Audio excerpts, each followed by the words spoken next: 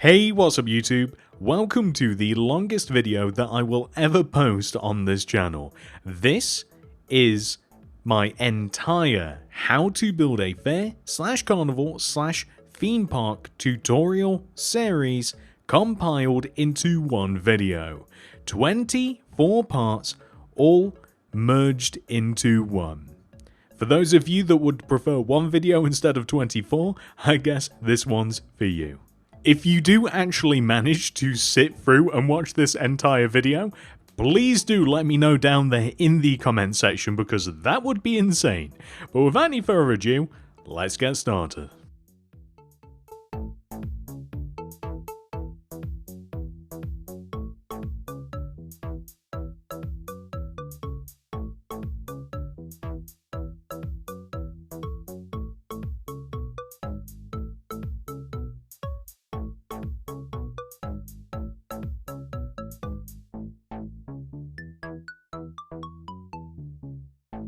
Hey, what's up YouTube? In this video, I'll be showing you how to make a circus tent. This is part 1 of our entire fair tutorial.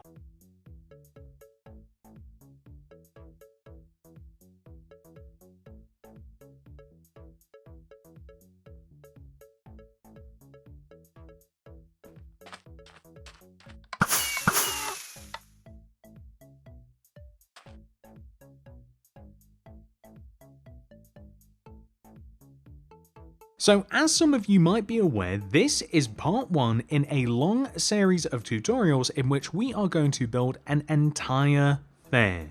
So if you want to make the exact same fair as me, laid out in the exact same way, using the exact same amount of space, then I highly recommend building the white grid that you can see below. It's quite a large area. Not only that, I have also marked out where this tutorial is going to begin. So once you have made the grid, please locate the first block, the area where the first block that we are going to be placing is. If you don't want to make the fair in the exact same way as me and you just kind of want to piece it together yourself, then all of this is completely useless to you and we're going to move on right now. Here are all of the materials that we will use throughout this build. Please do make sure that you have access to all of these. Beginning with the previously dedicated first block, we are going to place a white concrete on top of this position. Left of this, place a red concrete. Behind and to the left, place a white concrete. And then a red concrete to the left. Behind and to the left of this, place a white concrete followed by a red. Behind this, place a white concrete, red concrete, white concrete, red concrete, white concrete, and then a red concrete. Behind and to the right of this, place a white concrete, followed by a red. Right of this, place a white. Right and behind of this, place a red concrete. And then right of that, place a white, red, white, red, white, red. In front of and to the right of this, place a white concrete with a red concrete to the right. In front of and to the right of this, place a white concrete and then a red. In front of the red concrete, place a white, red, white, red, white, red. In front of and to the left of this, place a white concrete followed by a red. Then left of this, place a white.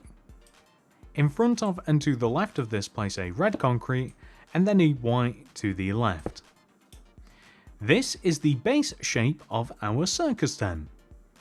The next thing that we are going to do is raise up every single one of the white concrete and red concrete blocks, each by 3. 1, 2, 3, 1, 2, 3, and so on and so forth. It doesn't really matter how you accomplish this goal, whether you go clockwise, anti-clockwise, left, right, up, down, it really doesn't matter as long as we end up with the exact same thing.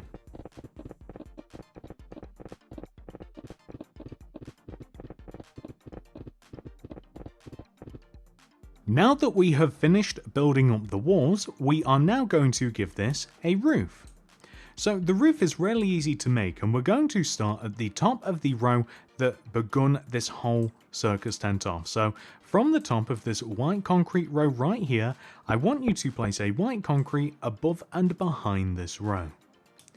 We are then going to extend this block to the right using alternating red and white concretes until we fit the empty space above or below the block that we are placing. So it wants to just slot in here next to this white concrete.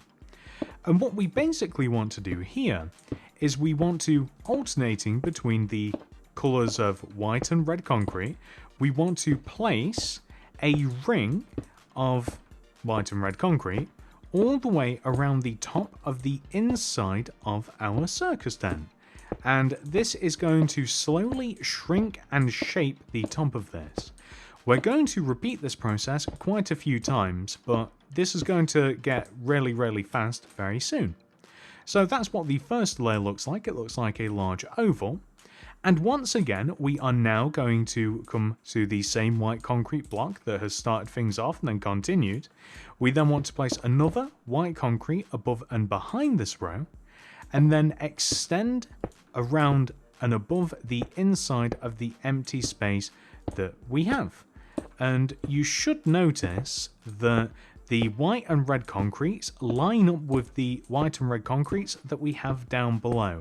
And it kind of gives this nice satisfying stripy effect. I personally like it. Like, if you wanted to, you could choose to alternate these in a different pattern, but I think that this happens to look like pretty cool.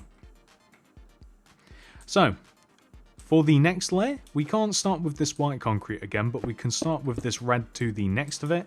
We are once again going to, above and inside of this, do the exact same thing. And once again, the stripy pattern continues. You're going to notice very soon that it's going to become almost impossible to continue doing ring shapes. And these shapes are going to become a little bit more abstract. So for this next layer, as we reach to the top, once again, we're trying to continue with the pattern of the previous block below. So white here, so that means we want to place a white above and behind. And then once again, follow the exact same strategy, except we're getting a little bit more cramped as time goes on here. And we've got to get a little bit creative. As a matter of fact, you'll be able to see this is likely to be the last layer. And as we get all the way up to the top, we are simply just going to place ourselves a white concrete here, just to match the stripe, red, white. So there we go, that's kind of perfect. Now that we have done this, we can now add a flag on top of this. So we're going to take the very center block, just all up at the top here, place 1, 2 oak fence on top of this, with 2 red concrete on top of that. We then want to extend this bottom red concrete to the right, forwards, right, down, behind, right. So this is the shape that we should end up with. It's quite a cool looking flag. It looks quite 3D, I think. Kind of hard to do with flags. The circus tent has an entrance. You guys might be able to identify it by being a big giant hole in the front of the tent. We're going to connect the top of it together using alternating red and white concretes. We then want to extend all of the red and white concretes outwards a row. So let's start with the front. We just want to extend the top of this outwards 1 row. And then we want to continue extending this, going all the way around. This is really tricky to kind of like follow the pattern. This is how it might be easier to do it, as a matter of fact. Let's extend the long sides outwards using the colours at the top of the rows. And then we will devise a way to fill the in-between parts in. So just start off by extending the rows of 7 that we have on all of the sides outwards, like this. So this, of course, isn't going to like match up exactly, but if we just kind of follow the same pattern of just alternating between red and white concrete, then I guess that we can't go too far wrong. maybe we just want to make this on the end white as well. We'll just kind of have to break our little color palette, but I think that that'll be okay. So if we start from the side here once again, so that would be white, red, white, red, white, red, white, and then extend that forward. So that's actually worked out quite nicely, actually. And then we will do the same on the back as well. So white, red, white, red, white, red, white, white. And then white, red, white, red, white, red, white, white. And then as you can see, like if we have a look from the top, like it does look ever so slightly weird, but it's perfectly fine looking. It looks really good from the sides if you ask me. And something that we can do as well is we can take all of the white concretes and we can extend each of the white concretes down an additional row. So you're going to have to be a little bit choice with this. So I'd recommend extending the long sides of the white concrete down, just like this. And we'll probably leave the corners alone. Or maybe we can just extend like one corner, like here on the front where we have like an additional white. That looks pretty good. And we might even make it so that the entrance isn't so over encumbered. And we can also add a little bit of red concrete as well. So maybe like red concrete here and here, just to kind of like shape the entrance a little bit also. So something else that we can kind of do just to like brighten up the area outside here is add a white and red tulip just left and right of the entranceway. I think it just makes a nice little difference like this. And you can already see we've already placed sand because it just like looked a little bit better for the layout. But if we dig in between the two white pillars here, place sand in between, and then a row of 5, so it's one row wider just in front of this, and then slowly shrink it back to a 3, like this is a nice sort of like inviting shape to sort of like lure you inside of the circus. And next up, I suppose it's time for us to kind of like wander inside and see what we can do in here. But it's a little bit dark. There we go, that's a bit better. So, inside of the circus tent, the first thing that I want to make is the stage.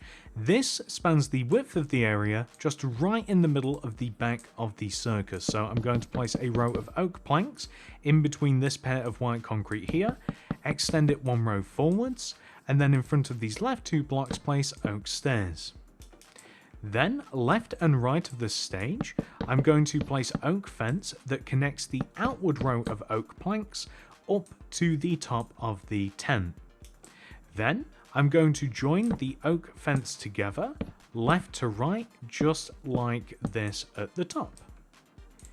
Then, on the left and right sides, I'm going to place red banners, alternating with white banners, extending down to the ground.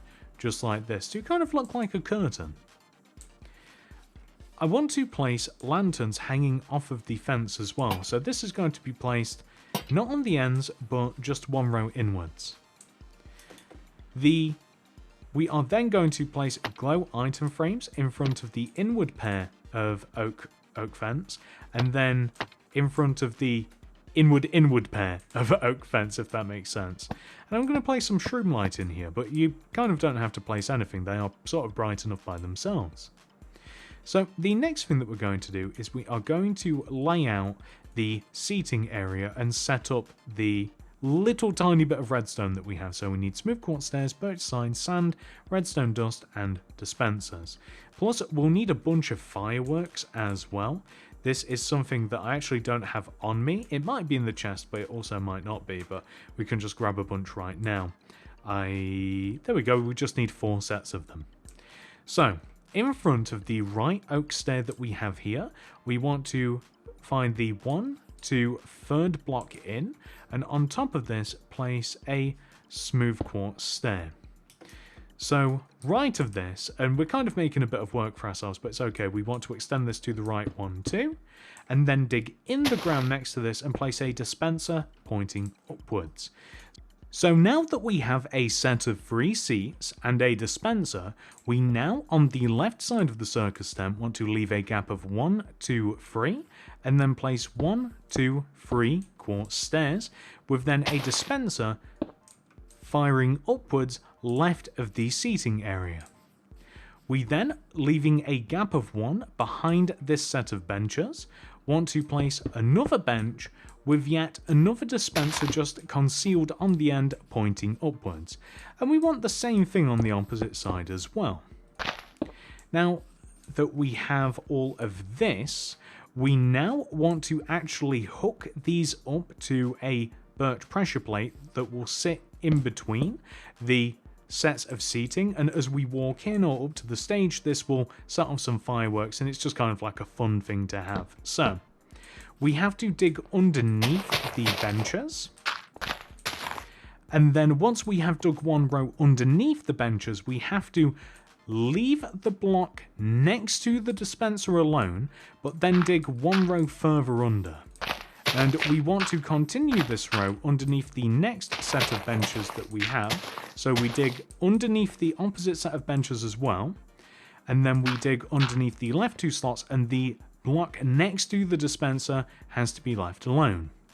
What we can then do is place a series of redstone dust connecting from left to right, so this will hook up and connect to the dispensers, and we can place sand in between the seating with a birch pressure plate on top of the center block, and as we step on this, you will notice that the redstone connects and it gets activated by us walking on the pressure plate. And if we were to stick some fireworks in these dispensers, then these will get set off every single time we walk over them. So perfect, just like that.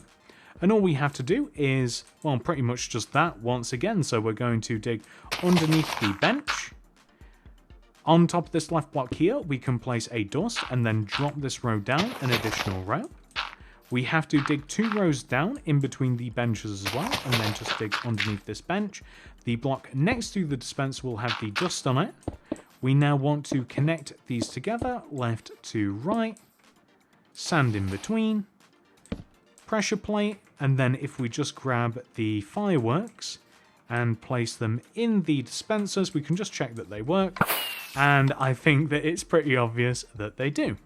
So all that is left for us to do in here is add a couple more details, but more importantly, I just want to dig the entire floor out and replace it with sand.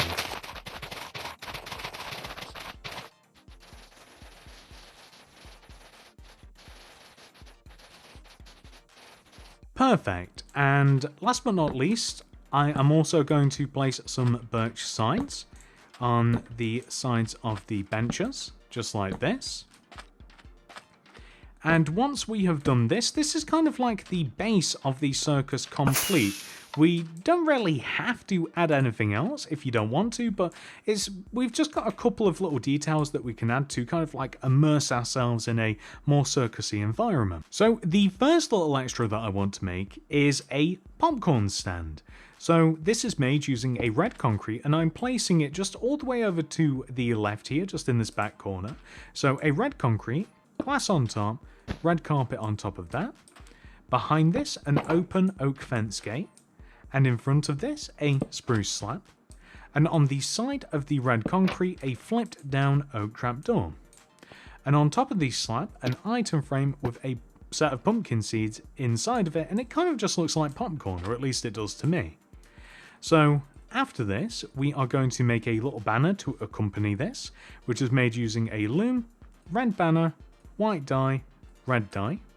So if we throw the loom down, open it up, place a red banner in there with some white dye. We want to first of all make a stripy effect. Grab the yellow dye, put it in there, and place yellow dye just along the top like this. And there we go, we have a popcorn banner, which we can just place next to the popcorn machine. Nice and easy. So next So the next thing, thank you fireworks, I think I did do a good job there. So the next thing that we're going to do is we're just going to make kind of like a ringmaster character, which is going to require crafting table, red dye, leather tunic, which I've just equipped, netherite boots and netherite leggings, player head and an armor stand, plus we'll need a lead and a donkey spawn egg that or just a regular donkey. And first of all, we're just going to open up a crafting table, red tunic in there, and then just add red dye. I'll place it all the way around, although I don't think that that's necessary at all. And that will give us a red tunic. Then I'm going to place an armor stand in the center of the stage, player head on top, neverite leggings, neverite boots, and a leather tunic. And it sort of looks like a ringmaster.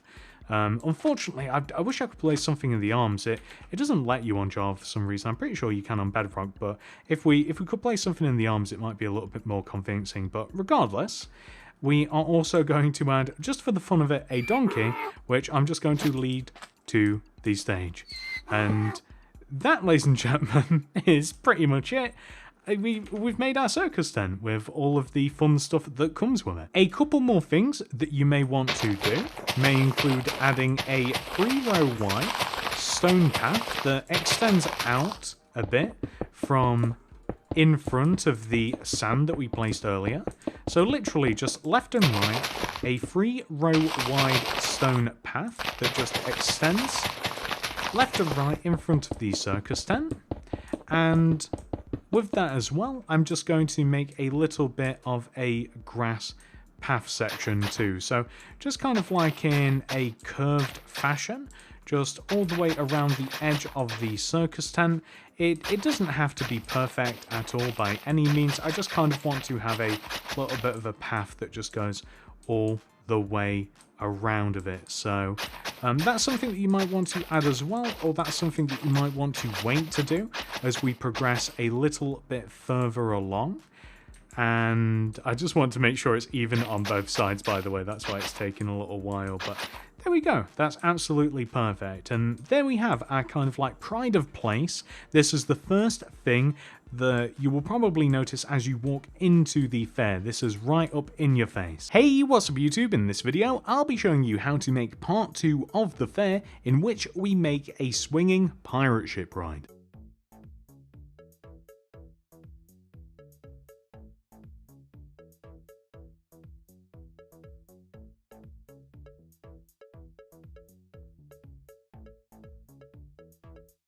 As you may or may not know, this is part 2 in a series of videos in which we make an entire fair / theme park / carnival. If you want to make the exact same fair as me with the exact same layout, then you might have or will need to make the white grid that you can see below on the ground. Once you've made that, you can also see where we are going to start making the pirate ship. So simply just follow those instructions, how many blocks you've got to extend inwards in each direction, and we will both be starting at the same point, and we will both end up with the exact same result. If you are just making this by yourself and you don't care to make the exact same fair as me, then all of that is irrelevant, and we're going to move on right now. And here are all of the materials that we will use throughout the build. Please do make sure that you have access to all of these. On top of the pre-designated starting position shown on the grid earlier, we want to begin by placing a sideways smooth quartz stair, and right of that, a yellow concrete. On top of this, place another yellow concrete, and we now want to repeat this exact same step 7 times. We want to place a light blue concrete up right diagonally with a light blue concrete on top, and we want to do this 7 times in total. So that will be 1, 2, 3, 4, 5, 6, and 7. We now want to place a red concrete up right diagonally, and now we kind of want to do the opposite of what we've done just there. So we want to place 7 times light blue concrete placed bottom left diagonally with another one underneath, extending down and to the right. So I'm not going to count these, as we actually have a finishing point down here at the bottom, so we want to have the exact same thing that we have on this side, except When we get all the way down to the ground here where we only have 2 blocks left, we want to connect it down to the ground using a diagonal row of yellow concrete with a sideways smooth quartz stairs on these sides. So literally we're just making the opposite side of what we made previously. And now that we've done that, we want to come all the way up to the red concrete that we placed just a little bit earlier. And we want to place a row of 7 light blue concrete extending towards the back of the ship. So 1, 2, 3, 4, 5, 6, 7. This is the opposite side. And then on the end of the row of 7, we want to place a red concrete. And then we pretty much want to copy exactly what we have on that side of the ship onto this side of the ship. So this doesn't require any counting whatsoever. We simply do just want to make sure that we have the exact same thing on this side. And what we're basically making here is the big giant sort of like, I don't know what to call it exactly, like a big giant hanging bracket or whatever you may call it, that the pirate ship hangs and swings off of. So that we are making the foundational structure for that, and once we have done that, we can actually get to work on the ship itself a little bit. So we're just working on the opposite side. We get all the way down to the ground, we place the yellow concrete with the sideways smooth quartz stair, and here we go. So it's kind of like a triangular sort of thing. What we then want to do, once we have reached this point, is grab some yellow concrete, and around the light blue concretes that touch the red concretes on the end here, we want to make a plus shape using yellow, and this is just going to look as though that these things are all connected together and they're reinforced, if that makes sense. We also want to take the center block of the row of 7 light blue concrete that we placed earlier, so it will be this block here, it will have 2 blocks either side of it. We want to place 2 yellow concrete on top, 1, 2. We then want to extend the original yellow concrete outwards by 2, so 1, 2, and on the opposite side as well, 1, 2, so just extending left and right. And then drop those 2 blocks down, like this. And then extend the upper block just left and right as well. So this is the shape that we have. And that looks pretty cool. And that actually does also serve a purpose too, which we will be getting to later. So the next thing that we're going to do now is we are going to place spruce fence behind the lower yellow concretes that we have at the bottom of these kind of like circular bits of yellow concrete. And we're going to be doing this on both sides, but we'll start on this side because why not? So underneath this spruce fence, we want to drop this row down by 2. So 1, 2, just like this, right? We then want to extend this outwards on the left and right side by 1. And then we want to drop it down by 2 again. So we're doing this on both sides equally. 1, 2, 1, 2. And then we want to extend it out again. And then we want to drop those outward blocks down by 2 again. So 1, 2, 1, 2. And then we want to extend those outwards again. And then we want to drop these blocks down again. So 1, 2, 1, 2. And then we're going to do this again. This will actually be the last time. So we're going to drop these blocks outwards, extend them outwards each by 1, and then down 1, 2, and then on this side as well 1, 2, and then we're going to place a red concrete underneath these, and this is where we'll leave it. So let me show you what that looks like. So from this angle, this is what we want to have. So this is how the pirate ship itself is attached to the big giant swinging bracket thing all the way up at the top. I suppose it's kind of an axle, or at least that's what it's supposed to be. So once we have done that on this side, we actually want to do the exact same thing on this side as well. And my recommendation would be to literally take this block here, first of all, drop it down 1, 2, and I would simply just do the exact same thing, use the exact same method, and just make sure it is even and equal to the opposite side, and then you can't really go too far wrong. So there's no need to count anything. Just make sure there is literally the exact same thing, and again, you can't go too far wrong. And once we have done this bit, I'm very glad to tell you that we can actually work on the ship itself, so that's going to be really, really fun. We've had a lot of foundational work, and there's actually more to do as well later, but so far, it kind of looks like cherries, doesn't it? Kind of just like hanging cherries or apples or something, but this is what we want to have, the exact same thing on both sides. So, the next thing that we are going to do, and once again, we're kind of doing all of these things equally here. We want to extend every single one of these red concrete blocks inwards by 2. So, 1, 2, 1, 2, 1, 2, and 1, 2. So, all towards the center, that's what I mean by inwards.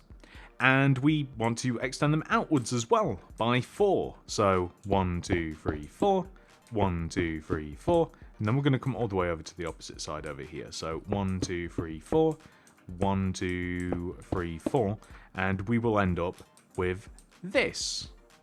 So the next thing that we are going to do, now that we have these rows of 4, is we will extend them inwards on the ends, and then outwards by 2, so 1, 2, 1, 2, and then inwards, and then we have to place a little bit of yellow concrete on top of these. So the yellow concrete, we'll start placing it on the end here, so on top of this end row of 3, we're going to place 2 rows of yellow concrete, and then we're going to extend the yellow concrete forwards along this row of 2, outwards, and then in 1, so outwards and in 1, so it'll end up looking like this. Now on the end of this, we want to place a row of red concrete straight up the middle from the bottom all the way up to the top, and then we're going to fold it over like this, so that's going to look pretty good. And we can actually grab another block. I'm trying to think what block we won't need for a while, probably the light blue concrete. So grab the birch fence and place it along the yellow concrete like this. So that is going to look pretty good. And we want to do this on the opposite side as well, by the way. So what we do to one side, we do to another. So we're going to take the end of the rows of red concrete here, we're going to extend them in, and then outwards by 2, 1, 2, 1, 2, join them together like this on the end, place 2 rows of yellow concrete, 1, 2 on the end row of 3, place a vertical row of red concrete extending up the side, straight over the middle, and across the top. We then want to extend the yellow concretes forwards along the 2 rows of red concrete here, extend the yellow concrete outwards, and then forwards an additional row like this, so we just have the exact same thing as we have on the opposite side. Birch fence on top of this, and we are slowly piecing together something that somewhat resembles a pirate ship. So the next thing that we are going to do from this point onwards is we are going to place some spruce stairs. So the way that I can describe this is we want to place upside down, outwards facing spruce stairs underneath the long rows of red concrete that we have on both sides of the ship. So there are 2 very long rows of red concrete on each side of the ship, and we want to join them together with a straight row of spruce stairs, upside down spruce stairs underneath, just like this, right? We also want to place upside down spruce stairs underneath these little rows at the end, like this, and then an upside down stair just on the end of that. And we want to do this on the opposite side as well. So facing the same way, 2 upside down stairs underneath this. We could even join them together just like upside down there at the back. We could actually, can we join all of the... I don't know, actually. I don't know if we can just like join them up together upside down, or if that's going to be important later on, but we can join these together. You see, you can't really even join them together, so we're not going to join them together, we're just going to have the upside down block there. And then what that will allow us to do is place spruce planks underneath, or in between, I should say. Well, it is underneath the pirate ship and filling in the base of the ship using spruce planks, so just like this. And we'll end up with something that should look pretty good. And we also want to fill in this little bit here. So on the ends of the pirate ship, there'll kind of just be like 2 little blocks that are just empty. Well, we're just going to fill those in. And we also want to place seats inside of the pirate ship. So that's going to go right on the end here. We're going to have smooth quartz stairs on the end, leave a gap, smooth quartz stairs, leave a gap, smooth quartz stairs. So just starting from the back, we have one on each side. We're allowed to walk up and down the actual deck of the ship, and this is where all of the seating will be. And I've placed it incorrectly on this side, but correctly on the opposite side, so that's how it wants to look. And beyond this, we are going to place some oak trap doors. So oak trap doors are going to be placed in between, so they're basically just in between the red concrete on both of these sides here, and they're just flipped up, and it just leaves us enough room that we are able to climb in and out of the ship.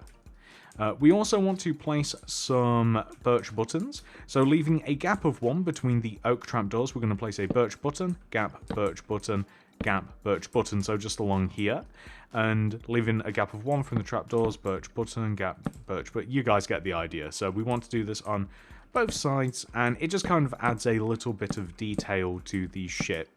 And the end result should look like this, and that does it not look quite impressive? Like, I really love how this ship looks. And before we move on to this next part, because I don't want to forget, because it's quite an integral part of the ship. It's not a pirate ship without a pirate flag, or a few pirate flags. So we're going to grab a loom, black banner, banner pattern, school charge, and white die. Open the loom, black banner in there, banner pattern in there as well, the school charge, white die, that is your banner. Easy, simple pirate flag. So coming all the way back up to the very tippity top of the pirate ship, we want to place school banners or pirate banners just hanging off of the ends of the center part of the, I don't know what to call it, rotor or something. Anyway, you guys know what the purpose of it is. I guess we don't need to know what it's actually called in real life. What, we pirate ship ride engineers? Maybe one of you is, but I'm not. Anyway, so we can get rid of all of these, and we are going to move on to the next thing, which is going to be the support structure around this. So like how we actually get up onto the ship and stuff. So we're going to grab red concrete, oak planks, smooth quartz stairs, birch fence, and some light blue concrete, glass pane, oak doors. What else do we need? We also need like item frames, and we could use banner pattern, or we could use paper for this next part as well, but we need a couple more things. But regardless, now that we have done that, we have to make a way to get up and down the ship. So this is the entrance to the ship, and the entrance to my ship is like facing towards the back of the fair. It doesn't go towards the front wall. So very simple. Red concrete's placed underneath and in front of the oak trap doors. We then extend the red concretes down, forwards, down, forwards, down, forwards like this, connecting down to the ground. That's pretty much all there is to it. So down, forwards, down, forwards, down, forwards, connecting down to the ground. We then place smooth quartz stairs in between the red concretes, extending upwards onto the actual deck of the ship, and there we go. We might even... No, we'll leave things as it is. So, I've already dug out the red concrete that we have on the ground for this, but this is how it ends up looking. So, from the left side of the red concrete of the stairs here, we dig forwards, 1, 2, 3, 4, and then inwards, 1, 2, and then we dig forwards, 1, 2, 3, 4, 5, 6, 7, 8, and then we dig 2 rows across in the ground, 1, 2. We replace those with oak planks, those 2 blocks, and then on the end of these 2 rows, we dig an additional block, and then we dig extending back toward the ship, 1, 2, 3, 4, 5, and then we want to dig to the right, 1, 2, 3, 4, dig backwards and to the right in the ground 1 block, and then backwards, 1, 2, 3, 4, 5, and then we want to dig left until we connect to the opposite side of the stairs. And this is the shape that we should be left. Now, it might seem a little bit silly that I've done that, but I just wanted to demonstrate to you guys this. And then all we have to do once we have dug that shape out in the ground is replace it using red concrete. And this is kind of going to be the outline of the walkway area. And we're just going to dig out the entire center of this, so all of the grass or whatever might be in your world as the flooring material. We're going to dig out all the grass or whatever, and we're going to replace it using oak planks. And once we have filled all of this in, Nice, perfect. So once we have filled all of this in, we want to place some fence. So birch fence is good for this. Birch fence is going to be placed on the left row of red concrete, extending back and joining to the stairs. And then we're going to place a row of birch fence on the opposite side here, just leading up this straight walkway. And then we need some... What do we not need for a bit? And then we need some spruce slabs, and we're going to place these spruce slabs on top of the remaining... or rather, this is better. This is better. We'll place these spruce slabs on top of this row of 4 red concrete, and then 1 back and to the right. And then we want to place fence on the remaining red concrete. So just like this, just joining all together. We're next going to grab light blue concrete, and where we have the row of fence on the right side leading up to the walkway here, we want to leave a gap of 1, light blue concrete, extend up 1, 2, and then to the right, 1, 2, 3, and then down, and then towards the back, 1, 2, 3, down to the ground, and then across the back, 1, 2, 3, down to the ground, join it together at the top, fill the top of this in with light blue. We then want to fill the entire back in using light blue concrete. We then want to add a door to this on the side. I'm using an oak door. We're going to fill the rest in. We want to fill the bottom of this in on the side and place glass pane in the center. And then on the front, so this is effectively the front like as we walk by, this is where we would get our ticket. We're going to place a light blue concrete, glass on top, upside down smooth quartz stair to the right, item frame, paper, and then inside of this, it might be easier for us to actually get inside. Inside of this is how I'd recommend doing it, although we've made a bit of a mess for ourselves. So actually, we're going to come back out because I want to place a quartz stair in such a way that nobody can get in and out of the box, and there's a reason for this. And we're going to grab a chest and a villager spawn egg. So we're going to chuck a chest in the back here. You can even chuck a light if you want to. Like that's not something that I've really thought about. I guess the villagers just have to live in darkness. So we're going to add a light, add a villager in here, and now we have a nice reliable worker who gets definitely paid for his work, dispensing out tickets for the pirate ship. And honestly, guys, I mean, this is most of it. This is really most of it. So that's really good work. So there's only a few more things for us to do, and this is what it includes. We need to grab spruce slabs, sand, water buckets, and probably some spruce planks as well. We already have placed a single spruce slab here on the, thank you villager, on the right side of the build here. Well, this single spruce slab we want to extend to the right by 1. We then want to extend this slab back and to the right by 2. 1, 2. Extend back 1, and then back and to the right by 1. We then want to extend backwards 1, 2, 3, 4, 5, 6, 7, 8, 9, 10, 11, and then back and to the left 1.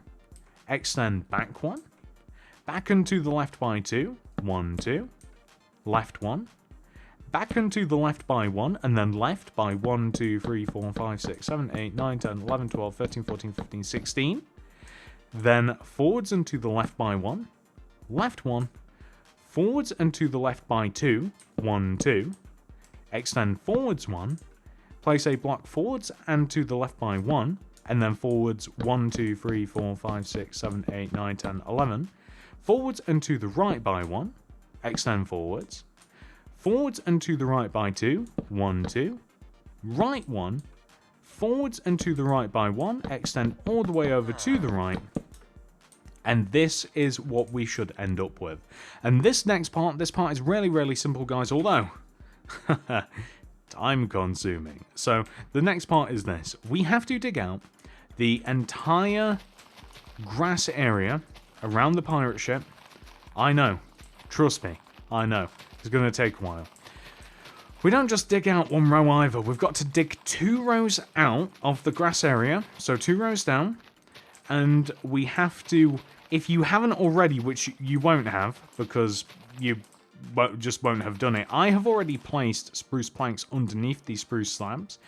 You will have to dig out underneath the slabs, replace that with spruce planks, fill in the lower level of the area that you have dug out using sand and then fill it in with water. Really, really simple stuff, just a bit time consuming. Have fun with that. Feel free to watch the time lapse.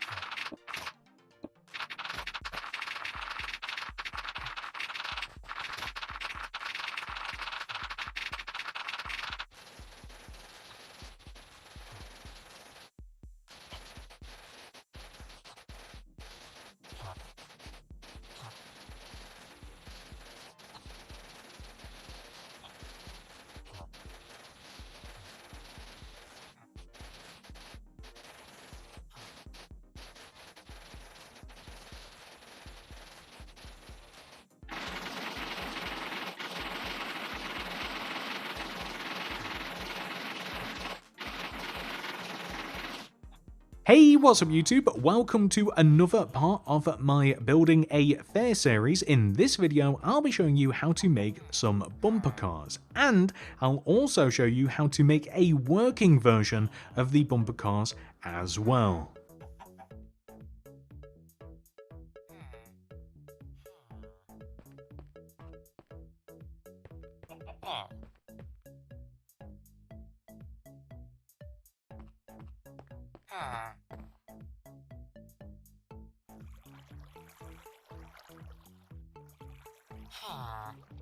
If you have chosen to make the entire fair, then at this point in time you have probably made the large white grid.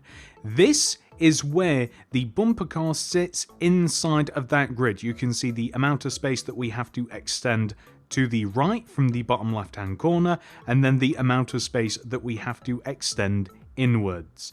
Once you have found the starting position, we're almost good to go. And if you guys haven't watched any of the previous parts and you have absolutely no idea what I'm talking about, you might want to refer back to part 1. And here are all of the materials that we will use throughout the build. Please do make sure that you have access to all of these. Start off your build by placing a blue concrete on the previously stated starting position. Extend that blue concrete to the right by 6. 1, 2, 3, 4, 5, 6. We are then going to dig 2 blocks in the ground to the right and replace those using cyan terracotta. Right of this, place 4 red concrete. 1, 2, 3, 4. Extend backwards by 1, and then dig a hole in the ground, replace that with cyan terracotta, and then place a door on top of the terracotta. Place a red concrete next to the door, extending towards the back of the build, and then proceed to place 9 blue concrete behind the red concrete. So 1, 2, 3, 4, 5, 6, 7, 8, 9. All we now have to do is extend this 9th block all the way across the back of the build, and then all the way to the front of the build, just like this. So the next thing that we are going to do is dig out the entire inside of the shape that we have created, and we are going to replace all of the grass or whatever the flooring material might have been, dirt, stone, glowstone, lava, obsidian, you know, normal sort of things. We're going to replace that using cyan terracotta.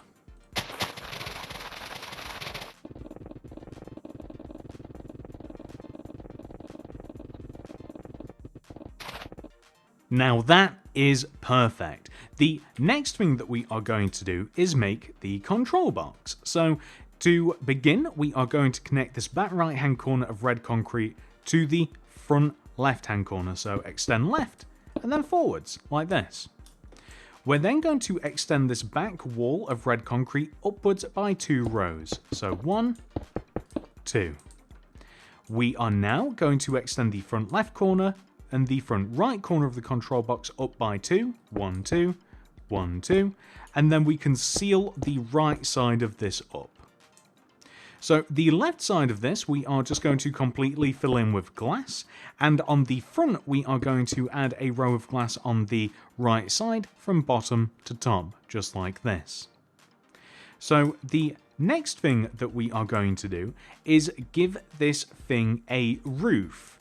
This is relatively easy to do, so grab your black concrete and your white concrete. It actually doesn't matter which one you start off with, but the idea is very simple. We want to, on top of the control box here where we have the top right hand corner red concrete, we're going to place a white concrete in front of this, and then a black concrete in front of the white. So on top, white concrete in front of that black concrete, and then extending left we want to place alternating black and white concretes. Now this is going to line up with the blue concrete that we have below us, just like this, so just on the left side.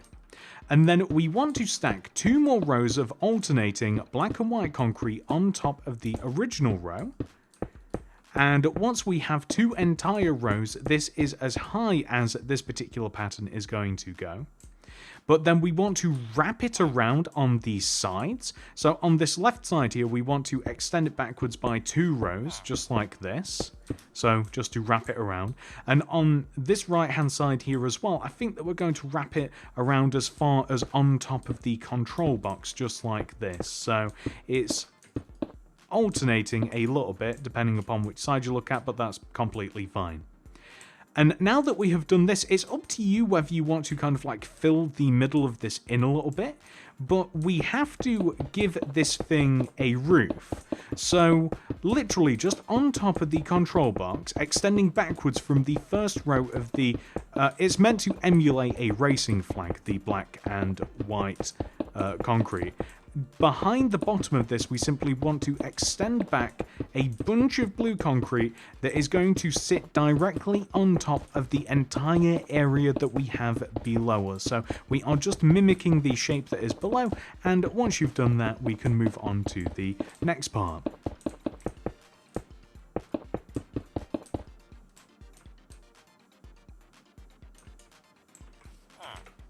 Perfect. So this is what I was talking about a little bit earlier. With the flag that we have up top, it looks fine from the front, but from the sides, you might not like how it looks exactly. So you may choose... That's the wrong block. What am I doing? You may choose to extend the flag across the back of the build a little bit. So just to give it a little bit of a 3D factor, to give it a little bit more volume, just extend it across the back like this and connect it. So we want it to be about 3 rows thick, so I think that that will be perfectly fine, just like this. And then we just want there to be black and white concrete in between. So we'll end up with this very Tetris-y looking shape like this. It kind of looks like a sock as well. It looks like Beetlejuice's sock. So now that we've done that, it does kind of like add a nice little bit of volume to it, especially around the sides that you can actually see it. So I'm quite happy with the end result of that. And now that we have done this, we are going to work on the inside just a little bit before we move on to the rest of it. We might as well finish this point off. So for the inside of the control room, it's really, really simple. We need quartz stairs, chest, we need item frames, minecart, lever, redstone torch, and a willing participant to control the bumper car. So we're going to need a villager spawn egg. So right next to the door, we're going to place a quartz stair. Hopefully that will stop the willing participant from leaving. Now, we also need paper, which is a material that I don't think that we have on us unless it's in the chest. It's very easy to forget, but item frame on this open point here with paper inside. It kind of just looks like a ticket resting on the side here. Chest next to the stair. On this back wall, a lever and a redstone torch. It just kind of looks, you know, electrically. On this wall, a couple of item frames, minecarts inside. That looks pretty cool. And then last but not least, we simply just need our willing controller. There we go, perfect. Look at him, he loves it in there. Thank you so much for your service. So now that we have done that, we are going to grab some other stuff just to kind of like finish things off. So we'll need birch fence gate, glow item frames, lime glass pane, yellow glass pane, red glass pane, and then we will need rails, minecart. I think that he flew the coop. Rails, minecart, and we will finally need... I think he wants to have a word with me. I will let you explore the fair, my friend. So the way that we actually get around this, guys, is that we just place another glass here, and I guess that okay, that's fine. Go and find another job around the fair, and then we can simply we'll just there we go. That problem should be solved now. I do believe. Goodbye, Reginald. Go and. I think he actually wants to. He wants to ride the pirate ship. Okay. All right then. Well, I am. Continuing on, shall we? So we need to grab also the oak trapdoors and a few more things as well. Begin by grabbing the birch fence gate, and we want to place birch fence gate underneath the blue concrete here. And if we start from the corner where we have this white concrete, but you know it would be blue otherwise, we want to leave a gap of 1 and then place 1, 2, 3, 4, 5 oak fence gates or birch fence gates, and we want to place glow item frames in front of the end blocks and the middle block. And we're going to place red stained glass in the left, yellow in the middle, and lime in the right one. And it's just a bit of decoration. It looks pretty cool. And it's kind of like traffic lights as well, and sort of fits the theme a bit. So other than that, we kind of have to connect the bottom of the bumper cars to the top of the bumper cars, and from each one of the corners that we have available to us, starting on this left side, we're going to find the 4th block in, so 1, 2, 3, 4, and then join the top to the bottom using birch fence. And then on this back corner, 1, 2, 3, 4, and then birch fence bottom to top. And then as we wrap around, 1, 2, 3, 4, birch fence bottom to top, and we can start from this corner, 1, 2, 3, 4, bottom to top as well. And on this opposite side, we can just copy what we did on that side, and then we've kind of like ran out of places where we would place this. So that's looking pretty good. So now that we have done that, ladies and gentlemen, we can get rid of some of this, and we are going to grab the last materials we need, iron bars and end rods. So I'm going to place about 3 bumper cars in here, and by the way, feel free to change the trap doors. That is how you're going to get some variance with this. You could also probably use banners, actually. We might try... I don't think you can actually place banners on minecarts. I'm like 100% certain you can't actually. But anyway, minecarts. Let's place one in this front left-hand corner area. So we're going to place a rail, minecart, behind the minecart, iron bar, one on top, join it upwards using an end rod, and then around the actual minecart we want to place flipped up oak trapdoors like this, and we're going to leave the back block open and exposed. I want another one just kind of like over in this cornerish here as well, so rail, minecart, iron bar, one on top, joined together using an end rod, and then oak trapdoors flipped up all the way around just like this. And then I want to have another one as well. So it depends, like it doesn't matter what position you place these in. You could even have like one facing this way if you wanted to. But rail, minecart, iron bar, behind, extending up towards the top, end rod joining to the ceiling, and then oak trapdoors just all the way around. And there we go. I mean, I think if you place another one, it might be a little bit too crowded, but I mean, you guys know how to do it if you do want some more. And beyond this, ladies and gentlemen, we have a couple more things. So, something that I didn't include, but I think that I like this. I'm not 100% certain if I do. I think I like the idea of having some hanging lanterns. So, from the 2 positions, on the left side we have birch fence, and this is optional, it's up to you. We have lanterns and soul lanterns. If we leave a gap of 1 and we place alternating, leaving gaps of 1 lanterns, extending all the way over to the left here, and then if we come over to this birch fence, and again kind of like alternating, and I'm going to have it opposite to what we have over there, some lanterns just extending all the way over, then if we take a look from the outside, I don't know, it kind of just adds a little bit of something, I think. But again, you might not like that. You might prefer something else. But other than that, ladies and gentlemen, we have actually pretty much fully completed the build. The only thing that you might want to do is this. So this was actually a suggestion in the comment section, and it was an excellent suggestion. I'll try and find the comment if I can.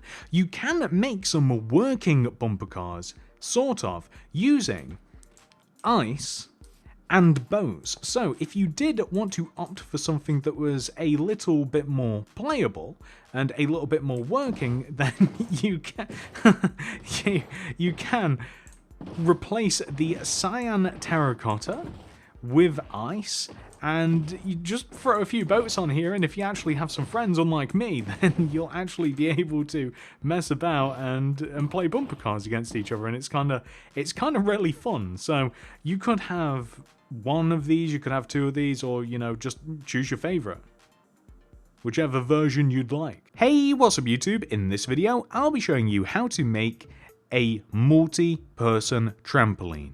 This is part 4 of our fair tutorial.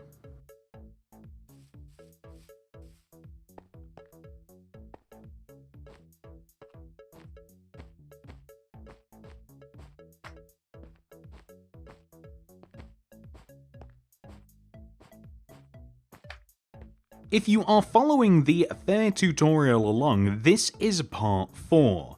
This is the position that we will be making our trampoline in. So hopefully you have already made the giant white grid, and you can see the amount that we have to extend inwards from the bottom front left hand corner of the white grid.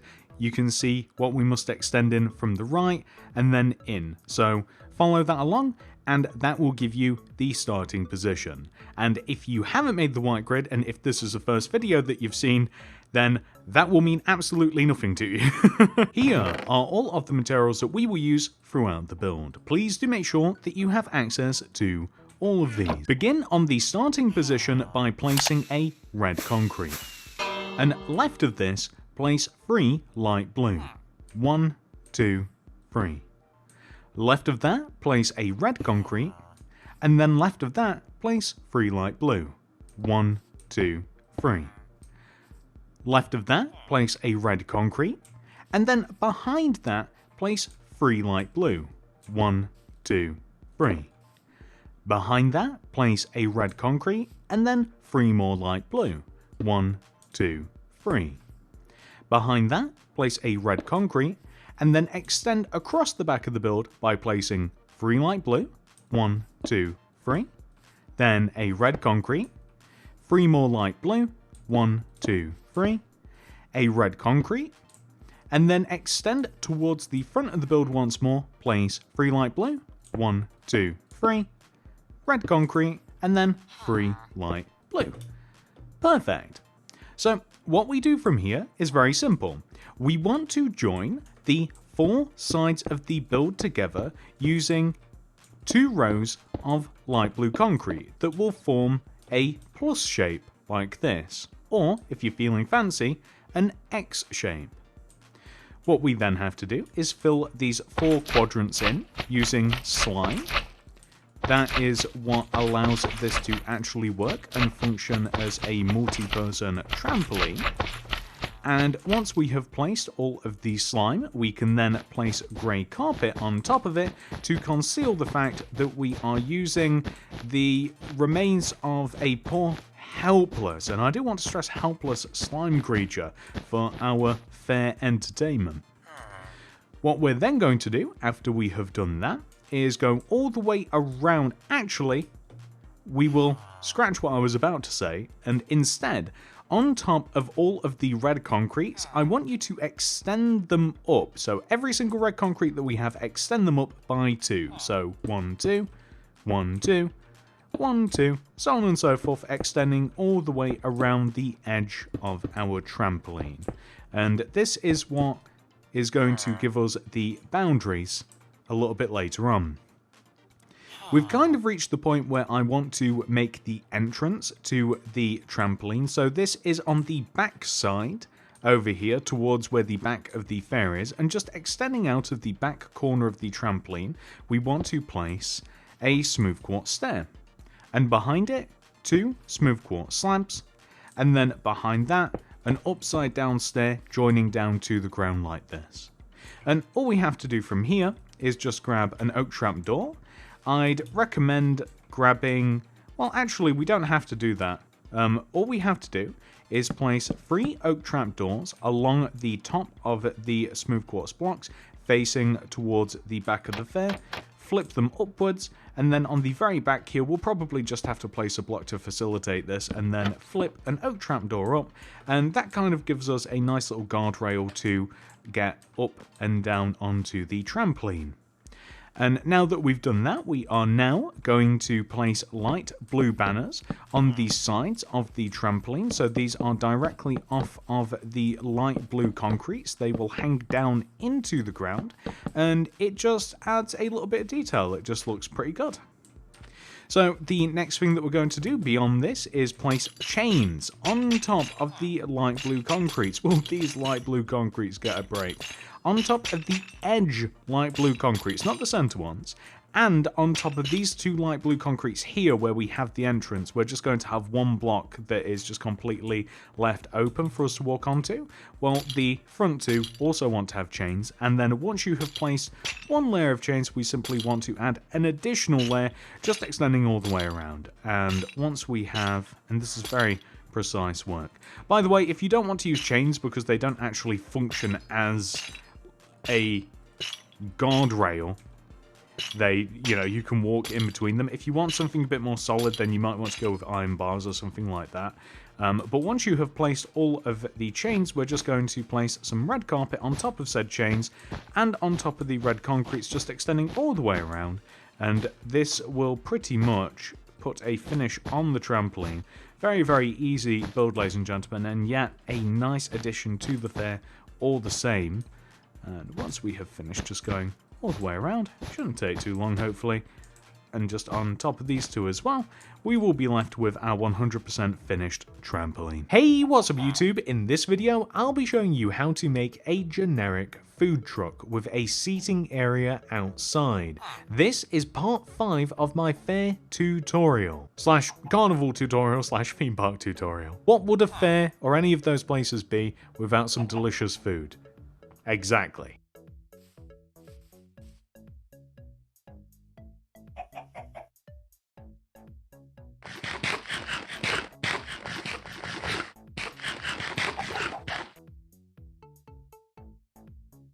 This is the position inside of our giant fair grid that we are going to be building our food truck. This is part 5, so hopefully if you guys have been following along, you have already made the white grid and you can see where we now start inside of it. Follow the instructions and we should both be starting in the same place. Here are all of the materials that we will use throughout this build. Please do make sure that you have access to all of these. Start off by placing a black shulker box on top of the predetermined start position. Right of this, we want to place 4 stone slabs. 1, 2, 3, 4. Smooth stone specifically. Right of this, place a black shulker box, and then place 2 more stone slabs behind it. 1, 2. Extend across the build by 3. 1, 2, 3. We now want to begin extending towards the front of the build once more by placing a smooth stone slab, black shulker box, 4 more smooth stone slabs, black shulker box, and quite simply place a row of smooth stone slabs in front of the front pair of black shulker boxes. We can then fill the base of this in using smooth stone slabs like this, which is made ever so slightly tricky by the fact that we can't just click on the boxes. So the next thing we want to do is place on the front of the truck. The front of the truck is the side that is ever so slightly shorter in front of the wheels, so that would be this side. Place a row of blue concrete on the front of this, and also, whilst we're here, place ladders on the 2 front center blocks, item frames on the left and right side, with then white concrete blocks inside of the item frames. We are then able to extend the left and right side backwards, each by 2, 1, 2, 1, 2, and then each up by 2 as well, 1, 2, 1, 2. We're going to join them together at the top, and then we are going to extend the front block here. So this is the side that is going to be open and is essentially just kind of a service window. Behind this block, we want to place 1, 2, 3, 4 white concretes, which we also want to extend 1 row upwards, and then extend the first row backwards by a further 1, 2 using blue concrete, join down, add a row of blue concrete inside of this, join it together at the bottom front to back, and then this is going to be the aforementioned service window. On the back of the build, we want to leave enough space for a door, so we just want to build blue concrete around it, leaving a door shape. On the back of the build as well, on the opposite side of the food truck, we want to connect the bottom and the top together, front to back, and you can even connect the very top together as well, fill in the roof. And we want to have a little window on the back of the build, which we're just going to place 1 blue concrete here, gap of 2, and then fill this in.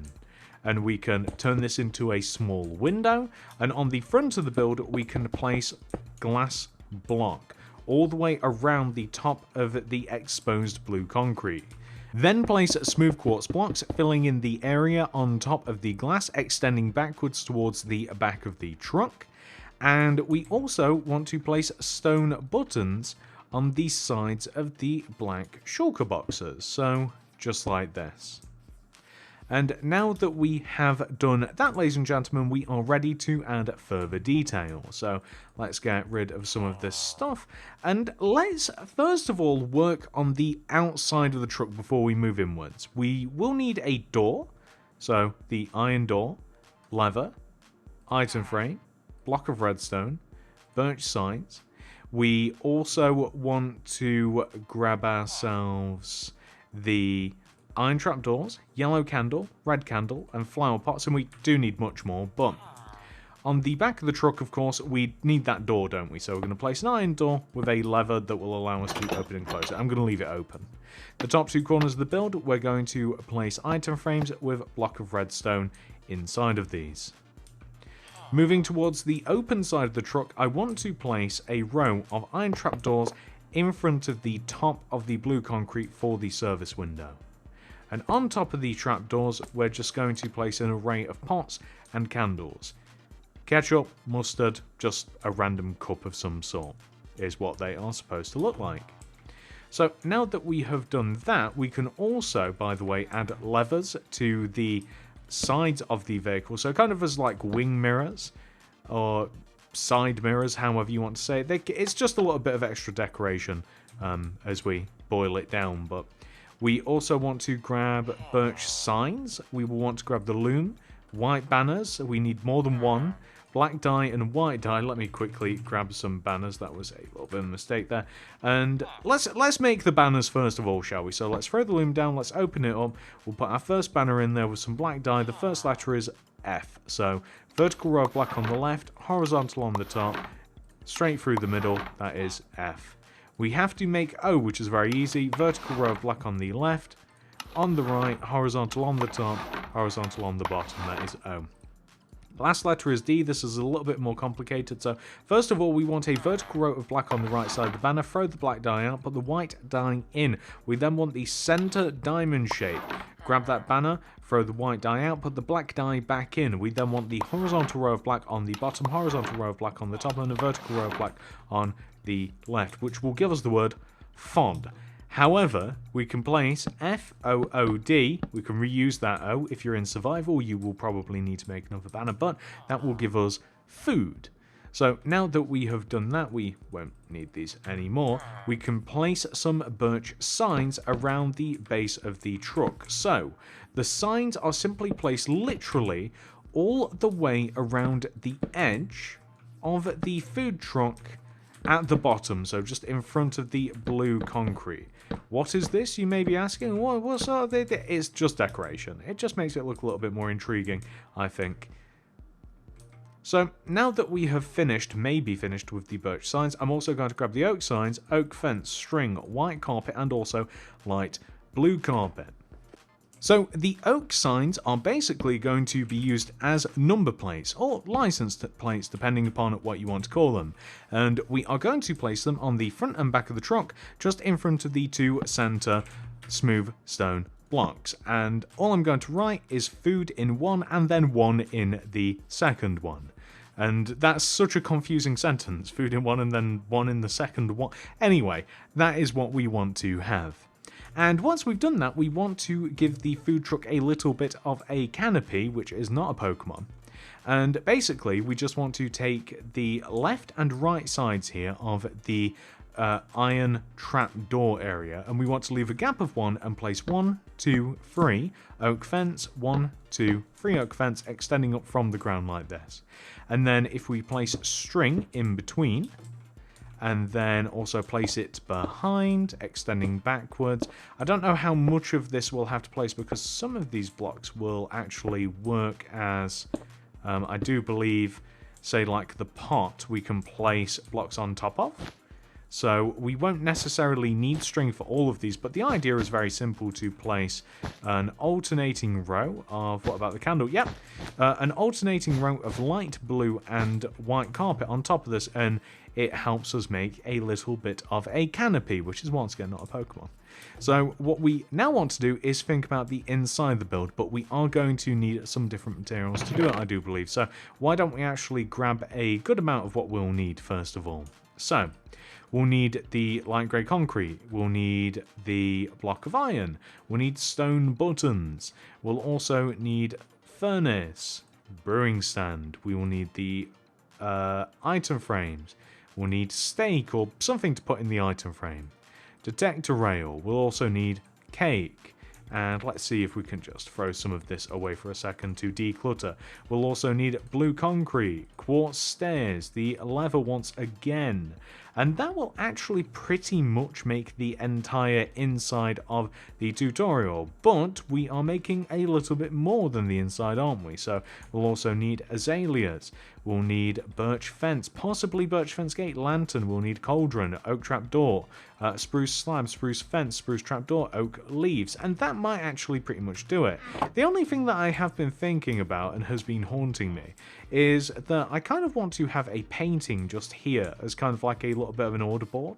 So at the very least one little painting. So unfortunately I didn't have it in the item list, and that is because my brain is made of jelly, but we can have just a little, it's just kind of nice, like it adds a little bit of something to the food truck, I think. So do feel free to add a painting right there, specifically a 1x1. Anyway, moving into the food truck, we want to do this. In the back corner, we're going to place a grey concrete. This is right next to the door. 2 blocks of iron stacked on top of each other next to this with stone buttons in front of the blocks of iron. On top of the first light grey concrete, we want to place a cake as a bit of decoration. Feel free to eat some, I know that I have. Left of this, we want to place a furnace with then 2 light grey concretes extending across.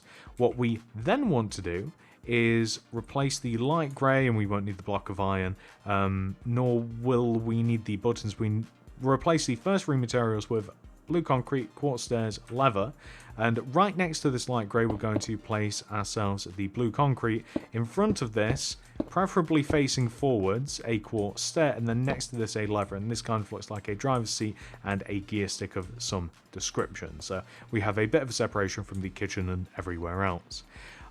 On the counter, brewing stand, item frame, stake, rail on top of the furnace. It just looks like a nice little well-stocked kitchen. Do feel free to change these things around as you do see fit. And of course, if you like, you can also place stuff on here as well. So like if you wanted to have like an item frame, because it just looks like a plate or a container. If you wanted to have a lantern to light the place up, you absolutely can. You know, feel free to mix and match and chop and change things as you do see fit. But that is pretty much, ladies and gentlemen, that is the entire food truck itself made. And now that has been done, we are just simply going to refine the area around it, because I do think it really does add to the truck. I was going to do this in a completely separate part of the fair tutorial, but we're going to grab the azaleas, birch fence, lantern, possibly the birch fence gates. I don't know if we're going to be using these. Spruce slabs, spruce fence, spruce trapdoor, cauldron, trapdoor, and we may also need the leaves. So, first of all, from the front corner of the truck, extending towards the front of the fair, gap of 1 azalea, gap of 1 azalea. We then want to leave a gap of 1, 2, 3, 4, and then on this 5th block, a birch fence, which we then want to extend up by 3. 1, 2, 3. So this is where the contention comes. I don't know if I want to use birch fence gates or simply just a birch fence. So if we're going to place birch fence gates, we need to place 8 extending across. 1, 2, 3, 4, 5, 6, 7, 8, with then a birch fence on the end, which we will then extend down to the ground. The only purpose for this is to hang lanterns off of it, which we'll be doing like this. We will place a lantern on the very end, which we can't do, actually, but what we can do is this. We can replace that fence gate with a fence, and then we would leave a gap of 1 and then place another lantern. Okay, this is better. So, fence, fence gate, fence, fence gate, fence gate, fence, fence gate, fence. You guys get the idea, which facilitates this. We just want to have kind of like this nice array of lanterns.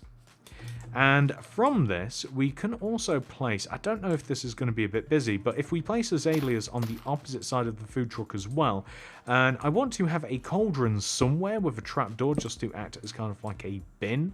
And I also want to have picnic benches. So these are placed on either side of this kind of like hanging decoration using the fence and the lantern. So we extend inwards diagonally from both sides, 1, and then inwards. So like inwards diagonally or outwards diagonally from the, however you want to see it, inwards and then in 1. So we then want to place a spruce slab, 1 next to it, fence, spruce slabs, and then spruce trapdoors on top.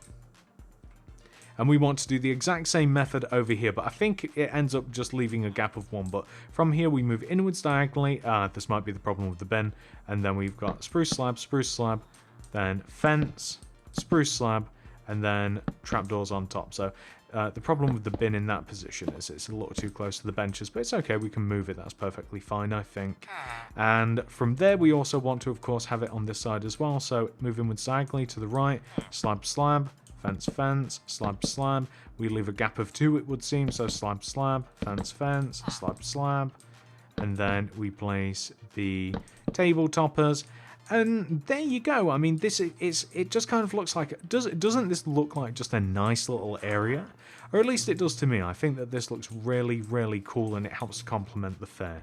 Of course, we will be refining the area around this once we do move on to making paths and just kind of like the ambient stuff around the fair. But that's it. Hey, what's up YouTube? In this video, I'll be showing you how to make a go-kart track. This is part 6 in my fair/theme park/carnival tutorial.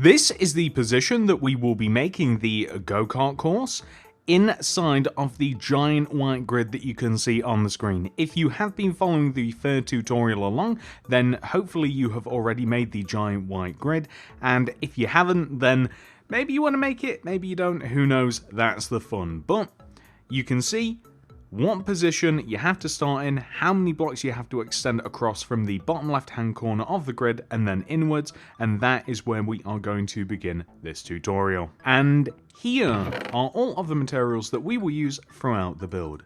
Please do make sure that you have access to all of these. Begin by placing a light blue concrete on top of the previously determined starting position, and extend that concrete towards the back of the fair by 3.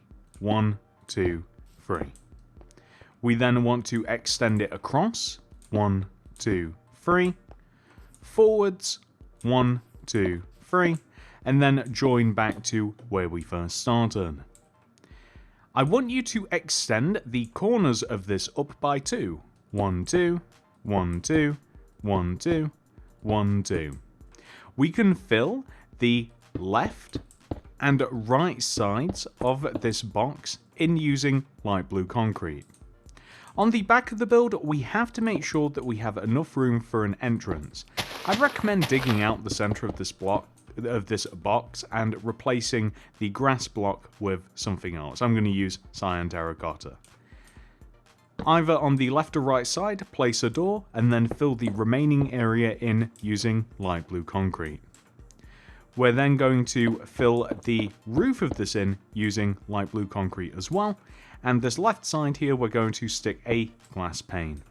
And by the way, we're also going to stick a smooth quartz stair in there, and that's going to be directly in front of the door. And now that we have done this, we want to place, extending out of the back right side of the light blue concrete box that we have created towards the back of the fair, we want to place a smooth quartz stair and then one to the right, just like this. And behind this set of stairs, we want to place alternating white and red concrete blocks. And we are going to count these out. So starting with white, we want to place 1, 2, 3, 4, 5, 6, 7, 8, 9, 10, 11, 12 blocks, and that is alternating between white and red concrete, which is what we're going to do unless I say otherwise. So what we want to do from here is we then want to extend this red concrete inwards using a white concrete, and then it might actually be better if we face this direction so that we're kind of all facing the same way. So facing towards back of the fair, we then want to extend left 1, 2, and then backwards 1, 2, left 1, and then backwards 1, 2, 3, 4, 5, 6, 7, 8, 9, 10, 11, 12, 13, 14, 15, 16. And then right 1, back 1, 2, to the right 1, 2, back by 1, then right by 2, 1, 2. Place a cyan terracotta extending inwards, and then extend it to the right 1, 2, 3, 4, 5, 6, 7, 8, 9, 10, 11, 12 blocks.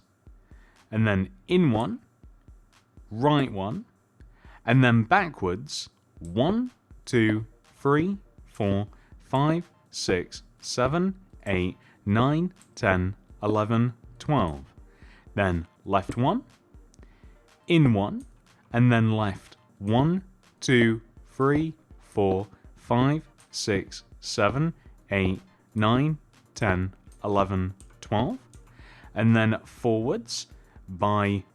We then want to extend the cyan terracotta back 1, left 1, up 1, left by 3, 1, 2, 3, up 1, left by 3, 1, 2, 3, up 1, left by 3, 1, 2, 3, and then one more time, up 1, and then we'll just extend to the left by 2, so 1, 2.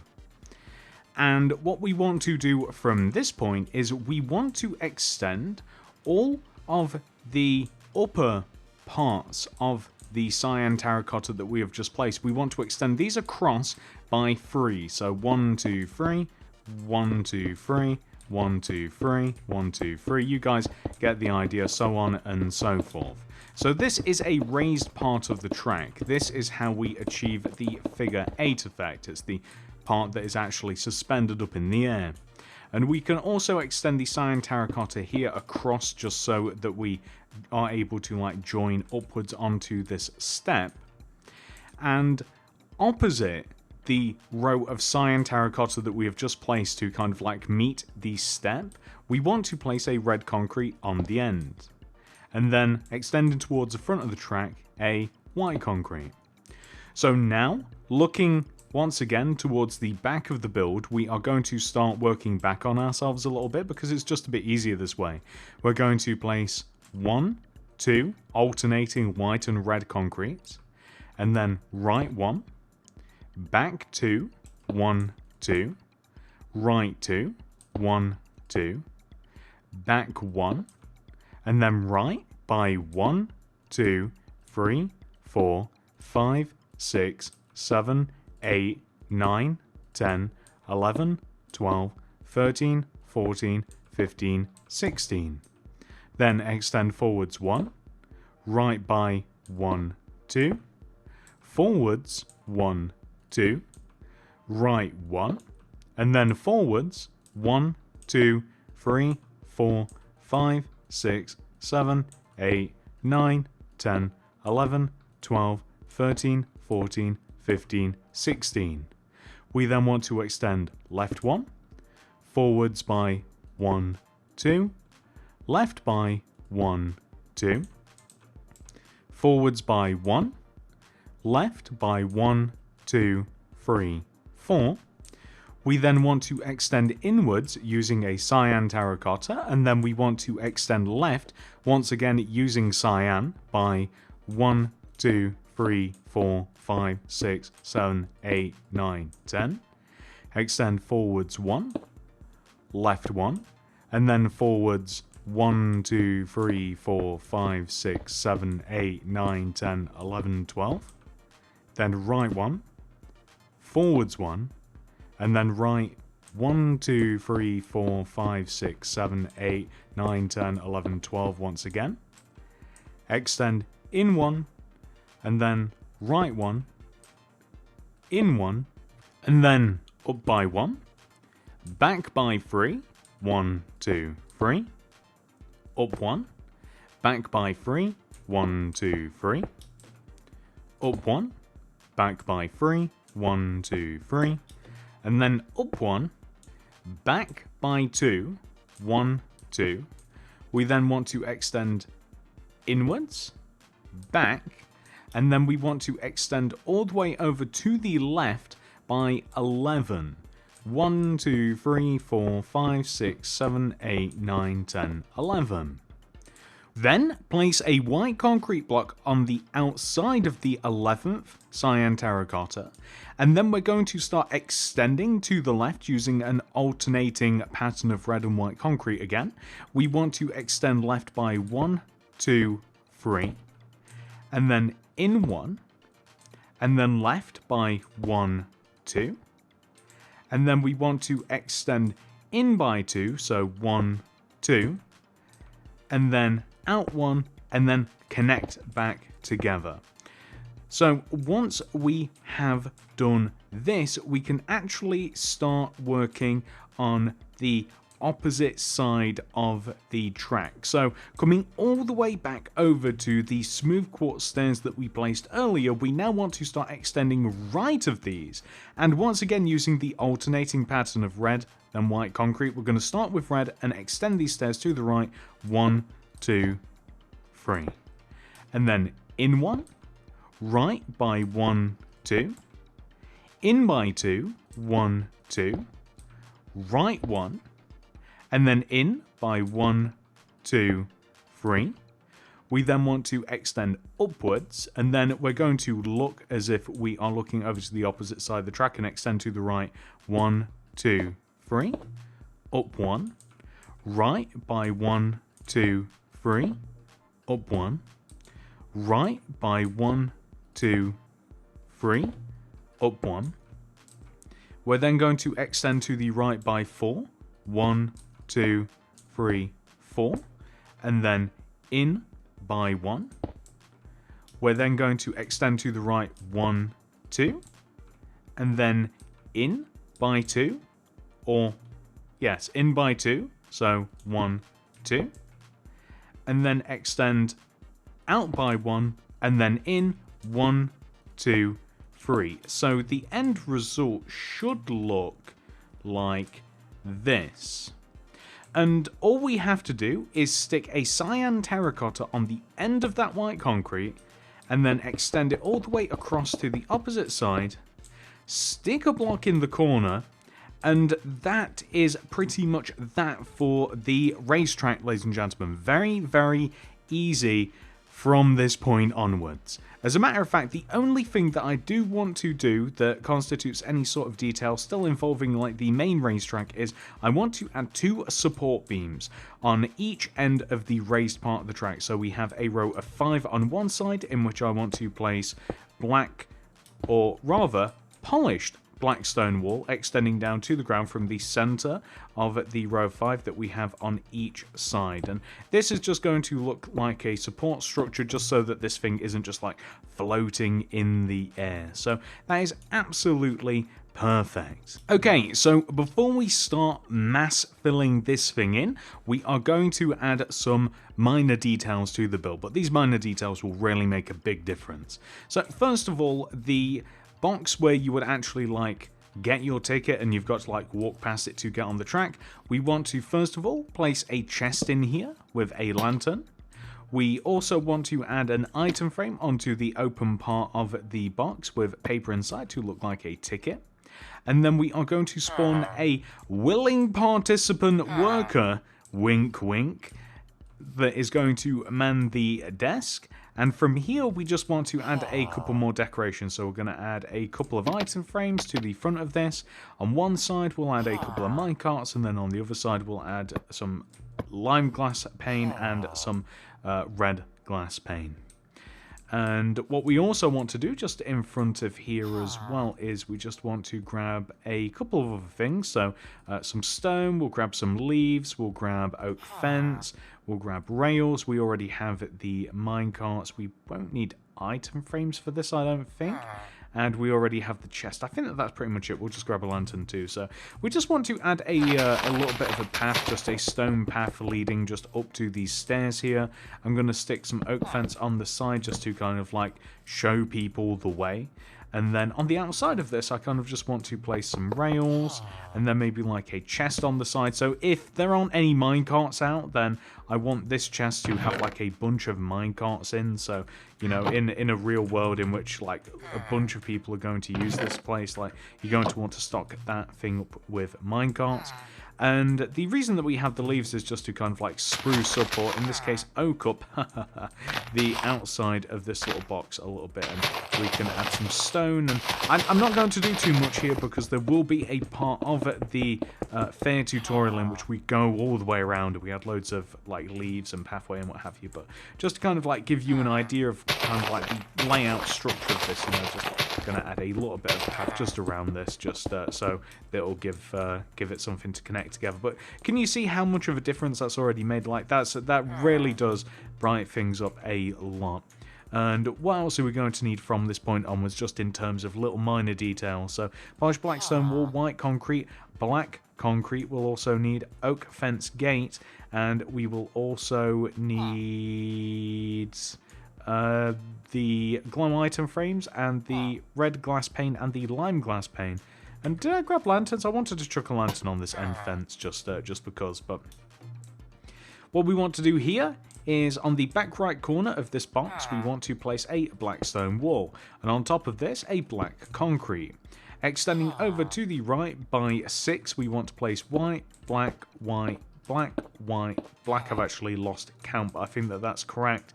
And then stick a polished black stone wall underneath. Extend down to the ground. Underneath this, I'm going to stick a bunch of oak fence gate, and it will kind of make a wavy pattern like this. And I'm going to place some item frames with some red glass pane to show that like it's not ready to go yet. So like in a real world situation, in an ideal situation, like when it's time to actually like start racing, these would turn green, or some other colour that isn't red. And on top of this, we are just going to place alternating on top of the black concretes, white concretes, and then on top of the white concretes, black concretes. And that is pretty much, ladies and gentlemen, the most of the track made. There is but a small thing left to do, very minor little thing. We actually have to make like the track itself. We've only just made the outline. We have to make everything else pretty much. And this is going to require rails, powered rails, redstone torch, and minecarts. And also cyan terracotta. And hopefully that will do. So this next part of the tutorial, ladies and gentlemen, is incredibly simple. What we are essentially going to do is, if you guys have ever had a colouring book, we are going to fill in between the lines. That's all we're going to do. So in between all of the previously placed cyan terracotta and in between all of the red and white concrete, we simply just want to fill in between all of that stuff using cyan terracotta. And that not only applies for the ground level, but it also applies for the upper level as well. In one case, we have already filled in the actual incline part of the go-kart track. So that should be rather simple. And we just have to do the exact same thing to the opposite side, and it probably shouldn't even take us too long. Now, once you have completely filled the entire area in using cyan terracotta, we have to add tracks. So these are going to be a mixture of rails and powered rails. So this is what I would suggest to you, and do feel free to change these things as you will. I'm going to have 2 lanes so 2 people can enjoy this at the same time. I'm going to have, where possible, a set of regular rails on the outside part of the track and a set of regular rails on the inside part of the track that literally just goes all the way around the edge, hugging as tightly as possible. That applies to the inside side and the outside. You will have to differentiate things a little bit because as you hit the corners going up onto the upper part of the track, then the rails start behaving a bit differently and they kind of like fragment a little bit. So you're just going to have to place them in such a way that this does work. And not only that, so obviously in this case, as I keep saying, and you might even want to, depending upon whether you want to do laps or not, you may not be too concerned as to whether or not the rails connect together. So you might want to have like a clear start point and a clear finish point as well, but that's just a little bit of food for thought. On some parts of the track, you are going to need powered rails though. So I would recommend right at the beginning, just to give you like a nice little bit of a head start, just to get things going a little bit. On any part of the track that is particularly straight, maybe put 1 or 2 powered rails just like right in the middle. And I would also include powered rails at the very least at the bottom of the incline.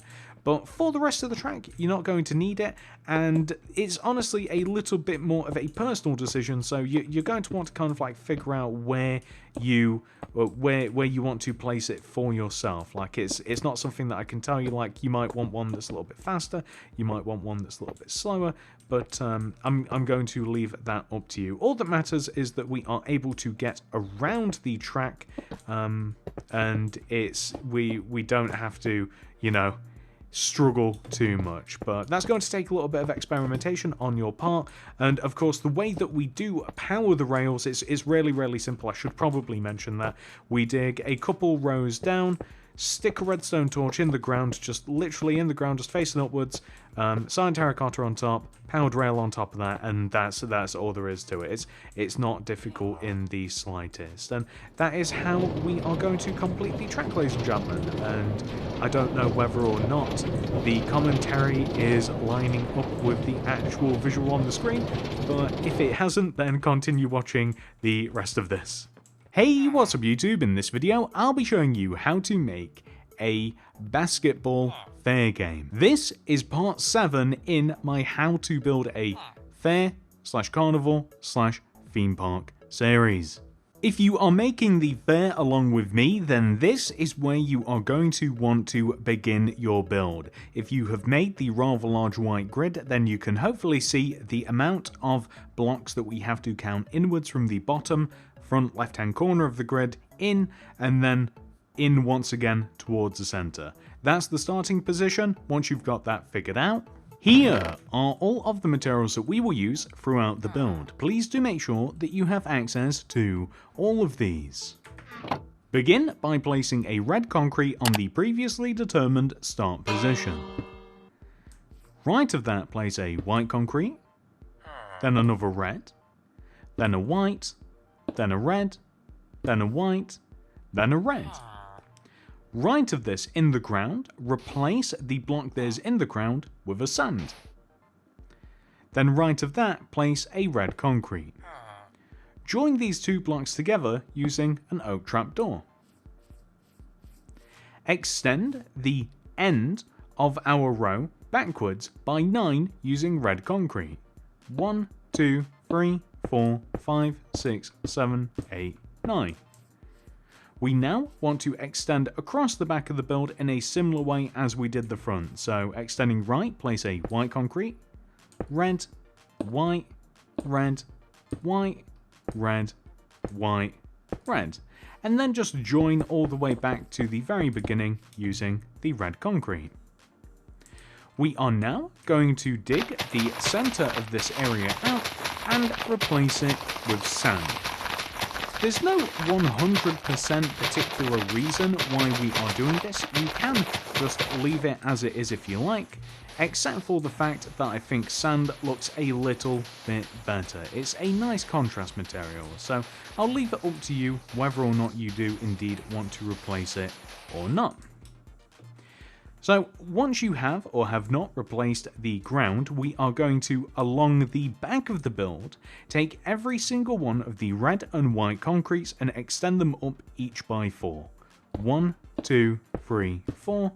And we just want to do the exact same thing, extending across the back using the alternating concretes. So eventually we will hit the opposite side just like this. So what we will now do is make the hoops. So if we start on simultaneously the top 2 corners of the build and we extend inwards from the corners, 1, 2, and then down 1, this is where we want to place cobwebs. And on the side of the cobwebs, we simply want to place birch signs. And on the opposite side as well, 1, 2, down 1, and then we have our cobweb, just like this. We need one more. This is going to be in between the 2 hoops, or the baskets, whatever you want to say, in between them and 1 row down. So literally this row of red here, drop down 1, cobweb, and then signs all around. We now want to place some iron bars on the side of the build. So we want to first of all start off with rows of 8 iron bars on top of the left and right sides. This comes all the way to the end, minus 1 block. We then want to place a row of 6 on top of the row of 8. So this is basically the exact same as the previous row, except we leave 2 blocks on the end. We then want a row of 4, 1, 2, 3, 4, and finally a row of 2. So as you can see, we just simply want to have kind of a pyramid sort of shape really, or half pyramid. So 8 and then 6. If I can place these correctly, these are a little bit of a weakness of mine, and then 4 and then 2. And these are basically just to stop the basketballs just going all over the place. And last but not least, well, kind of last but not least, there is another thing that we're going to be doing. We are going to place some basketballs. You can kind of use any block that you want. A block that I actually think looks quite a lot like a basketball is a pumpkin, except I literally cannot get over the fact that it's a pumpkin. But other than that, I mean, it's pretty close. I think that you guys might agree, maybe. It is very basketball-y. I mean, the texture, kind of, right? I mean, you know, you gotta use a little imagination, but it's up to you what you use. But I also do like the orange concrete powder as well, and any orange block will do. But anyway, next up, we are simply just going to place some prizes. So literally just grab every single one of the heads that you possibly can and the scores, and we are just going to place these just kind of like starting from the bottom here, or maybe can we place these a bit more strategically? I don't know, maybe we start off with just like place a 4. 1, 2, 3, 4. And then maybe we can just place the 2 remaining scores just like above like this, or we could have repeats, or you could literally just place them all across. It doesn't really matter like which method you use. I'm basically just wanting to place these just on the sides, just to show that those are the prizes that can be won in the game. And if you like, you can even place like chests underneath, just to kind of demonstrate, or maybe even like here might be a good place to put it, just to kind of like demonstrate that those are the prizes, that's where they're kept, and that's pretty much all there is to it. Quite a simple one for part 7. Hey, what's up YouTube? In this video, I'll be showing you how to make a fair bottle throw game. This is part 8 in our how to build a fair / carnival / theme park tutorial.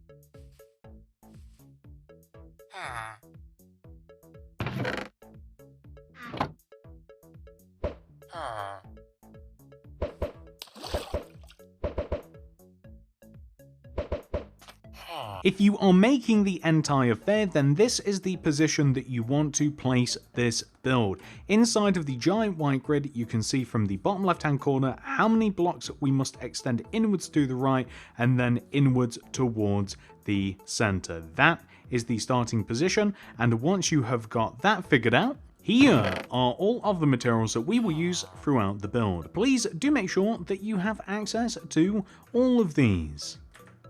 Place a white concrete block on top of the predetermined starting position.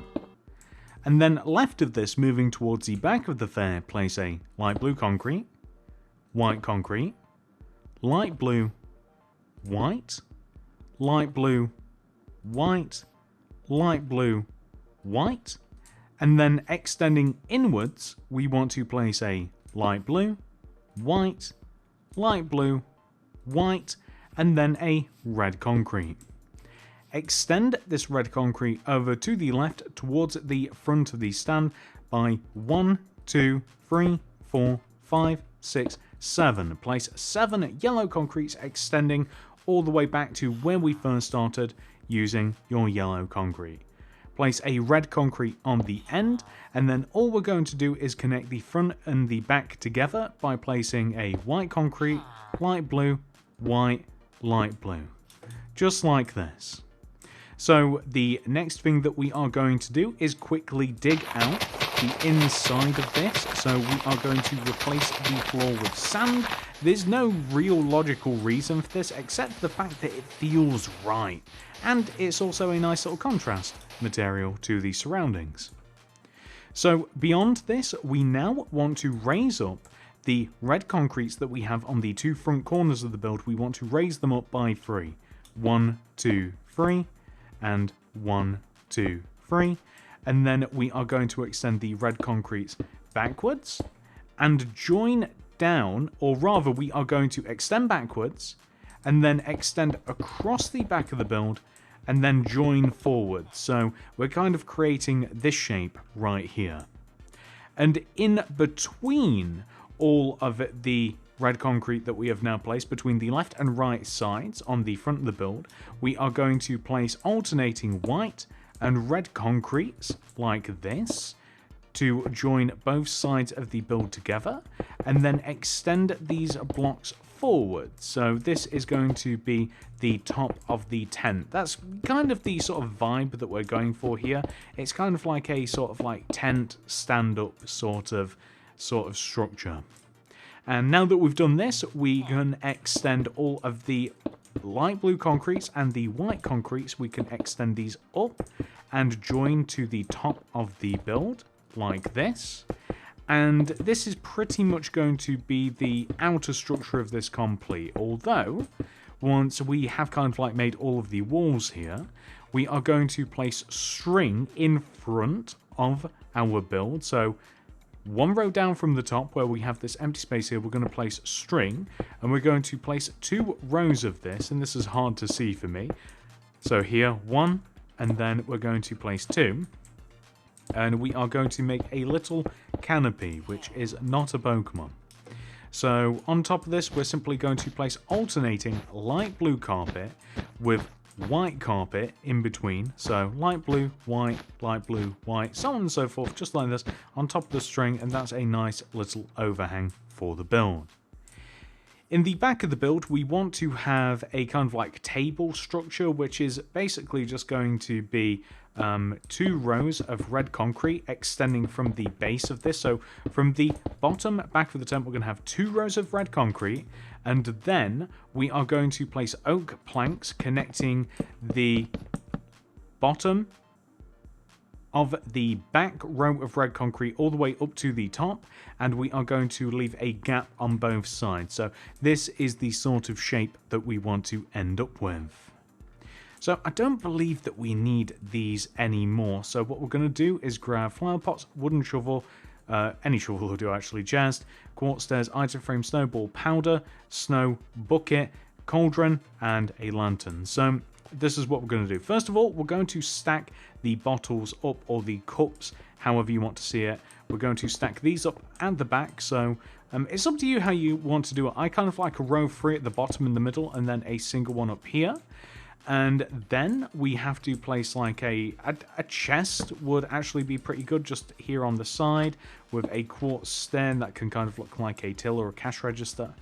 I like the idea of having like a cauldron with an item frame and kind of like a powder snow bucket or something like that. Kind of like, in my imagination, this is kind of like where you keep the balls that you would throw at the bottles, but of course we're using snowballs and we're using pots, but you know, you got to use a little imagination here. I'm gonna stick a lantern over here as well, just on the side, and you could even light the back of this up using lanterns if you wanted to as well.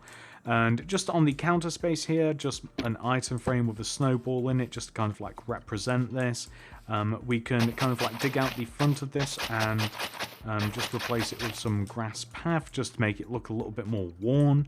And I mean, that's pretty much it. I mean, you can even keep the cauldrons with like the snowballs or the powder snow bucket. Like, it'd be so cool to me if you could actually just have like an actual bucket filled with powder snow, kind of like as we do for the icon here, the little thumbnail for it. I wish that we could just actually have that.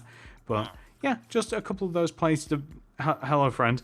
Just a couple of those placed about the place, and we are going to grab the player heads and the dragon heads and stuff. And I'm so glad you're here, because I actually need somebody to man this game. And just on the side here, we're just gonna have like a Okay. We're going to have like a dragon head, creeper head, zombie head, and a player head just on the right side. You can place them on the left as well, but I'm quite happy to just leave it like this. And this will be the game coordinator. I think that we will leave them as they are. I don't think they'll actually stay in there unless we go to some measures to keep them in there, so we'll just let him roam around. But ladies and gentlemen, that is the game pretty much complete. Hey, what's up YouTube? In this video, I'll be showing you how to make a fair ring toss game. This is part 9 in my how to make a fair / carnival / theme park build series.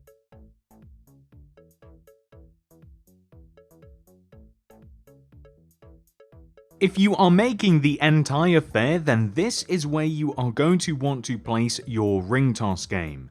Hopefully you have already made the rather large white grid and you can see how many blocks in you have to extend at each side to reach this starting position. So once you have found the place where we have to begin, here are all of the materials that we will use throughout the build. Please do make sure that you have access to all of these.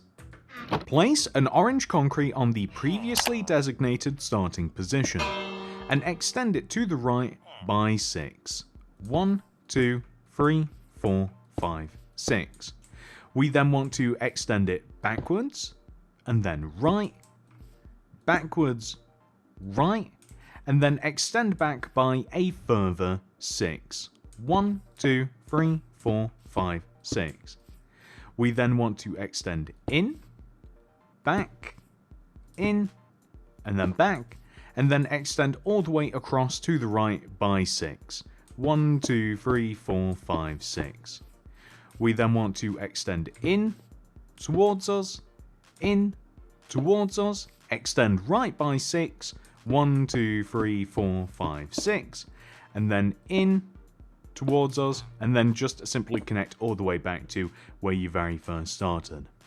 So the next thing is going to be to dig out the outer ring inside of our orange concrete. So making sure none of these blocks join together at the corners, dig out the outer ring and replace those blocks using white concrete, like this. And once we have done that, we now want to do the exact same thing, except we want to make sure that the inner ring of the white concrete, we want to dig out the inner ring of the white concrete, and we want to make sure that all of the corner blocks connect together, like this. And all we're going to do is replace this circle that we have created using red concrete. So dig out that inner circle, connect it together in the corners, replace it with red concrete, and last but not least, all we will have to do is place on top of the remaining shape that is made out of grass. For me, it might be different for you. On top of that, place cyan concrete. Literally just cover up all of the remaining space, and that is going to be the platform that we are going to place all of these bottles that we will toss rings onto. So I am using sea pickles as kind of like faux bottles, but you could easily also use something like candles, and you can get a little bit creative with it. And I'm going to have to be careful not to remove too many blocks of the inventory, because I don't know what we will need and what we won't. But we can use green candles, and we can use lime candles, and you can have different candles for different points. There's usually always like one in the middle that's like, if you get a ring on this one, then you win a big teddy. And you know, you can, if you like, you can just add a little bit of variance using the candles. I personally kind of sort of like just using the pickles, but if you wanted to, this is a way that you can vary it, and they do sort of look like bottles, sort of. I think that the pickles look a bit more like bottles because they actually seemingly have a hole in the middle, and these kind of like raised, they look more like candles, but that's just an option for you. So next, we are going to grab birch fence, and on top of each one of the 4 corners of the circle, which is, you know, doesn't really make sense, but on top of the 4 corners of the outer circle here, we want to place 1, 2 birch fence. So 1, 2, 1, 2, and 1, 2. So this is where the overhead part is going to be. This is where we are going to place the cover. But before that, on each one of the 4 sides here, we are going to place an end rod with an item frame and sunflowers inside. So these are going to act as the rings. So not only do sunflowers kind of look like donuts, but they are ring-like in nature. So the idea would be that we have like these end rods, they'd be stacked up with rings, you'd grab them off, you'd throw them onto the bottles, and hopefully you would win a prize. If you're me, you do not win a prize, ever, but that's the idea. So beyond that, we now need to make the cover, which is made using white concrete, yellow concrete, smooth quartz slabs. We'll be grabbing some shroomlight as well, and we also need a bunch of these heads too. So this is how we're going to start this off. On top of the birch fence, we are going to stack white concrete. We are then going to place white concrete so that it copies the shape that we have below us. So where we have the orange concrete, we also want to have a parallel row of white concrete that runs above it, leaving a 2-row gap, and it will also form the exact same sort of ring. So the only difference here is not only are we using white concrete, but we also want to alter this to include yellow concrete. So this is actually easier after the fact, because on every single side, we simply just want to leave this end block here, and then every other block we want to replace using yellow concrete. It's easier to do it after the fact. And we also want to replace the block on top of the birch fence with yellow concrete. And it's as easy as that. So if we simply just go around and we replace those specific blocks with the yellow concrete, then we will end up with something that looks exactly like that, which is really cool.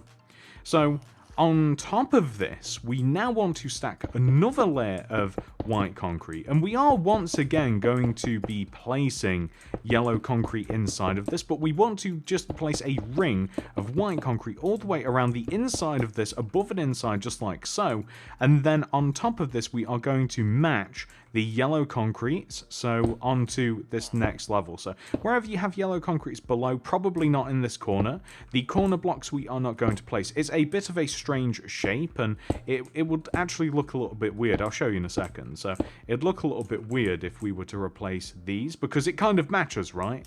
So if we replace this with yellow concrete, it just doesn't look quite right, does it? Like, so we'll leave that. If you no, you see, you can't even really replace these with yellow because then it's too much yellow. It's kind of like perfectly laid out as is. And once you've done that, all we are going to do is simply place a layer of smooth quartz slabs just sitting on top of this entire thing. So just literally half a row above it, just sitting on top of it, just so that we've kind of got like that nice sort of flat top, and that looks pretty good. And after we have done this, we can light this up a little bit by placing a little bit of... I might actually use lanterns rather than anything else. So these could hang... how can we do this so that it looks a little bit artistic? Maybe something like this. So like hanging from each one of the 4 centers, like this. Just kind of... Yeah, I think that looks okay. That doesn't look too bad. And then we could even add more lights just like on particular sides, but then it might get a little bit too busy. I don't know. We could even use torches as well, but you can't even really see it unless you really get up into like underneath this canopy. But we also need to grab all of these heads as well.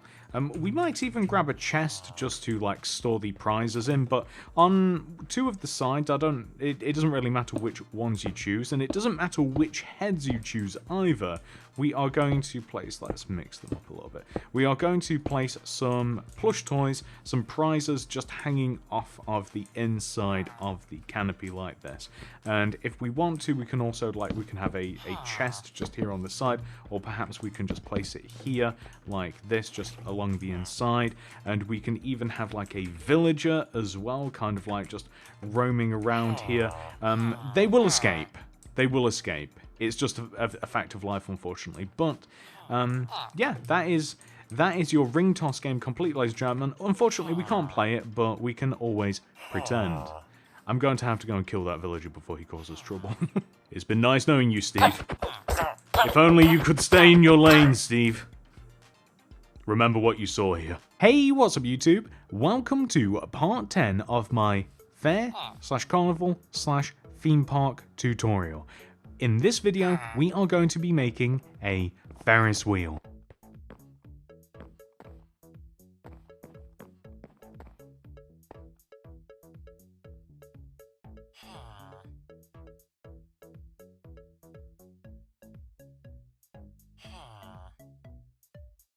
If you are making the entire fair, then this is where you are going to want to begin your build. Hopefully you have already made the giant white grid that you can see on the screen in front of you, and this is where you are going to want to place your Ferris wheel inside of it. Hopefully you can follow those instructions along, find the starting position, and once you have, here are all of the materials that we will use throughout the build. Please do make sure that you have access to all of these.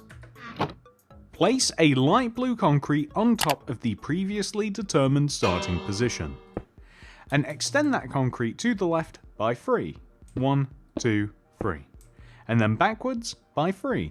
1, 2, 3. Across by 3, and join all the way back to the start.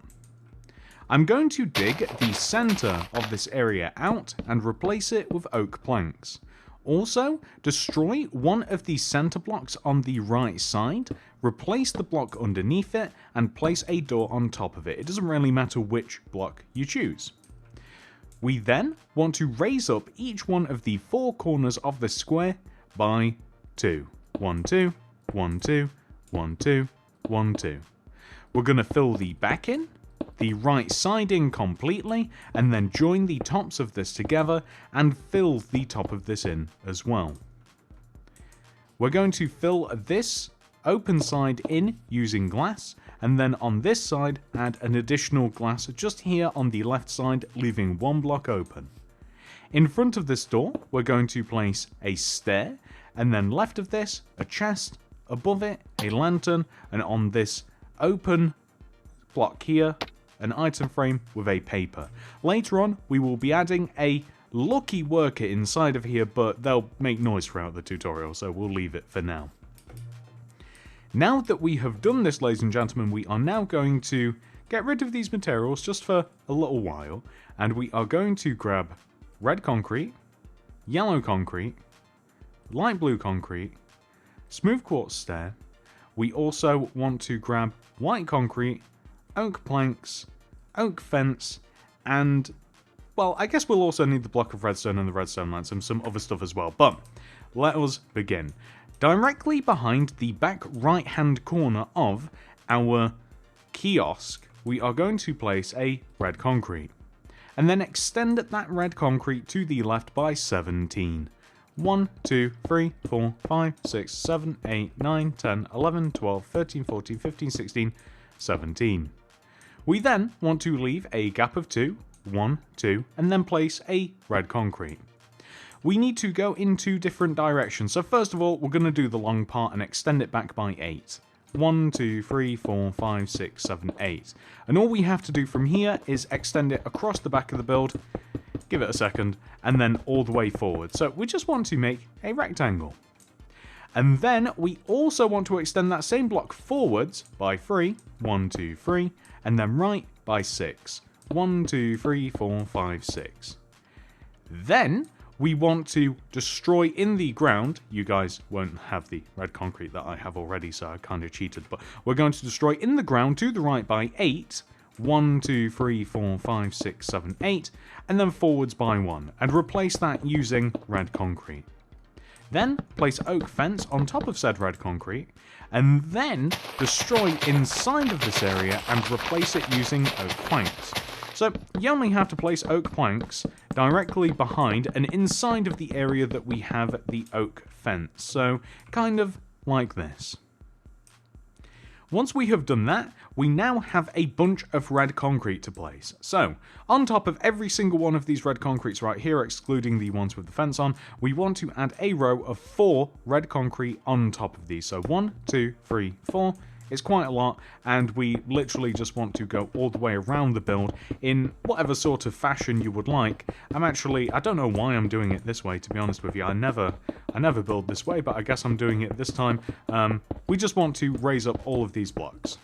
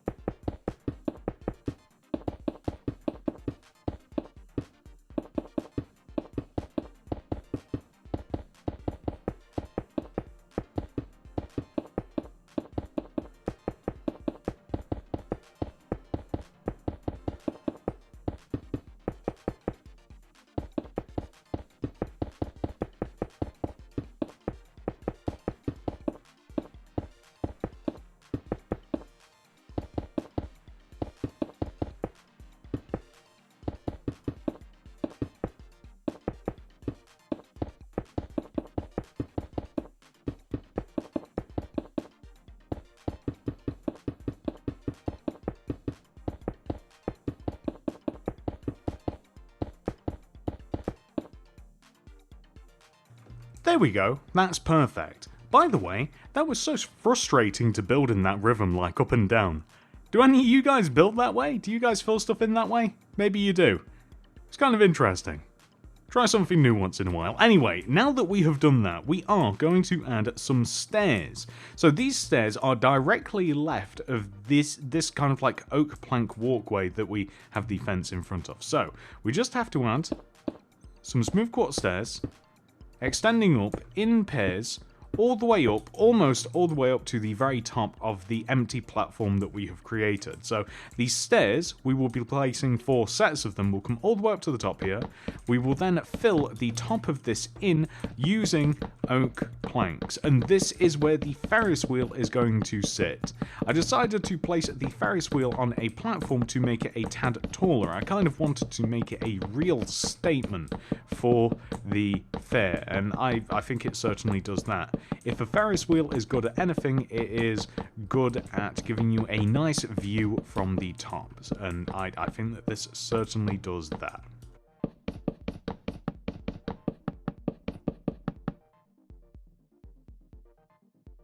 Now that we have finally completed our platform, we are able to make the Ferris wheel itself. So the position for this is really easy to find. If you come all the way up to the top of these stairs where we have this red concrete just opposite them, we want to, from this block, counting inwards, we want to leave a gap of 1, 2, and on this third block here, place a smooth quartz stair facing sideways like this. We then want to leave a gap of 1 and then place another smooth quartz stair. From the first smooth quartz stair, we want to place a yellow concrete and extend a block on top of it. Now, what we are about to do next, we want to repeat in total 4 more times. So we want to place a yellow concrete extending up and inwards diagonally with a yellow concrete on top. So that would be 1, 2, 3, 4 times. Then, this is where things are a little bit tricky. So from here, we want to place a yellow concrete that extends upwards and inwards diagonally, kind of like this. Now, this will make more sense when, from here, we extend this yellow concrete to the right by 1, 2, and then up by 1, 2, across 2, down. We're going to stick a block of redstone in the center, a redstone lamp on the front and back part of this, and then we are going to place red concrete above, below, left and right of the lamp, and also upside down smooth quartz stairs and regular facing smooth quartz stairs in each one of the 4 corners in a pattern that makes sense. And I don't really know how to say it other than that, and I mean, you can kind of see where these would all be placed. So from here, we also want to do the same thing on the back. So red concrete pretty much surrounding the entire lamp, and then smooth quartz stairs just in the corners like this to kind of just form sort of like a wheel, a circle. Now, we also want to use yellow concrete, and we want to basically create the reverse of this shape here that we have on the left connecting down to the ground. So from this corner here, we want to place a yellow concrete that extends at bottom right diagonally out from the center of the Ferris wheel, and we want to place a block underneath it. And we want to keep repeating bottom right placed diagonal rows of yellow concrete until we eventually hit the ground. To which on the side, we will then place a smooth quartz stair, leave a gap of 1 extending backwards, and then place another stair, which we then want to place a yellow concrete inside of, extend it upwards, and then repeat the same thing that we have just done on the front. And the end result will just be the opposite thing. So we just want to essentially give this thing 4 legs, or it's kind of like just 2 legs really, but they're like reinforced. And the end result should look exactly like this. So this looks really, really weird right now, but we can solve that problem. So the next thing that we are going to do is grab white concrete, and we want to place white concrete extending inwards, or rather in front of and out from each one of the 4 red concrete. So does that make sense? As we look at it here, each white concrete wants to be placed in front of and extending out from those red concretes. And then we want to extend those white concrete so that they are 6 rows long in total. So we already have 1 block, 2, 3, 4, 5, 6. And then we want to do this on the right side as well. So 1, 2, 3, 4, 5, 6. 1, 2, 3, 4, 5, 6. And then 1, 2, 3, 4, 5, 6. Just like this. Perfect. And then we want to grab red concrete and we'll start at the top here. So at the top, we want to place red concrete extending left and right of this top white concrete. We want to place 1, 2, 3 red concrete extending outwards, 1, 2, 3 red concrete extending outwards, and we want to do this on each one of the 4 sides. So 1, 2, 3, 1, 2, 3, 1, 2, 3, 1, 2, 3, 1, 2, 3, 1, 2, 3, if that makes sense. So we'll end up with this. What we then want to do is connect all of the 4 corners together. So it's really easy. So if you take both sides, so think of this as it's kind of like in segments, in quarters. So you take both sides and you place inward, diagonally placed red concretes, right? So you just place red concretes extending outwards or inwards diagonally from each one of the sides, and then extend that block out one. So that sounds really complicated, doesn't it? So we place a diagonal from each one of the 2 sides, so each particular quarter, and then we just extend them towards each other. So that's all we've got to do. So I made it sound really complicated now that I think about it, but really all we've got to do is we extended this the wrong way. We just want to form a wheel shape. So extend inwards diagonally by 1, and then just join them together in the corners. So there you go, and that creates your wheel. So we now want to do the exact same thing on the back. So we want to place, first of all 4 of the rows of white concrete, and I don't know why I find it easier to do this simultaneously, like all 4 parts at the same time, but we place the white concretes. They are 1 row outwards from the red concretes. They want to be rows of 6 in total, and this should be really easy because we've kind of got the plans directly in front of us. We can already see what we've done there, and then we just have to extend the red concretes in the exact same way. I'm kind of jumping the gun here a little bit. I'm literally at this point in time just kind of like copying what I can see in front of me. We just have to extend this all the way around, and then we will have both sides of the wheel, which is very, very important because we have to be able to place the cars. So as we extend around here, and then just 1 block here, and then this will just connect up, and literally, it is literally the exact same thing, so you can't really go too far wrong. And what we are also going to do is at the top and bottom of the wheel, we are going to we are going to place stairs, smooth quartz stairs at the top of the wheel, joined together using white concrete like this, so just kind of like reinforce. And we want to do the same thing at the bottom, although I would recommend just placing the stairs at the bottom, as we are going to have a cart. I don't know why I keep calling it a cart. It's like I guess it is like a carriage or a cart or box, or you guys know what I'm talking about. The thing that you like literally sit in for the Ferris wheel, the chairs, whatever. So what we want to do now that we have the actual wheel, we have the platform, we've got the actual kiosk here, we'll start by making the first car. And I keep calling them a car, but I don't know why. I don't know if that's even the right thing to say, but we need light blue concrete, smooth quartz stairs, end rods, oak trap doors, and that will actually pretty much do us, I think. So the first one's really easy to place. We are going to place it in between. We're going to place a row of light blue concrete in between these 2 upside down smooth quartz stairs at the bottom middle part of the wheel. We then want to extend the light blue concrete left and right by 2 rows. So 1, 2, and on this side here, 1, 2. We're then going to place end rods extending down from each one of the 4 corners, and then light blue concrete connecting them together front to back. So light blue concrete underneath the end rods, connecting them together front to back.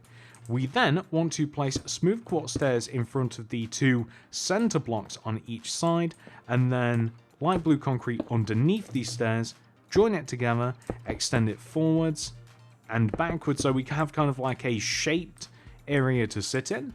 And then all we have to do is place oak trap doors flipped up on the sides of where these seats are like this, and that is how you make a seat. That's pretty much all there is to it. So we're going to make the next one. I guess we'll kind of go clockwise. So this one we are going to place so that it is, we're not going to connect it together in between these white concretes here. We're going to stagger it a little bit. We're going to drop it 1 row lower and then place a row of light blue concrete in between the 2 rows of red.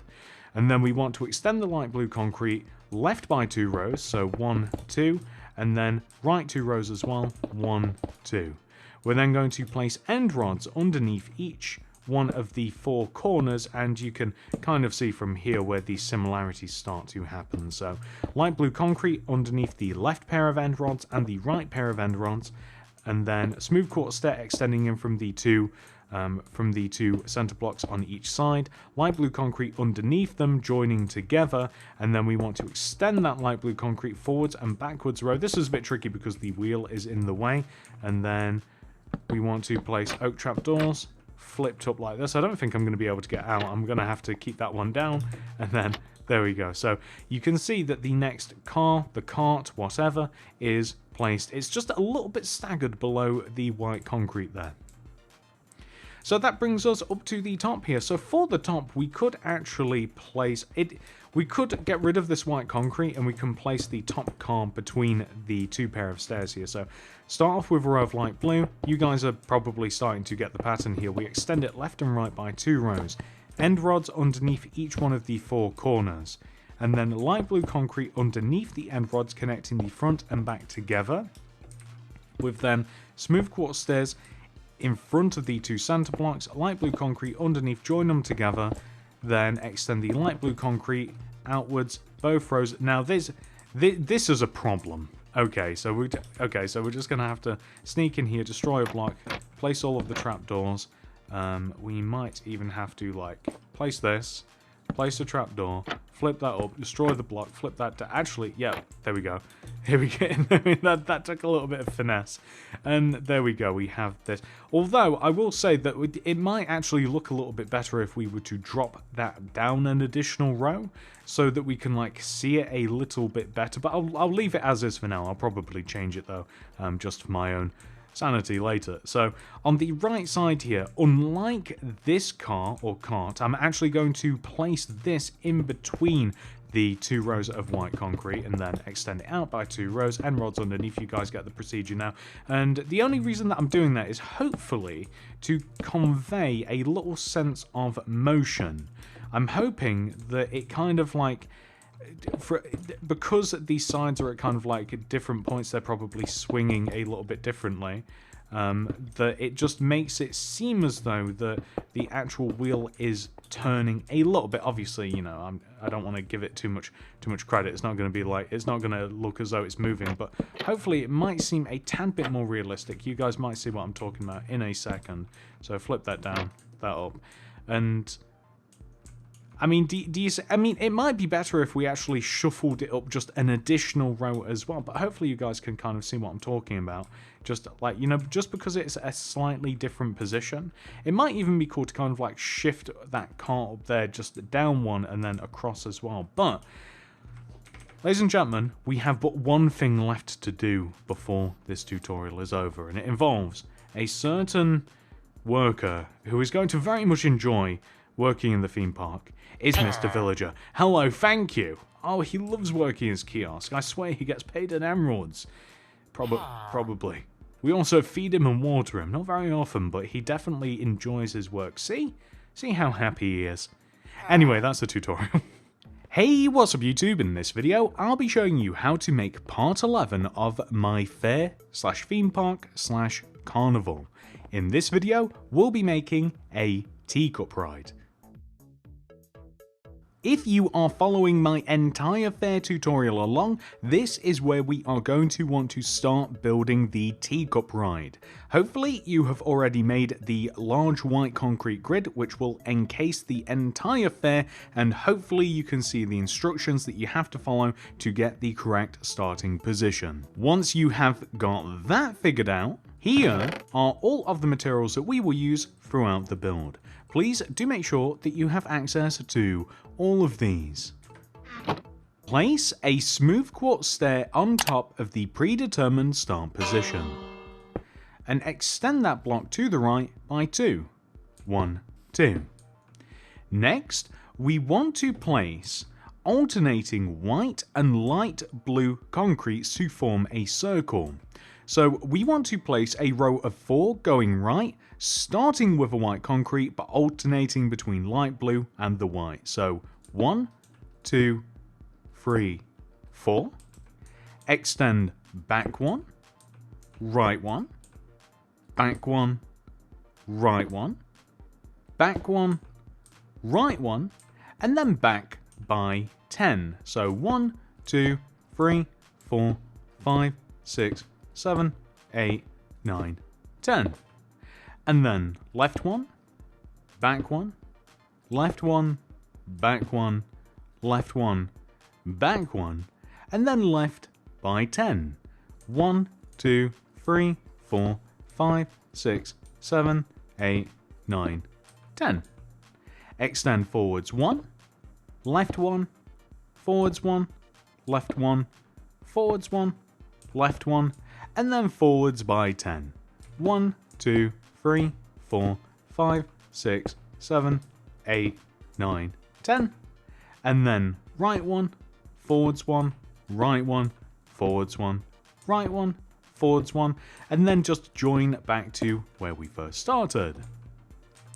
So the next thing that we are going to do is fill the center of this shape in using birch planks. This is going to be the ride level and where we are going to, for lack of a better term, store our teacups. So all we have to do is simply fill all of this in with birch planks, and then we can move on to the next part.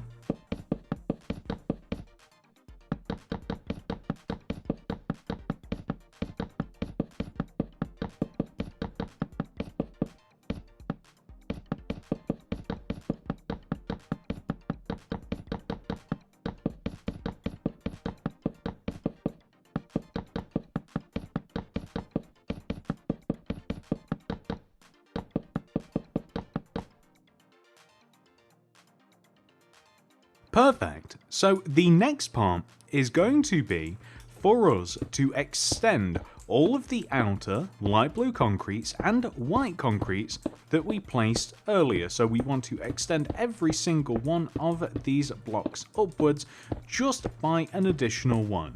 My recommendation would be to do one of these at a time and then just do another pass at the other, but it's completely up to you how you end up filling that in, if that sentence even made sense.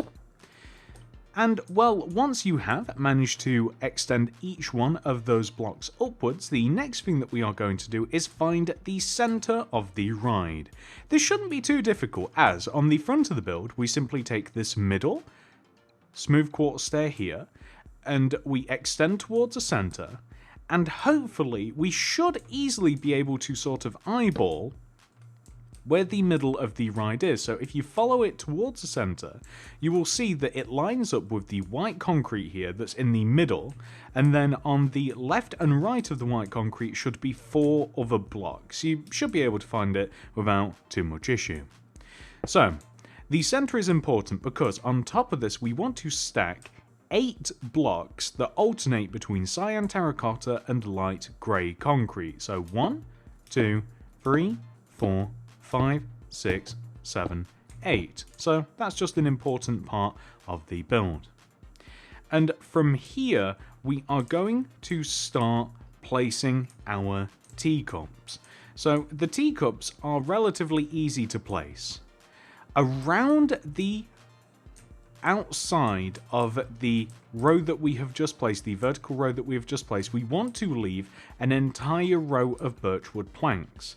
However, from that row of birchwood planks, we want to, say, in front of and to the right of the vertical row, we then want to move 1 block forwards, destroy it, and then 2 in front of it. So like 1, 2. We then want to destroy 1 block to the right, forwards, right 2, forwards, right, back 2, left, back, left 2, back. So we want to create what is essentially a circle, and this is where the teacup is going to sit. And the teacups are quite easy to make actually, so I'm just going to get rid of the cyan terracotta and the light blue concrete, and I'm going to grab blue carpet. So let's make our first teacup. The very center of the teacup is a rail with a minecart. And then on either side, it really doesn't matter how you do this. You'll kind of want to mix and match this, but either side of the minecart, I'm going to place a smooth quartz block made up using slabs. And then either side of the smooth quartz blocks, I'm going to place upside down smooth quartz stairs. We have to be able to get into the Teacup Ride, so on one side I'm just going to have a slab, and on the opposite side a full smooth quartz. On top of this, we want to stack an entire smooth quartz block just around the outside of the edge of the teacup. Then on one side we have to place the handle. So the handle is relatively easy to place.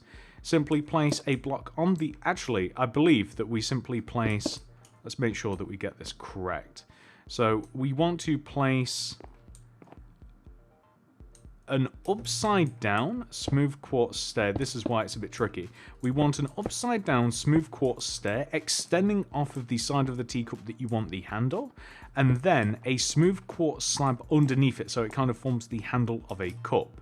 And then around the top of this we want to place blue carpet. And that is a teacup, and we are actually going to follow this sort of process along 3 more times. So if we come back towards the center here, we want to, in front of this, leave a gap of 1, move left 1, and then we want to create that circular shape in the ground again. So we're going to dig 1, 2, 3 blocks forwards, left 1, forwards 1, left 2, back 1, left 1, back 2, right 1, back 1, right 2, forwards 1. And we're going to fill this in using light blue concrete, just like this. The center will once again have a rail with a minecart. So on the left and right side of the minecart, we are going to place smooth quartz blocks with upside down smooth quartz stairs extending forwards and backwards next to the minecart. On the back, we are going to stack a solid smooth quartz block, and on the front a slab. Around the edge of the top of the teacup, we're going to place solid smooth quartz blocks, and then on the left side of the cup here, we want to have an upside down smooth quartz stair, and underneath it, a smooth quartz slab, just like this. And then around the edge of the top of this, we are going to place blue carpet, just like that.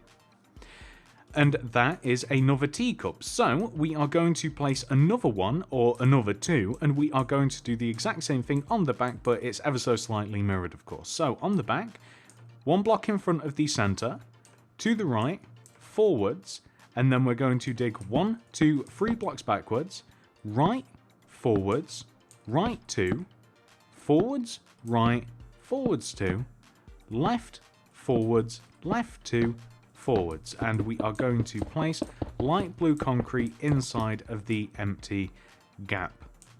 So what we will then do is place, of course, a rail in the center with a minecart on top of it, and we are going to determine where we want the teacup, what position we want the teacup to be in. So I think that we will have it placed, the open part placed this side, so we'll place a smooth quartz slab to signify that, and then a solid smooth quartz block either side, upside down stairs like this, on both sides of the teacup, just like this, solid smooth quartz block in between, build up the sides using another solid smooth quartz block. We'll place blue carpet all around the edge, just like this, and the handle will be on this side. So we just want to place a couple of blocks here, upside down smooth quartz stairs, and then underneath it, of course, we'll have the smooth quartz slab. And then for the final teacup, once again, we'll lay the foundation. So in front, to the left, and then in front of this, 1, 2, 3, dig left, forwards, left 2, forwards, left, forwards 2, right, forwards, right 2, forwards, to make our circle. Fill this in using the light blue concrete, and then the back is going to be open on this side. So rail, minecart, and then a smooth quartz slab, because this is of course the open side. Build up left and right of the minecart using smooth quartz blocks. upside down stairs left and right of this, and we extend it out the back too. Solid smooth quartz on the back to cover it up, and a row of smooth quartz going all the way around the edge of the top of the cup.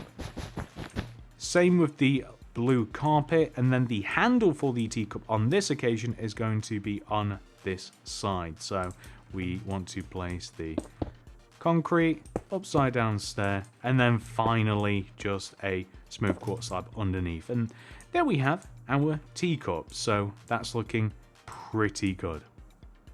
So now that we have done that, ladies and gentlemen, the next thing that we are going to do is there's just a bunch of like lights and decoration around the top of this. We need birch fence, glow item frames, and then we'll just need a bunch of concrete, but we'll grab that later.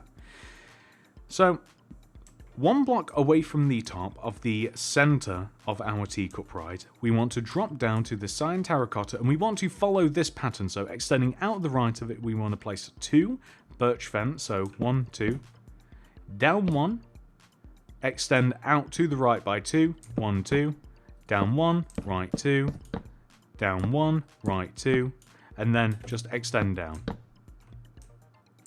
You should hopefully just reach a natural end. So like out this left side, for instance, 1, 2, and then we extend down 1, out 2, down 1, out 2. So hard for me to place this, I don't know why. Down 1, out 2, and then just reaches down. And then the final side that we can do this is the back. You can do this on the front, but there's nowhere for it to connect to. So out the back by 2, down 1, out 2, down 1, out 2, down 1, out 2, and then join down. So easy peasy. So all we have to do from here is get rid of the birch fence, and we can grab all of the colours that we are going to use to basically have mock lights. So if we start all the way over on the left, we want to place glow item frames in the center part of the birch fence, if that makes sense. So hopefully looking at it, it's a little bit easier than kind of just explaining it. And we want to have the same thing on the back and along the back side here as well. So we just want to place glow item frames in front of the centers of all of the blocks like this. And then I'm just going to keep it easy. I'm going to literally fill all of these in on the front using the sequential blocks that we have in the inventory. And you can see we've kind of utilized every single color. Along the back, I'm going to reverse this pattern a little bit. It's a little bit different on the back. We might even, actually no, it's not different on the back at all. It's different on the back in the fact that we spread it over like 2 sides instead of like going straight across, but it's the exact same methodology, and we can do the same thing here as well. And the glow item frames, by the way, I mean as opposed to regular item frames, have I missed a block? I might have actually either, oh yeah, okay, we've you know what, it doesn't even matter. It doesn't matter that we missed a block at all. There we go. Perfect. It doesn't have to be in perfect order at all. It's just like randomized lights, or at least that's what it's supposed to be. And ladies and gentlemen, in finishing that, we have actually fully completed our build. Hey, what's up YouTube? Welcome to part 12 of my fair/carnival/theme park tutorial. In this video, we'll be making a working carousel.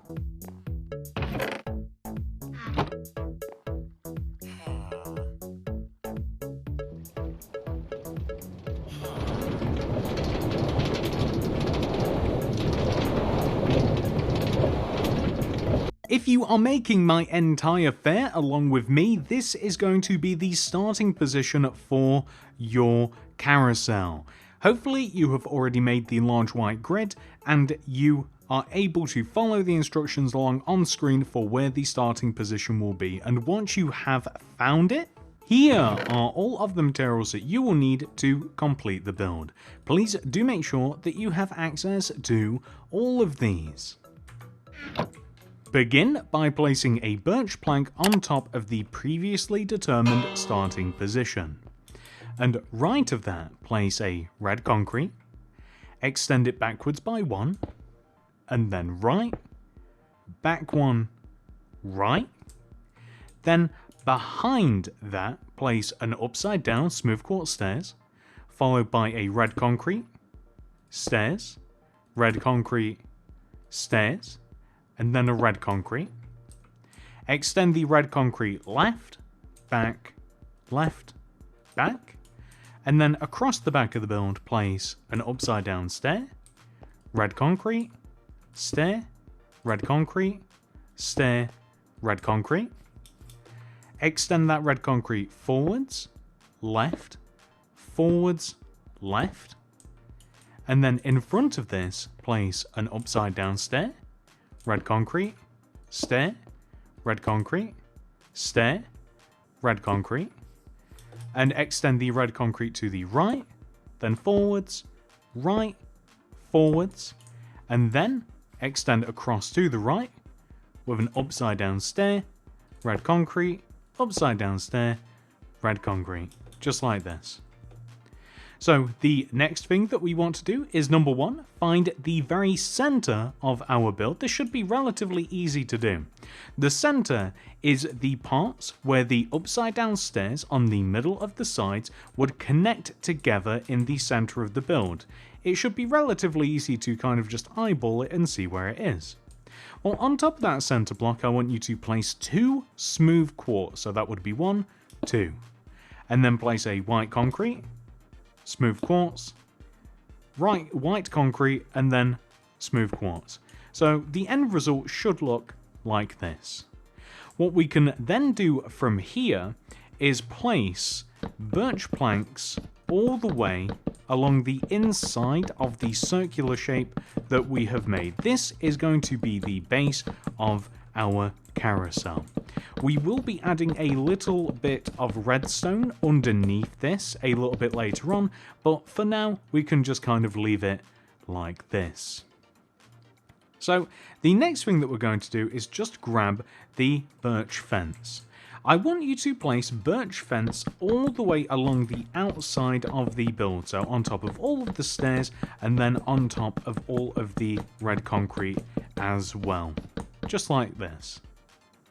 So what we then want to do from here is on the left, right and back sides of the build, we want to take the outer upside down smooth quartz stairs and raise them up by 2 using birch fence. So it will look like 1, 2, 1, 2. And then on the back, the outer upside down stairs, 1, 2, 1, 2. On this side also, 1, 2, 1, 2. Now the front's a little bit different because we don't have the opposite stair that we would need, but we do have one of them, so 1 and 2 just on the front. So once we have done that, we next want to pretty much copy the shape that we have below, and I'd recommend moving the red concrete closer to the smooth quartz stairs. Copy the exact same shape that we have below, except instead of upside down smooth quartz stairs, we want to place regular facing smooth quartz stairs. And on the front of the build, where we have the entrance block, which is this birch plank here, we can also place a stair instead. So we're going to copy once again the exact same shape that we have below, except instead of upside down stairs, we just want to use regular faced stairs. So it should be fairly easy to accomplish. It is a little bit fiddly though, as we work our way around, and there is ever so slightly more to it as we do progress through the top of this, but it shouldn't take us too long before we eventually connect all the way back to the beginning, and as you can see, literally just the exact same thing, just a bit higher.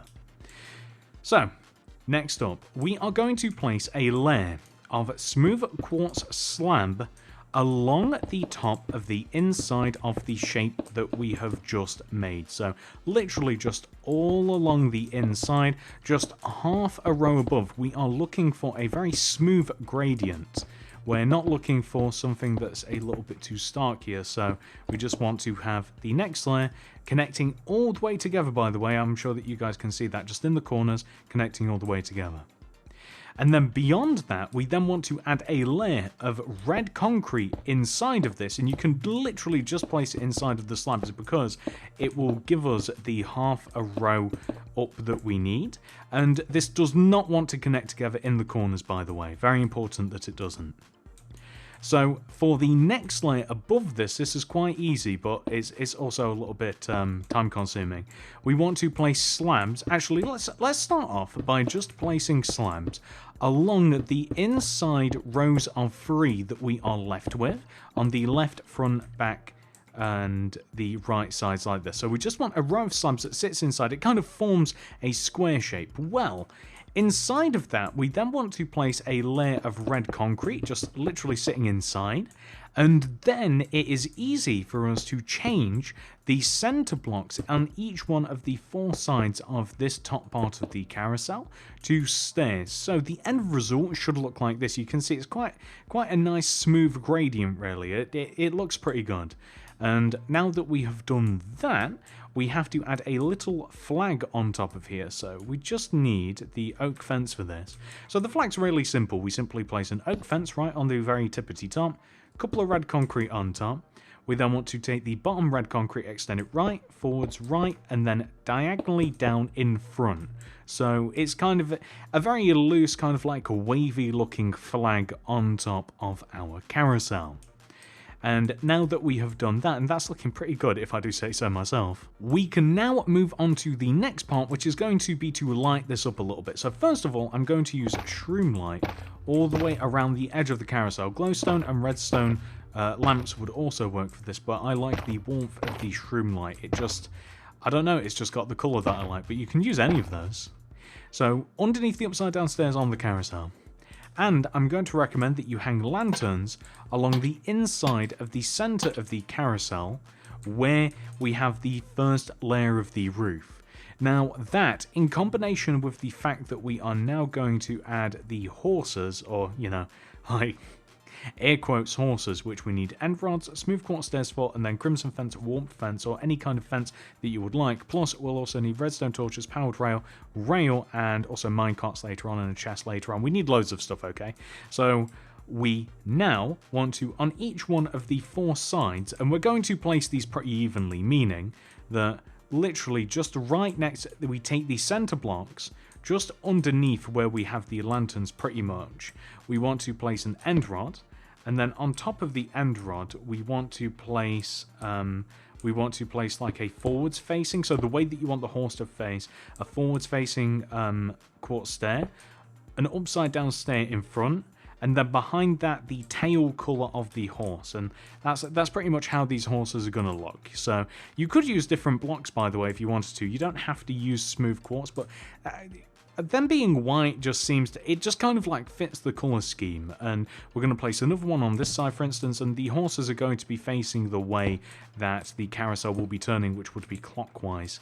And behind the horse, I'm just going to change the colors of the tails. This is very malleable, by the way. You can place any color tail. You can place the horses in different positions, in, out, but the reason that I'm not being too creative with it is, as we have 4 horses, by the way, on just each one of the 4 sides, is because I want to run a set of rails along the inside of the carousel, so that it's technically like a working carousel, so that we can literally go all the way around it. And I'm going to place a powered rail on each one of the 4 middle part of the carousel, just inside of the horses like this. So that's where the powered rails are going to be.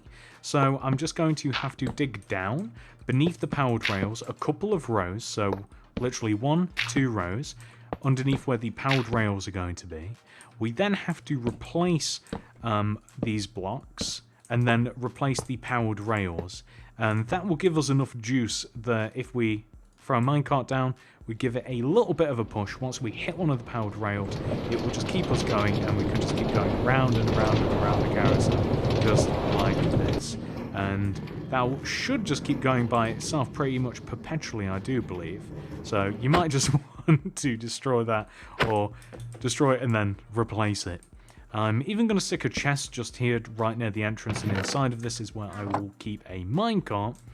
And I have already, as you might already be able to tell, I've already kind of like marked out the area around the carousel that I have, because I didn't just want the carousel just by itself. I kind of wanted a little bit of a structure kind of like around it. So I'm going to grab birch fence. I have red concrete, but I'm not going to destroy the pre-existing red concrete that I have.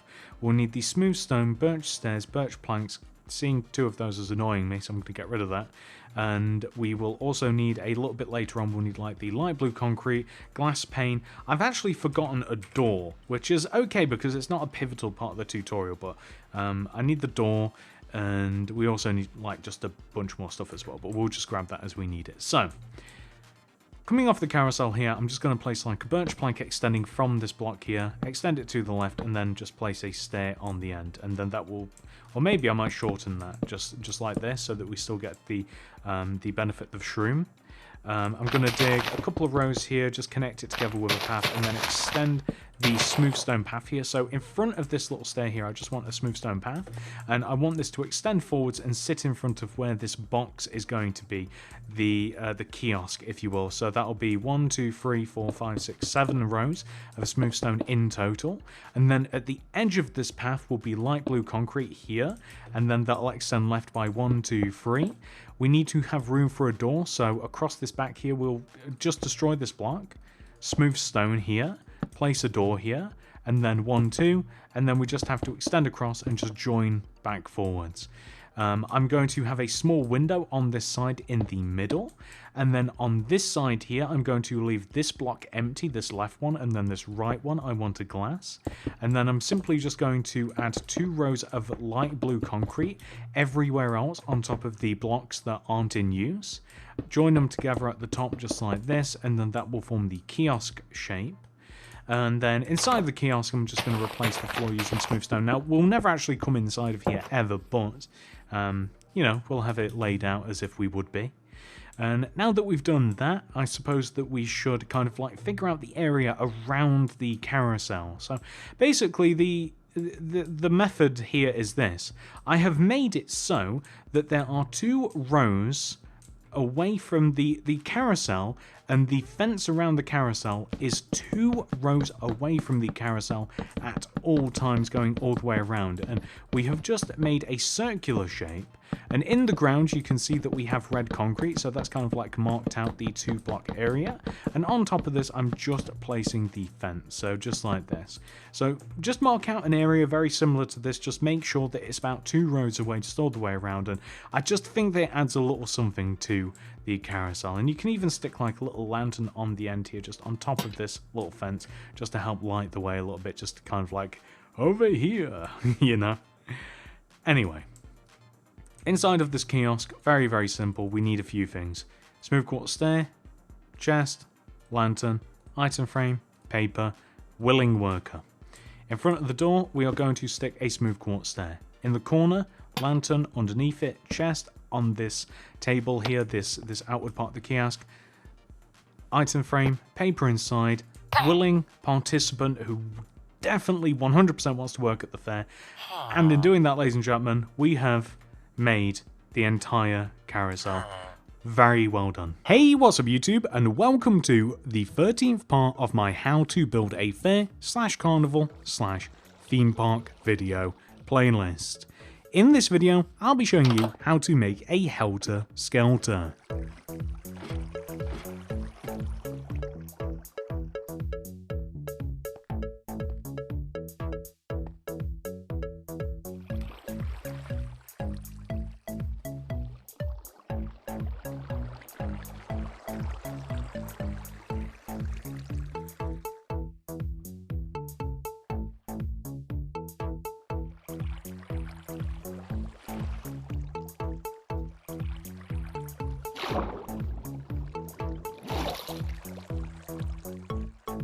If you are making my entire fair, then this is where you are going to want to start your build, in this position inside of the white grid that you have hopefully made. If you have made the giant white grid that the entire fair fits inside of, then hopefully you can follow the instructions along to see where the starting position is. And once you have that figured out, here are all of the materials that we will need to make the build. Please do make sure that you have access to all of these.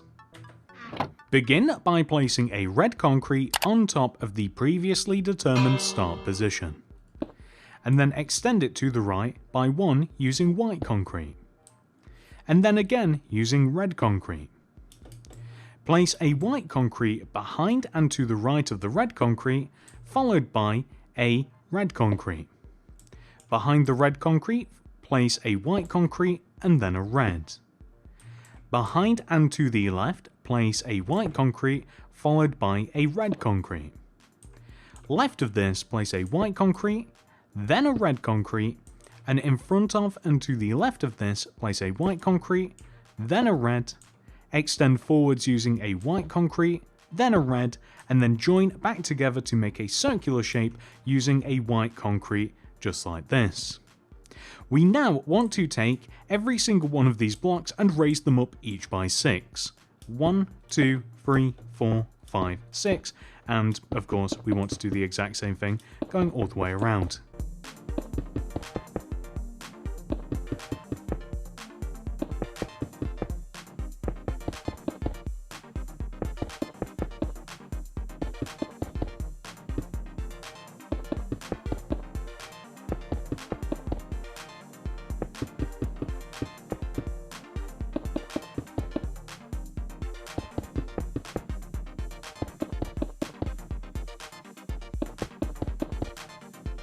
Now that we have raised up all of those blocks, we now want to make some new ones. So above and inside of this shape, I would start at the beginning, by the way. So the very first red concrete block that we placed, follow it all the way up to the top here, place a red concrete behind this top block, and then one above it, just like this.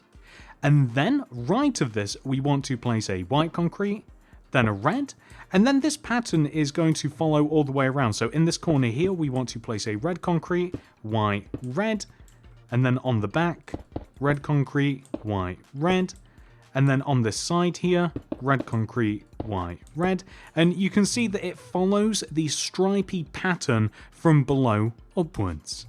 And we want to raise every single one of these blocks up by 4. 1, 2, 3, 4, and just going all the way around the exact same thing.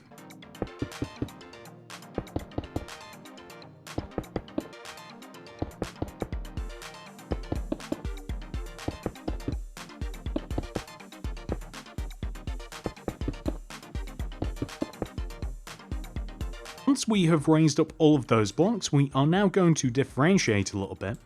I'm going to fill the center of this shape in using light grey concrete.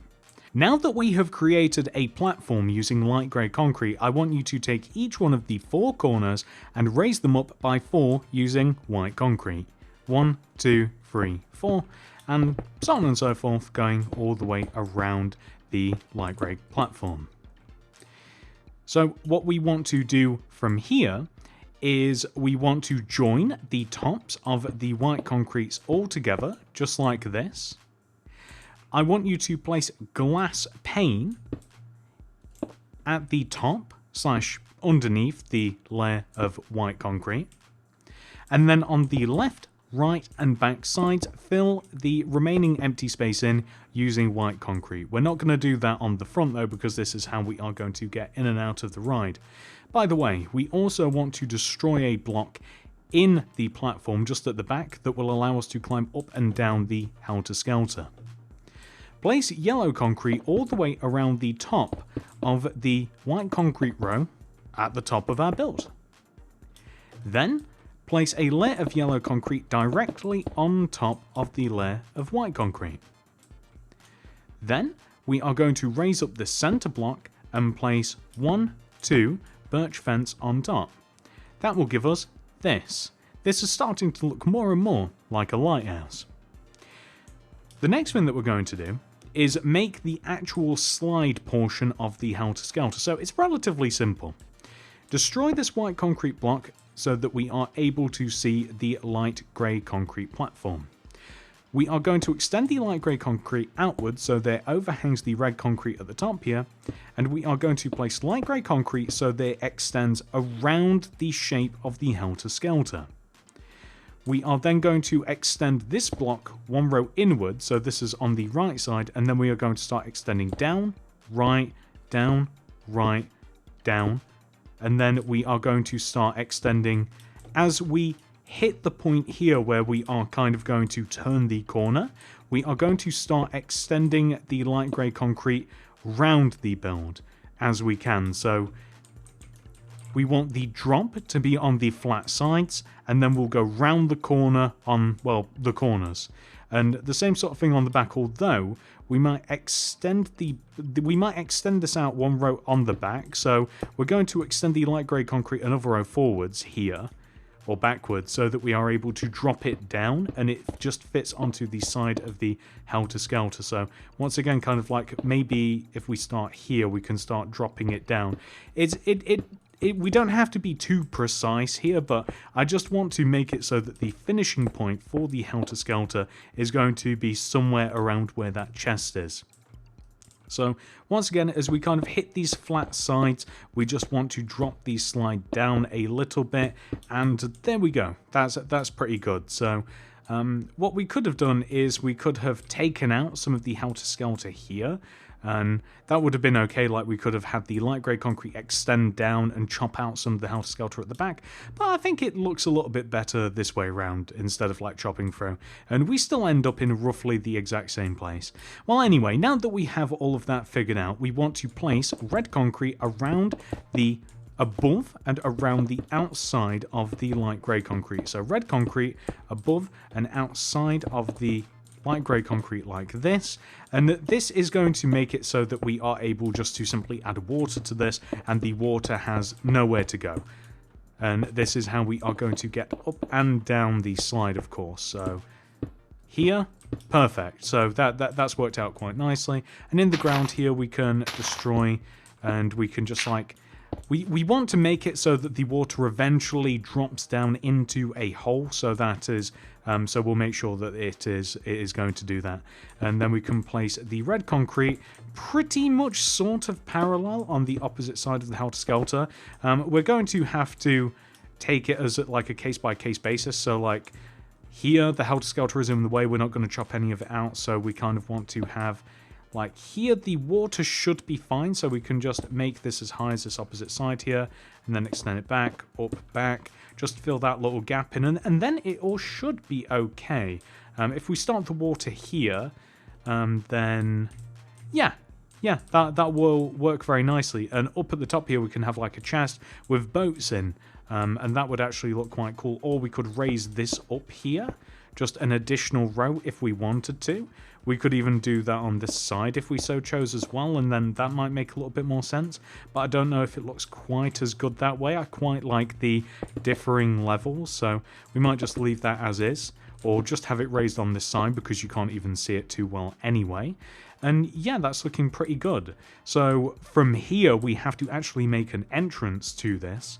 So the doorway. The doorway for the Helter Skelter is going to be 2 rows off the ground in the center. So 1, 2, and then the doorway will be here. And I'm just going to place an oak door just right there. Then we're going to have a smooth quartz stair underneath it, white concrete, smooth quartz stair underneath. And then I'm just going to build up a bit of red concrete on the left and right sides, and then birch fence around the red concrete like this. So I kind of want it to look as though the entrance is a little bit steep, really.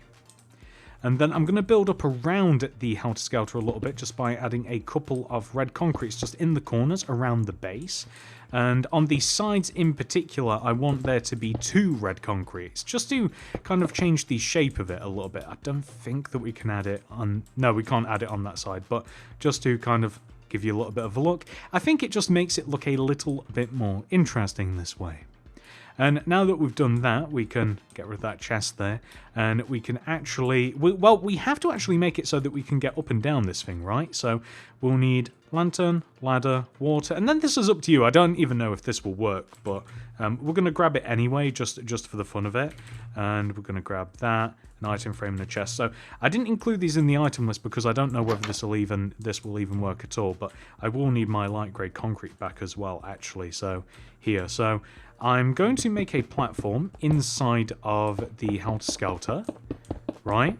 And I want to make it very obvious how you actually get up here. So you can see that this is where we will be climbing up to. So I'm going to extend down the light grey concrete like this, and I'm just going to make a pretty much closed tube that we just climb up like so. So we'll have the ladders running down the back here just like this, and then light grey concrete like so, And then I think I'll just fill these sides in like this. And then drop this down too. And again, I want to make it very obvious, like as soon as you walk in, you just climb up the ladder. Like I don't really want there to be an option. So it might be that something like lanterns in the walls here might be a little bit more suitable perhaps than something else. But you know, I just want it very, very obvious that we climb up this ladder, we exit here, there you go, easy peasy. So I want to chuck a chest here with an item frame above it, an oak boat inside of that, and I'm going to just chuck an oak boat itself. And we have to actually add the water. So the water, if I place it here, then I don't think I'll need to place another water. It should just flow all the way to the bottom naturally if we just place it like that. So that's absolutely perfect. That will end up where it needs to be. And I just thought that the boat might just be a fun idea, although I think we're going to have to jump. Can we place the boat? Maybe there's not enough. No? I guess we can't place the boat, but it's kind of like a fun idea anyway, because the way that these things work in real life, this is an actual slide, it's not a water slide, and you would fit your way into like this little bit of carpet sort of thing, and that's how you would actually get on the slide. So it is a bit decorative, but that's okay. I think that adds to the look of the slide, and that's it, ladies and gentlemen. Hey, what's up YouTube? In this video, I'll be showing you how to make a hook-a-duck game.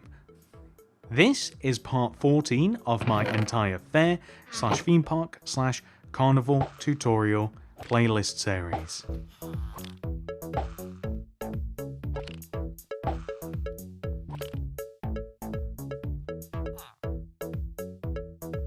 If you are making my entire fair, then this is where you are going to want to begin your build. If you have made the large white grid, you can hopefully see the instructions on the screen that you have to follow so that we are both starting in the same place. And here are all of the materials that we will use throughout the build. Please do make sure that you have access to all of these. Place a yellow concrete on top of the previously determined starting position, and then extend it to the right by 6. 1, 2, 3, 4, 5, 6. Then extend back, right, and then back by 6. 1, 2, 3, 4, 5, 6. Extend left, back, and then left by 6. 1, 2, 3, 4, 5, 6. Extend forwards, left, and then forwards by 6. 1, 2, 3, 4, 5, 6. Right, forwards, right.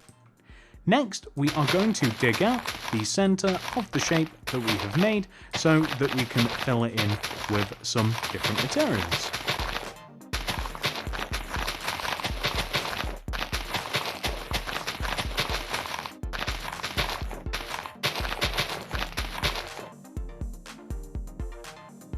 So now that we have dug out the center of our circle, we are going to place a layer of white concrete all the way around the edge of the inside of the circular shape that is left. We want to make sure that it doesn't connect together at the edges. Next, we then want to place a row of red concrete all the way around the inside of the white circle. This can connect together at the edges. And then one more time, let's place another layer of white concrete that is not going to connect together in the corners. The remaining area we want to fill in using cyan concrete, and we also want to raise it by 1 row. That will give us a platform in the center of our area. The rest of this area can actually be filled in with water, as we are going to need to have some fish, and they will not survive without the water. So once it has all been filled in, we are now going to raise the center of our platform. We want to place on top of this middle cyan concrete block a red concrete, then a white, then a red, then a white, and that might be enough. We'll revisit that a little bit later. One more might actually be good for good luck, so just a red on top of there. The next thing that we then want to do is find the 4 corners of our outer yellow circle. I know, a circle having corners, it doesn't make sense, and yet here we are. So on the corner blocks we want to place 1, 2 birch fence. 1, 2, 1, 2, 1, 2, and there we go. So the point of this is simple. On top of this area, we want to place a row of white concrete that is the exact same shape as the yellow concrete below us, and this is going to encircle above the yellow concrete and provide the exact same shape. This is going to be the roof, so to speak. So now that we have made this entire thing out of white concrete, we are going to take some blocks and change them to light blue concrete. It's just a little bit easier doing it this way around. On each one of the 4 sides, I want you to start from the end, leave a gap of 1, and then change every other block to light blue concrete, including the corner blocks that the birch fence are sat on. It should be relatively easy to do. It's quite a quick process, and as a matter of fact, I have almost finished it myself. So now that we have done this, we are able to add another layer of the roof. So we are once again going to just place a layer of white concrete. We this time want the white concrete to connect together in the corners, and as we go all the way around, we will slowly be shrinking the roof and forming its shape. So for this layer of the roof, we are once again going to destroy the blocks that are above and behind and replace them to light blue concrete, but we only have to do this to 3 blocks on each one of the 4 long sides. So the 3 light blue concretes that match up here, we just want to extend upwards, and you can see on the corner it's not necessary as we have a pattern that kind of like follows around. Above and inside of the empty space left, we want to place a layer of quartz slabs, smooth quartz slabs specifically. I'm noticing that we probably didn't need to have, and by probably, we did not need to have the extra red concrete that we have up at the top. I don't know why I chose to add it, I guess I just wanted to be safe. We could even still leave it there, it sort of reminds me of either a clown's nose or a cake. It doesn't really matter, it's just an extra little block at the top, it kind of breaks up the colour I suppose. So the next thing that we want to do from here is I just want to add some hanging lanterns inside of the roof, and I'm going to place them in the centre of each one of the 4 sides, keeping it nice and simple. Let's get rid of some of these materials and let's complete the inside of our game. To complete the inside of our game, we have to grab all of the different heads, bucket of tropical fish, we need so much stuff. We'll leave it, we'll start with this. So, what is the point of all of the heads? We are going to have prizes. The prizes are going to be stored in the center of this area, and they are going to kind of just hang off of the middle of the kind of like beam that we have placed. I'm going to try and make it so that we don't have too many repeats, kind of like as we look around. So maybe we'll change the position of the zombie head on this side, and the position of maybe we'll put a zombie head instead of a Steve head, and maybe if we put a wither skeleton here, so just so that things aren't repeating too much, I think that looks pretty good. We could even have like another layer if we wanted to, but it starts getting ever so slightly tricky because I don't want to overlap too much. Maybe a creeper here. Yeah, we start to overlap with the different schools, but it's okay. We can just have those extend all the way up to the top as all sorts of different prizes. You could even stick them kind of on the corners and stuff if you wanted to. We have to populate this area with a bucket of tropical fish or any kind of swimming aquatic animal that won't be able to escape. So anything that you can, air quotes here, catch, as in like a hook or duck game, that would be good. I even contemplated having chickens in here, but I didn't know if they would drown if I were to leash them underground. I thought they might possibly drown in the water, and plus it seemed a little bit inhumane. So this is a little bit better, I think. The next thing that we're going to do is just grab item frames, fishing rod, and we need either, I might swap this, but we need item frame, fishing rod, light blue stained glass, tropical fish, iron bars, chest, and I am going to grab an oak fence for this, but you can reuse the birch. It's just that this is probably a bit better. So along here, I also like the idea of having fish in a bowl. So like, I mean, you've always been able to win like goldfish in a bowl from fairs or goldfish in a bag. So I like the idea that that is one of the prizes for this. So a light blue stained glass with an item frame and Nemo in there, or any kind of fish that you would like. I think that that's kind of like a cool prize. Maybe we can even stick one over here just on the corner, and that's kind of like a nice little additional thing to have there as well, a bit of decoration. On the counter, in random places, I'm going to have fishing rods. So item frames with fishing rods. You can place this on 3, 4, 5, whatever, how many sides, 7, 12, however many sides you want to place it on, you can place those on. And you can even make a faux fishing rod. So it kind of looks like a fishing rod, but it's not quite.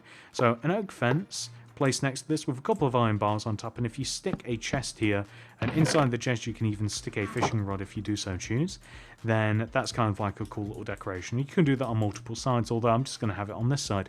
And once you've done that, you've actually kind of completed the whole thing, ladies and gentlemen. Hey, what's up YouTube?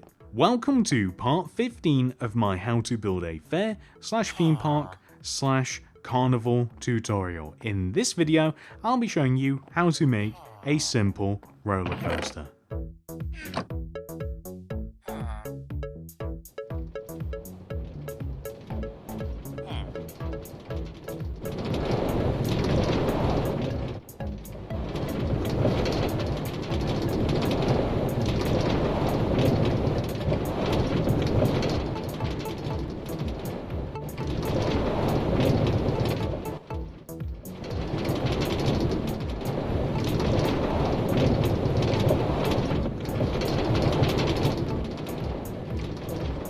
If you are making the entire fair, this is where we are going to begin our build. Hopefully you have already made the white concrete grid that the entire fair sits in, and this is where we want to place the roller coaster inside of that grid. So hopefully you can follow the instructions along and we can make sure we're both starting in the exact same position. Here are all of the materials that we will use throughout the build. Please do make sure that you have access to all of these.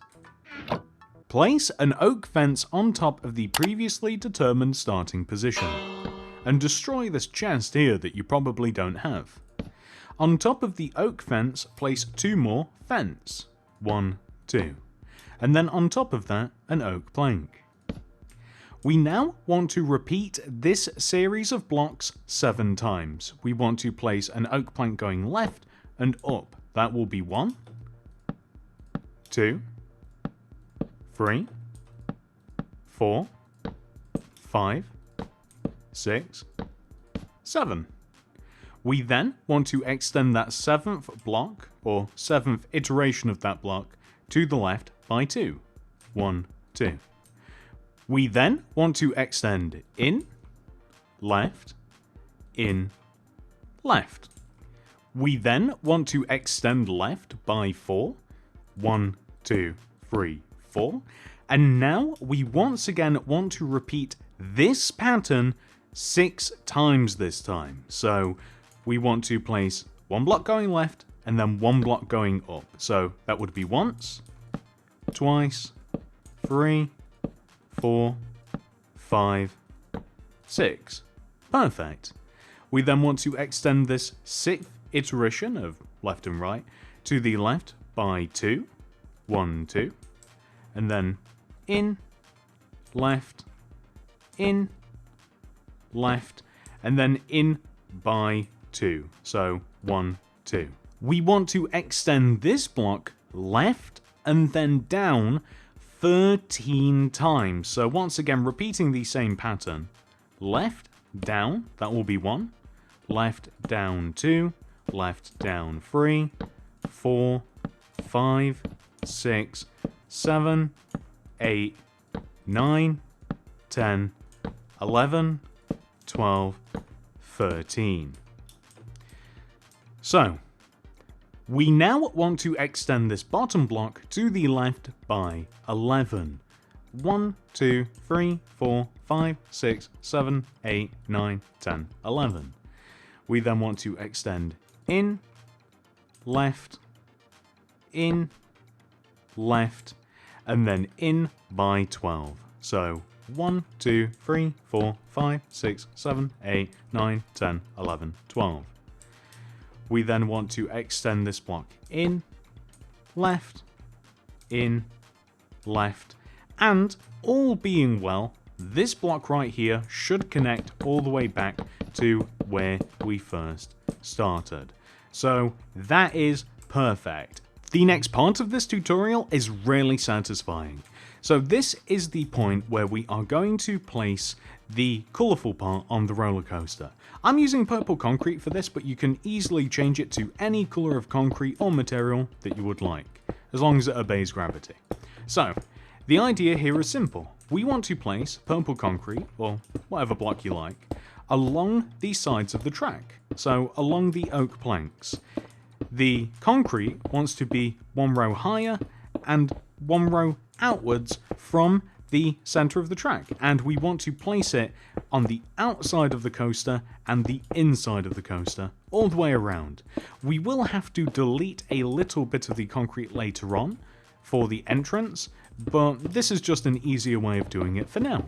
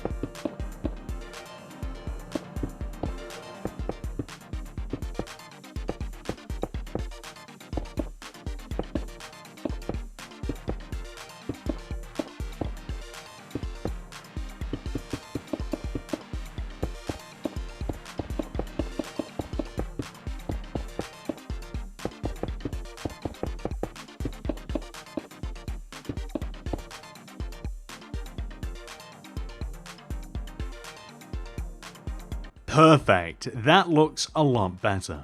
So now we are going to focus on the entrance area, just so that we are then able to build the rest of the roller coaster around the entrance.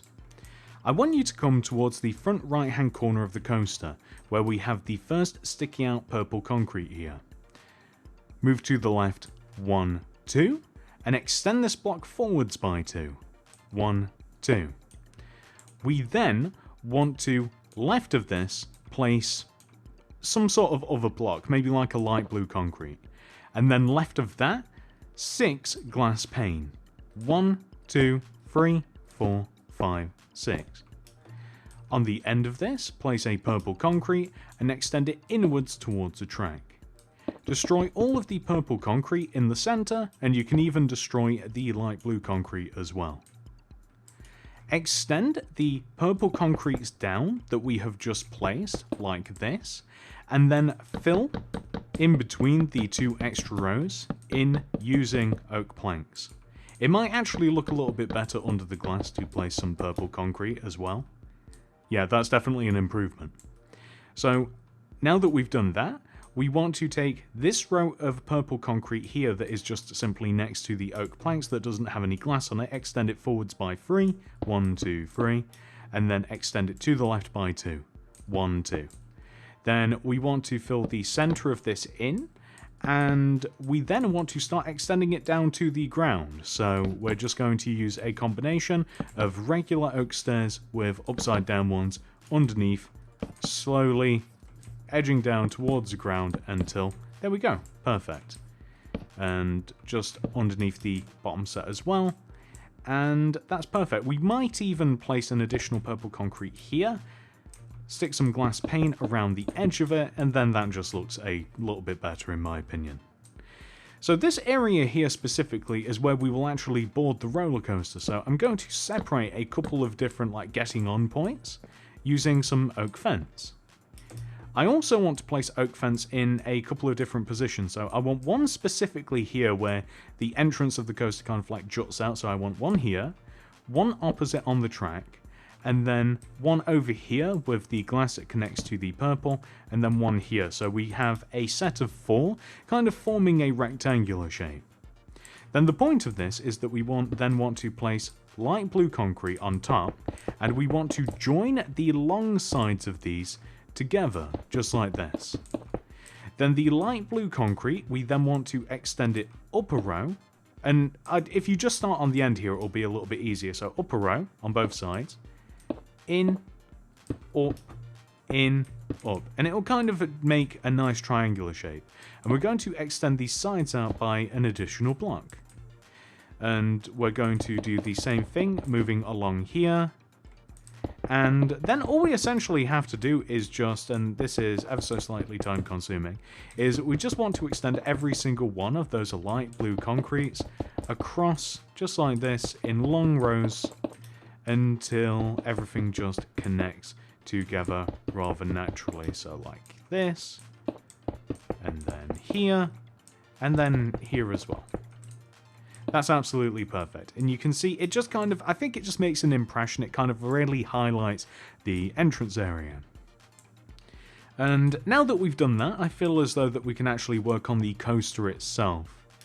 A lot of this is kind of like personal, like how you actually like want the roller coaster to operate. I like to try and use as little powered rails as possible, but you might, you know, want the whole thing to be powered rails. So I'm going to make this entrance area just completely rails. I'm using a mixture of rail and powered rail. And then as the coaster starts, I want to have just one little powered rail here to kind of like get you towards the actual climb. And then I'm going to start placing powered rails to take us all the way up to the flat part of the coaster. Around the bend here, I'm just going to use regular rails, and then once again, to get you up to this top part here, powered. Regular rails moving down, and then we can pretty much just use regular rails for the rest of the build. So the rest of the build, we should just be able to use momentum, or the rest of the roller coaster, I should say. I don't know why I'm calling it the build, it's now a roller coaster. The rest of this, we should just be able to use momentum, and that will just take us all the way back to the entrance. We should just fall rather gracefully. And there are a multitude of ways that you can kind of like power this coaster. I have found for me that the easiest way is just simply to add levers just along the inside of the coaster. So either literally just on the inside like this, kind of like just making sure that all of the rails remain powered, or you can kind of like place them on this side here. There might even be other ways to do it, but I think that, you know, just a couple of levers here and there will just work splendidly. So for the inside part here, things don't get really too much more complicated beyond this. So if we grab like a lantern, chest, item frames, minecarts, we can have like a couple of lanterns just to kind of like light this up a little bit. You could even have them like hanging kind of like this instead of from the top, just so that it is a little bit lighter and brighter. I like the idea of just having a chest here on the end with an item frame and an actual like minecart in it. So if there isn't a minecart on the track, then this is how we will, you know, this is how we will get one. And beyond that, ladies and gentlemen, that is the working part of the roller coaster complete. The next thing that we are going to do is make the kiosk. So the kiosk is, you know, how we get a ticket for the coaster. We're going to grab a light blue concrete, glass pane, we'll need the quartz stairs, paper, a bit of stone, and we even need a door and stuff as well, actually, that we don't have with us. But the door's actually not even necessary because it's not something that we actually go inside. But from these stairs here at the bottom of the coaster, we're going to dig 1, 2, 3, 4, like this, a double wide row of stone. You can even make it a little bit longer if you like, but I think that that's a good amount. So on the end here, we're going to place light blue concrete like this, just literally on the end, and then we're going to extend the light blue concrete to the left 1, 2, back 1, 2, 3, across 1, 2, 3, join forwards. I'm going to replace the inside of this with stone or some sort of other material. Stone's fine. And then I want to have glass pane on the side here, and then on the front, just the left center block, with light blue concrete all the way around the top of this. And I kind of want to fill in these sides that don't have anything on them, and then fill the top in as well. And this will work as a nice little kiosk. So we'll have a couple of rows of stone just connecting back to the main path of the park, and you can kind of see that it kind of almost lines up over there with the carnival, with the carousel, but it's really not necessary whatsoever that things all line up. I mean, it's kind of like a rough layout being a fair anyway. So inside here, I'm just going to chuck a stair, so that will act as a seat, chest, lantern, on this table or on this counter space, item frame, paper, and last but not least, I'm just going to chuck a villager in here as well, or as I like to call them, a working, fully understanding and willing participant who loves to work at the fair. Look at him. He loves it here. He also loves not being able to leave. So, all of that, ladies and gentlemen, that is your roller coaster 100% fully completed. There is but one thing left to do. Hey, what's up YouTube? Welcome to part 16 of my how to build a fair / carnival / theme park tutorial. In this video, I'll be showing you how to make a balloon popping game in which we can win some pretty awesome prizes. All we have to do is pop all of the balloons in a timely manner and we get a pretty awesome prize.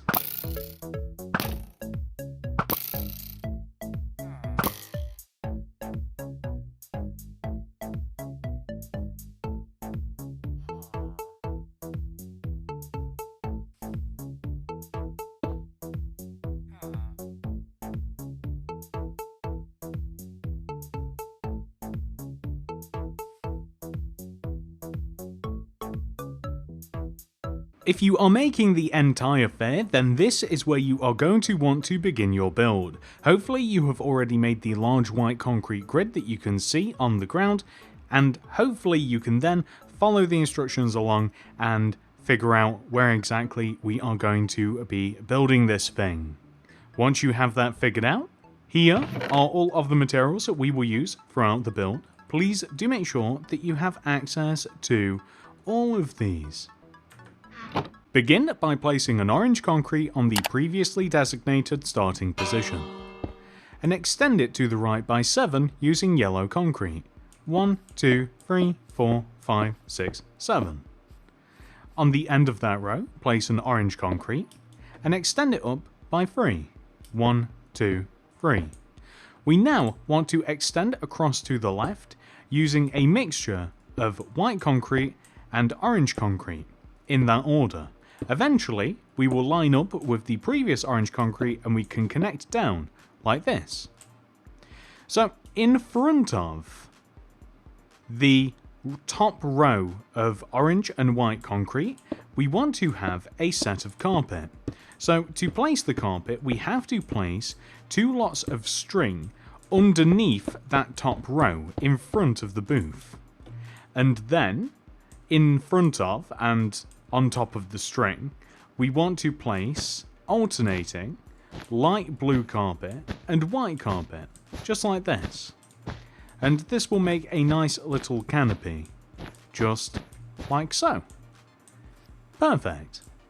Next thing, we are going to place, extending backwards from both sides of the tent that we have created, we want to place alternating white and light blue concretes. White, light blue concrete, white concrete. So we want to in total have 5 blocks extending back from both sides, and then we are going to join these 2 rows together at the back using that same alternating row of white and light blue concrete.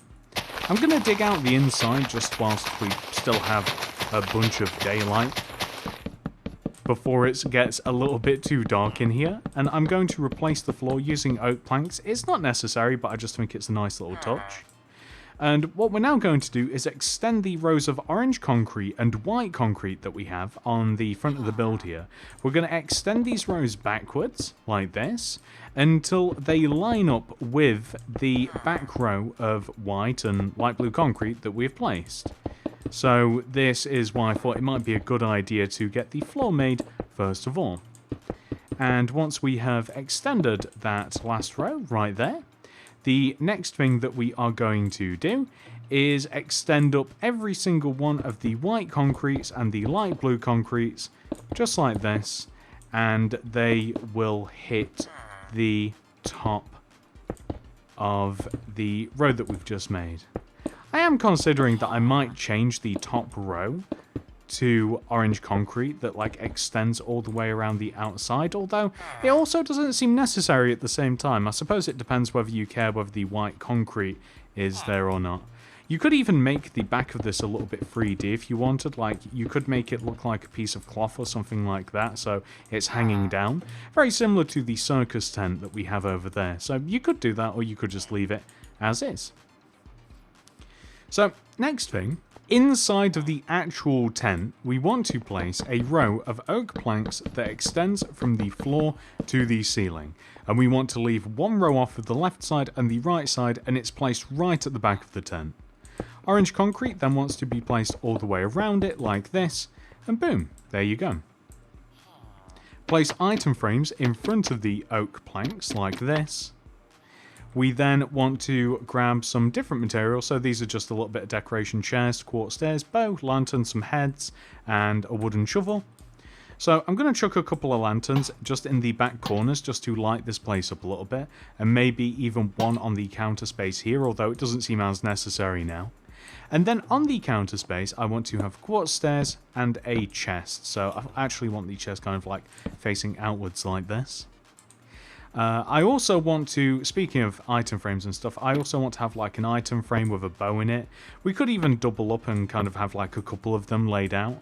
You could even have arrows and stuff kind of laid about as well, but we are going to wooden shovel the front of this just so that it looks as though like people have been walking here.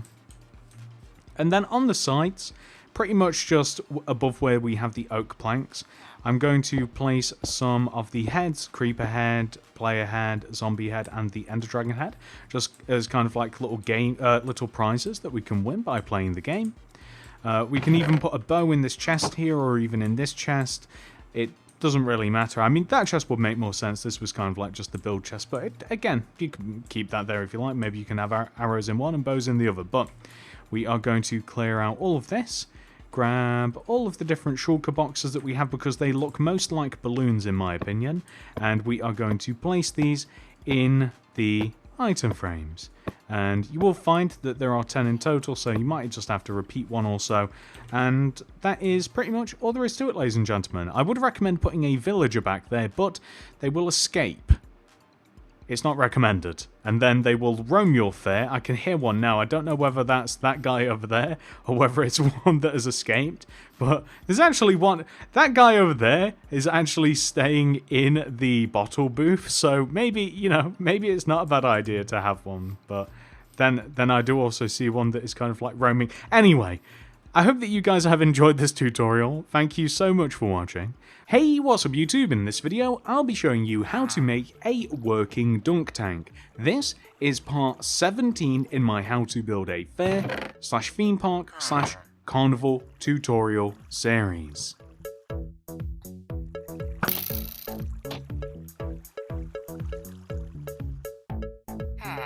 If you are making the entire fair, then hopefully you have already made the large white grid that you can see on the screen.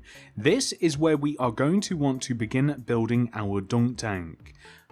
Follow the instructions along on the screen, make sure that we're both starting in the same place, and once you have that figured out, here are all of the materials that we will use throughout the build. Please do make sure that you have access to all of these. Begin by placing a yellow concrete on top of the previously determined start position. Extend left by 2, 1, 2, up by 2, 1, 2, right by 2, 1, 2, and then back down. Place a target block in the center, And then, behind the bottom center yellow concrete, we want to place an additional row of 1, 2, 3, 4 yellow concrete. Extend over to the left by the same, 1, 2, 3, 4, and then forwards by 1. We then want to place redstone dust on top of every single one of these yellow concrete blocks. It's important that the dust faces inwards on the left side here. I don't think it's possible for it to face any other way with the way that we have this set up, but just in case. Okay, next place a blue concrete in front of the yellow concrete that we just placed, and extend the blue concrete left by 2, 1, 2, and right by 2, 1, 2. Extend the second blocks forwards by 4, 1, 2, 3, 4, and 1, 2, 3, 4. Add an additional row of blue concrete on top of every single one of these blocks right here. Then add a couple of rows of glass pane on top of the blue concrete, so it kind of creates a little barrier around this particular part of the build. If you're like me, you might struggle placing the glass pane on top of glass pane, but I'm sure that we'll each get there in the end. We're now going to dig out the center of the dunk tank and just completely replace it using white concrete. At the front of the dunk tank, I want you to connect the left and right sides together using 2 rows of glass pane. We're then going to fill the dunk tank in using water, like this. It should be nice and still.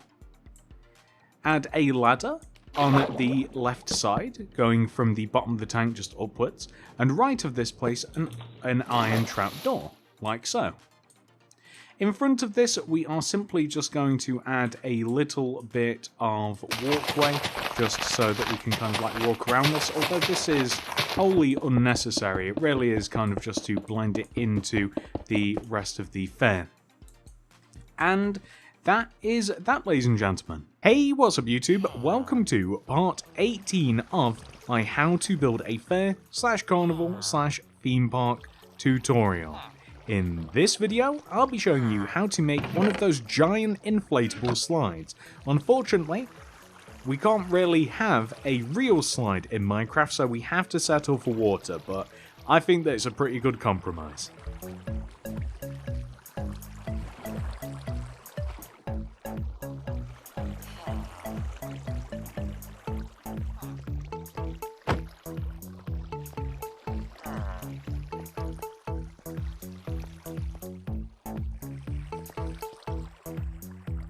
If you are making the entire fair, then this is where you are going to want to begin your build.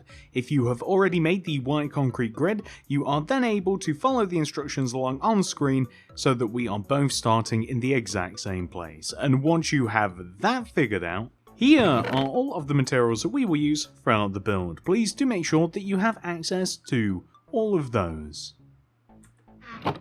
Begin by placing a yellow concrete on the previously determined starting position. Then extend left by 3. 1, 2, 3. We now want to repeat this sequence of blocks 7 times. Place a yellow concrete going left and then up. So that would be once already. 2, 3, 4 times, 5, 6, 7 times in total. We then want to extend up by 1, extend left by 4, 1, 2, 3, 4, then extend upwards by 2, 1, 2, then extend across the back of the build, which from this position is effectively left, and place 2 more yellow concrete, 1, 2, extend up 1, left by 2, 1, 2, up 1, left 2, down 1, left 2, down 1, left 2, and then down by 2, 1, 2, and now we want to copy what we have on the opposite side there, so we extend forwards by 4, 1, 2, 3, 4, and then down by 2. 1, 2. We copy all of the diagonally placed blocks that we placed on the opposite side, or on this occasion we can simply just extend them all the way down to the ground, and then extend forwards by 1, 2, 3, 4, and this is the shape that we will end up with in the end. So from here we are going to connect the sides of the slide down to the ground, or up from the ground to the slide, depending upon which way you want to look at it, and we want to fill the sides in using yellow concrete. So this is just the left and right sides specifically.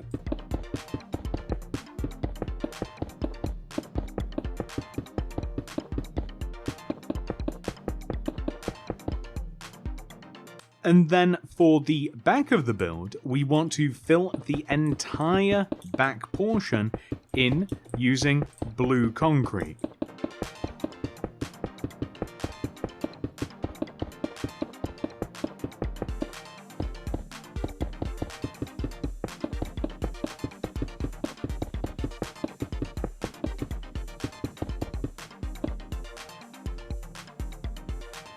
And now that that has been filled in, we want to work our way to the front of the build, and we want to place blue concrete along the outside of the slide. So literally from all the way from the front left-hand side where we started, all the way to the front right-hand side where we started. We are now going to make these stairs all the way up to the top of the slide. So we are going to take the yellow concrete that we placed right at the very beginning and extend it up by 2. 1, 2. Extend it across to the right by 2 as well. 1, 2. Down to the ground. And now we want to place yellow concrete in a way that it is the exact same as the yellow concrete that we have on the side here. Except we want to stop when we get to the part where there are 2 yellow concretes on top of each other. See, from here we can extend backwards by 1. We might even make it 2. And then place a row of smooth quartz slabs extending all the way over to the right hand side like this. This will stop the water backsplashing. We can then place red concrete behind and slightly lower than the smooth quartz, which is how it wants to be. And the red concrete also wants to be placed in such a way that we create ourselves some stairs. So I'm just going to place them along the side, and it's actually easier to see once they've been placed. We kind of want to have like an entire block's clearance as we climb up these stairs. We can dig towards the front here, fill this area in. We are going to dig a couple of rows in front of the slide as well, so we're going to have a couple of rows just literally in front. And we're also going to fill the under part of these stairs in using yellow concrete too.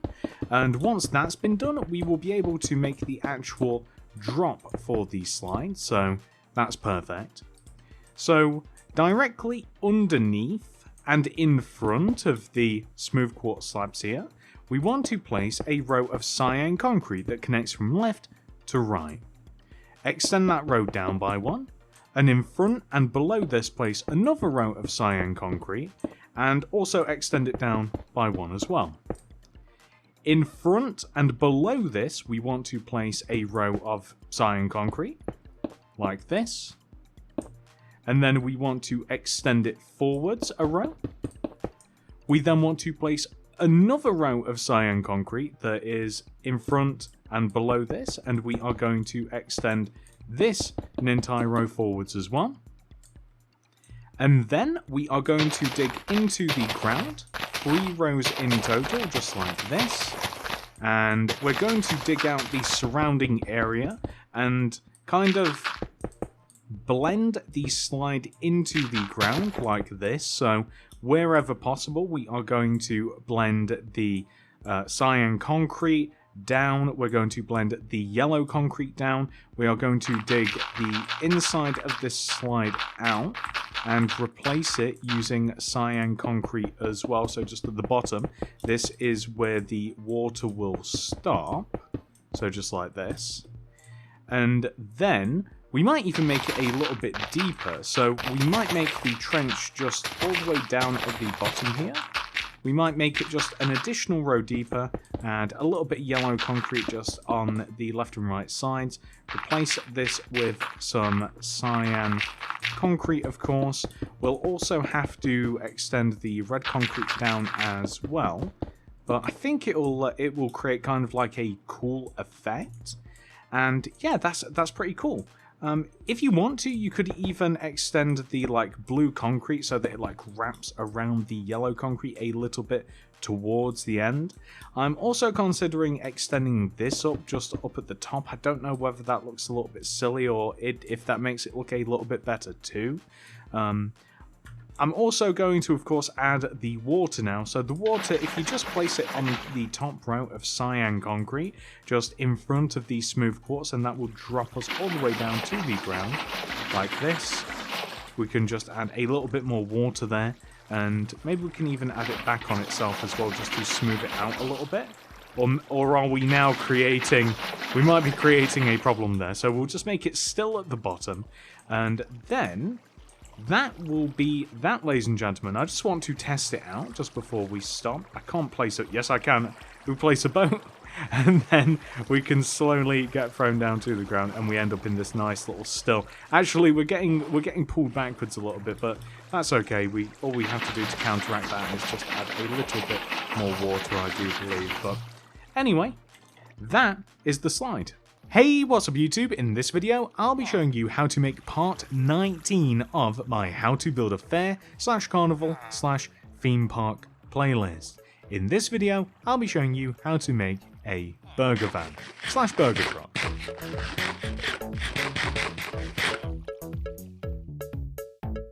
If you are making the entire fair, then this is where we are going to be placing the burger van inside of it. If you've already made the large white grid, simply follow the instructions along on the screen and you will be able to see where we both have to start building.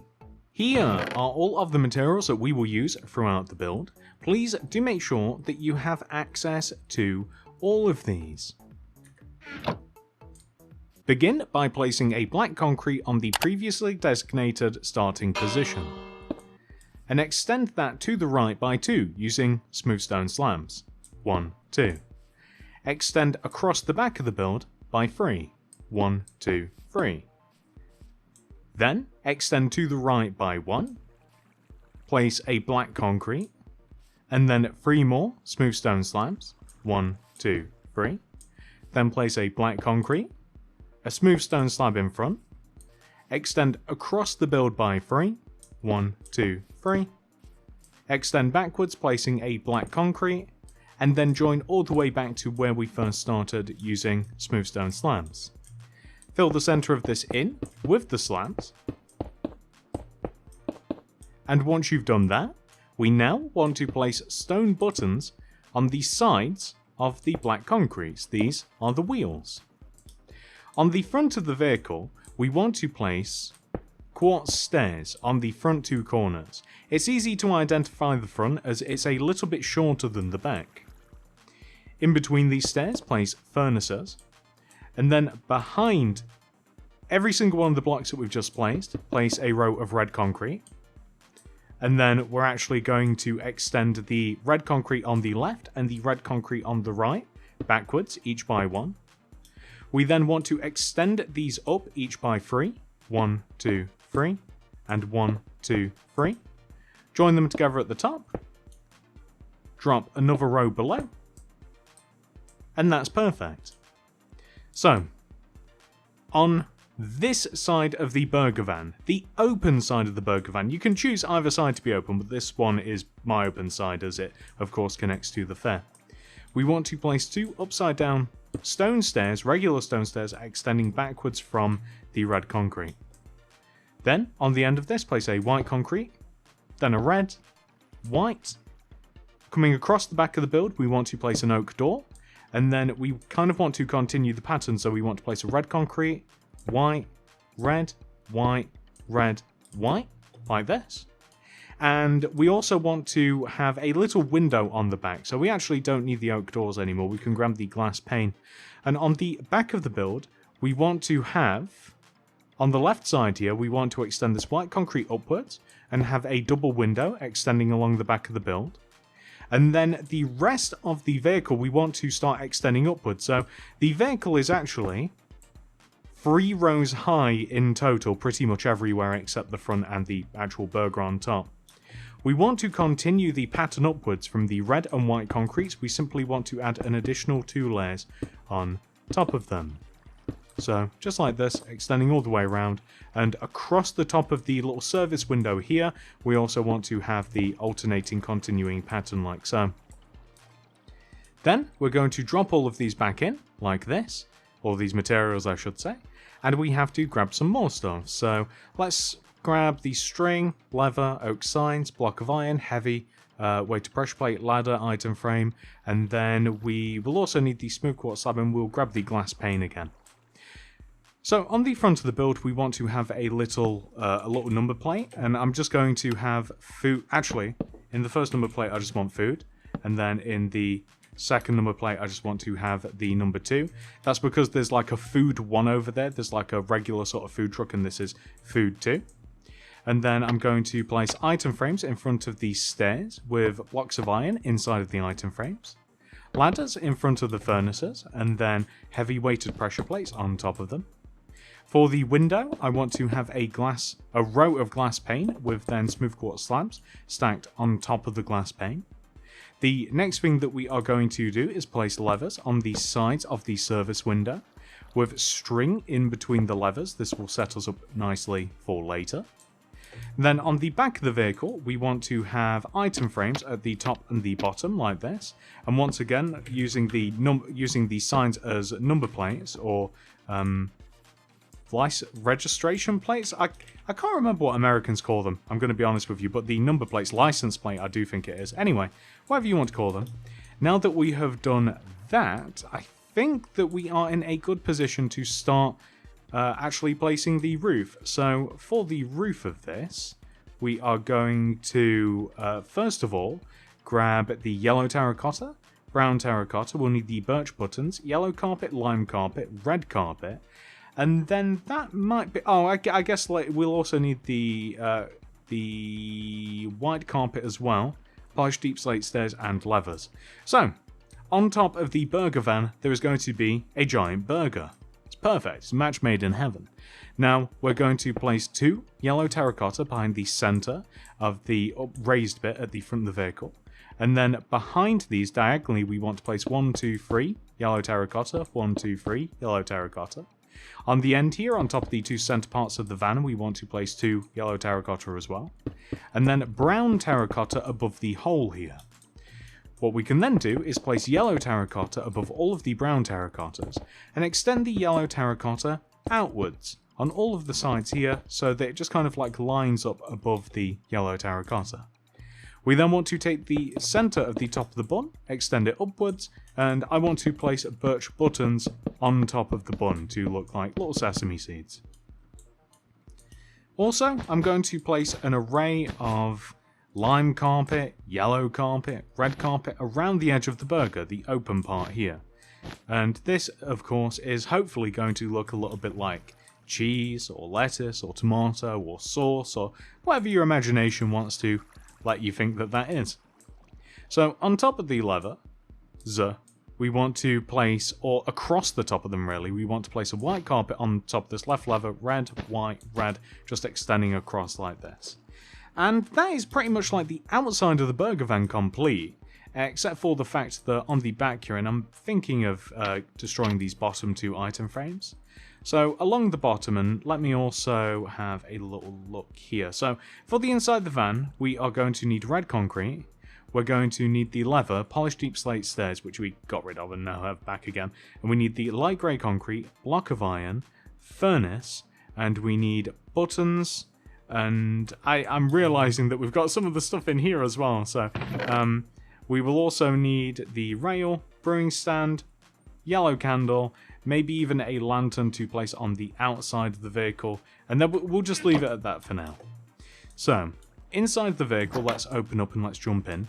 We have to have a driver's seat, which is going to be the polished deep slate stairs, and a gear stick next to this. It just looks like a generic sort of bit of thing that might be in a drivable vehicle.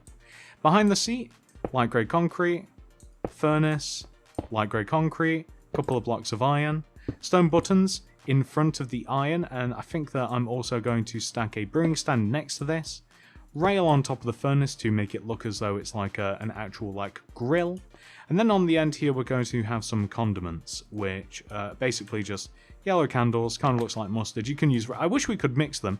I'd love to have red and yellow candles like mixed into a bunch. There's no, you can't do that, right? I haven't missed an update where you can, nah, that's unfortunate. So anyway, a couple of bottles of that will be good. And then it's kind of up to you what you want to do with the top of the van, right? So you can fill the top of this in if you like, or you could use red concrete or something like that. White concrete might be a little bit better.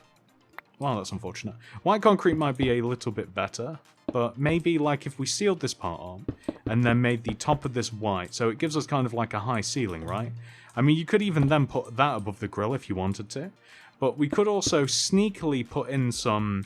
I really like shroom light, but I mean, anything would kind of do. You could even destroy the center of this, and you could, if you were feeling particularly fancy, then you could have some like redstone lamps for the actual lighting. I hope that I've not messed anything up on the outside. And that's looking pretty good if I do say so myself. I'm quite happy with that. Something that... So, obviously, we've got the mustard there, so we can place a... it might be easier to do it from the inside actually. So we can have like a red candle here on this stone, and then you could either have a lantern or you could have like an item frame. You could put some sort of food in the item frame.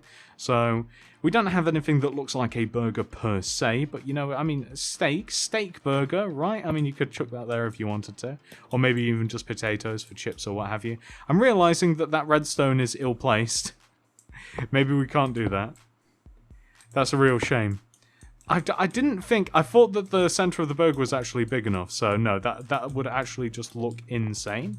Or if you wanted to, I mean, would this power up the... I guess not. I mean, that is kind of hidden, but I guess something better like... I quite like shroom light myself. The reason that I thought that there'd be enough room... I'll just place a couple of shroom light in here, nice and warm. The reason that I thought that there could be a center was because I thought that the burger was ever so slightly wider, but I guess I was completely wrong. And we can also grab the carpet back, and we can just... I'll just have, like, cheese here and, like, lime carpet next to it. This inventory is so cluttered, this is why I only usually grab 3 rows of materials. Oh, and on the back of the vehicle as well, just in these item frames, I guess it's good that we have the block of redstone because these make like pretty good brake lights. I really like those as like the look of brake lights. And let's just clear out the inventory a little bit because we actually don't need too many things to continue on. So to continue the outside, we need a wooden shovel, cauldron, oak trapdoor, birch fence gate, lanterns. And that's, honestly, that's pretty much it. There's not really too much to it. So, outside here, I'm just going to shovel a couple of rows. I'm going to have to change underneath the actual vehicle as well. I'm just going to shovel out a couple of rows of grass path. Maybe even more so towards the actual service window here. And then in front of this, I want to kind of like leave enough room so that we can have like a bin, aka a cauldron. I'm realizing we're missing some materials as well. We do need some more stuff. We need these spruce. So this is if you want this, to be honest. Like this isn't necessary. But spruce slabs, spruce fence, and spruce trapdoor, because this is the vehicle. This is kind of just the surrounding area. Like this is so unnecessary what we're doing, but we're going to have a little wooden picnic bench, so a couple of spruce fence, spruce slabs either side, with spruce trapdoors on top of the spruce fence, just like this. And then, I mean, that's the whole thing really pretty much complete, but if we are kind of like adding a bit of ambience to this, from where the back of the vehicle is there, oh, we could even, do you know what we could do as well, is we could grab a stair and we can kind of like make a little step up into the vehicle too. We'll have to get rid of that number plate, so if we replace that to food 2, there we go, just all in one, so we can have a little stair here. And then if we line up with this stair, and we place, with that stair over there, just overhanging the back of the build, so we're going to place a row of birch fence. It's going to be 3 rows high in total. And maybe even 4. Shall we make it 4 rows high? That might be a bit too big. We'll have 4 rows high actually. Extend the birch fence across so that it overhangs the front of the vehicle as well. So we're kind of just overhanging on both sides like this. And then we want to take every other fence and place lanterns underneath like this. Actually, that doesn't work out, does it? That's a shame. Maybe we should shorten this. So maybe we'll line up the fence with the front of the vehicle, and it'll overhang the back by 1. And then that way, there we go, perfect. So we can have kind of like a nice little trio of lanterns if we do so choose. That's looking pretty good. And I like the idea of placing birch fence gates in between these sets of lanterns, like this. And I think it just... not that way. And I think it makes it just look a little bit better. And this will also look better once this area has been developed a little bit more. This is going to kind of like be a little bit secluded in some trees, and we're going to add a couple of like little lights everywhere. So that is the build complete, ladies and gentlemen. Hey, what's up YouTube, and welcome back to part 20 of my how to build a fair / carnival / theme park playlist. In this video, I'll be showing you how to make a swinging chair ride.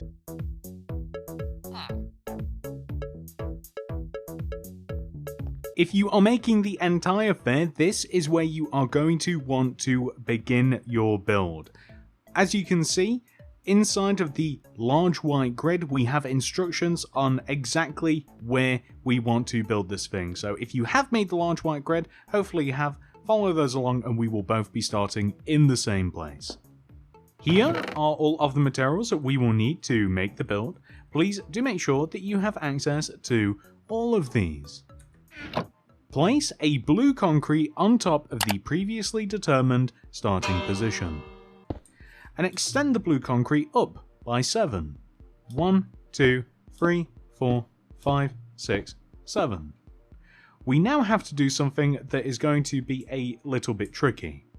We want to place a row of 6 white shulker boxes extending outwards from each one of the 4 sides of this blue concrete. So I don't know how best we can do this. We might have to make a couple of faux scaffoldings like this, because I want them placed in a particular way. So from each and every side, 1, 2, 3, 4, have to make this a bit longer, 5, 6, and we'll preemptively make this one longer too, 1, 2, 3, 4, 5, 6, 1, 2, 3, 4, 5, 6, 1, 2, 3, 4, 5, 6. Perfect. So, if we destroy all of the scaffolding, that puts us in a really good position to set up the rest of the build as well. But focusing more so on the lower part of the build now, all the way down at the bottom here, we want to place a layer of light blue concrete all the way around the bottom of the very first blue concrete that we placed. And we want to extend this light blue concrete upwards by 3 rows. So 1, 2, 3, and let's just get all of these stacked on top of each other, just all the way around like this. So next up, we want to place blue concrete extending outwards on each one of the 4 sides that we also placed the shulker boxes on. And in the corners as well, we want to place a light grey shulker box with a black shulker box underneath it. So again, this is all very tricky to place because we have to crouch, unfortunately, but it's alright because we've actually kind of got our very own built-in scaffolding, and the end result should look like this. So all the way down at the bottom here as well, we're kind of going for a sort of like a mushroomy sort of shape, by the way. We want to place yellow concrete all the way around the edge of the base of our ride. And we want to stack the yellow concrete up an additional row, just all the way along these sides. And then take the center block and extend the center block upwards by 1. Again, just on each one of the 4 sides. We will actually be adding more detail to this as we continue, but that's later on. Next up, we are going to do the roof of the ride. So this is relatively simple, and we'll kind of like build all 4 of the sides at the same time, right? So hanging off of the ends of each one of these 4 rows of shulkers, we want to place a smooth quartz block. And then extending outwards from this, a red concrete followed by another smooth quartz. Red concrete, smooth quartz. And we want to do this on all 4 of these sides kind of simultaneously. So smooth quartz, red, smooth quartz, red, smooth quartz. All the way over onto this side, smooth quartz, red, smooth quartz, red, smooth quartz.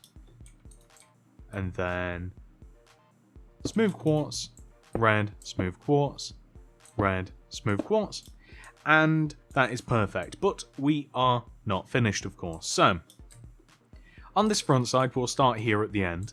We want to place behind this smooth quartz another smooth quartz, and then right of this a red concrete, and right of that a smooth quartz, and behind that a smooth quartz, right of that a red concrete, behind that a smooth quartz, right of that a smooth quartz, behind that red concrete, and then behind that smooth quartz. So the end result should look like this. It's not exactly the most simple pattern, so we're going to have to make sure that we do get this right every single time. So coming towards the back here, we'll start from the back and kind of like build forwards. So behind this smooth quartz, we will place another smooth quartz. And then next to this, a red concrete. Extend that red concrete behind. Add a row of smooth quartz block to the right of the red concrete. And then place a red concrete right of the back quartz. Smooth quartz behind the red concrete and then extend that outwards. Behind that, place a red concrete and then a smooth quartz. And hopefully that should be the exact same as we have on the front.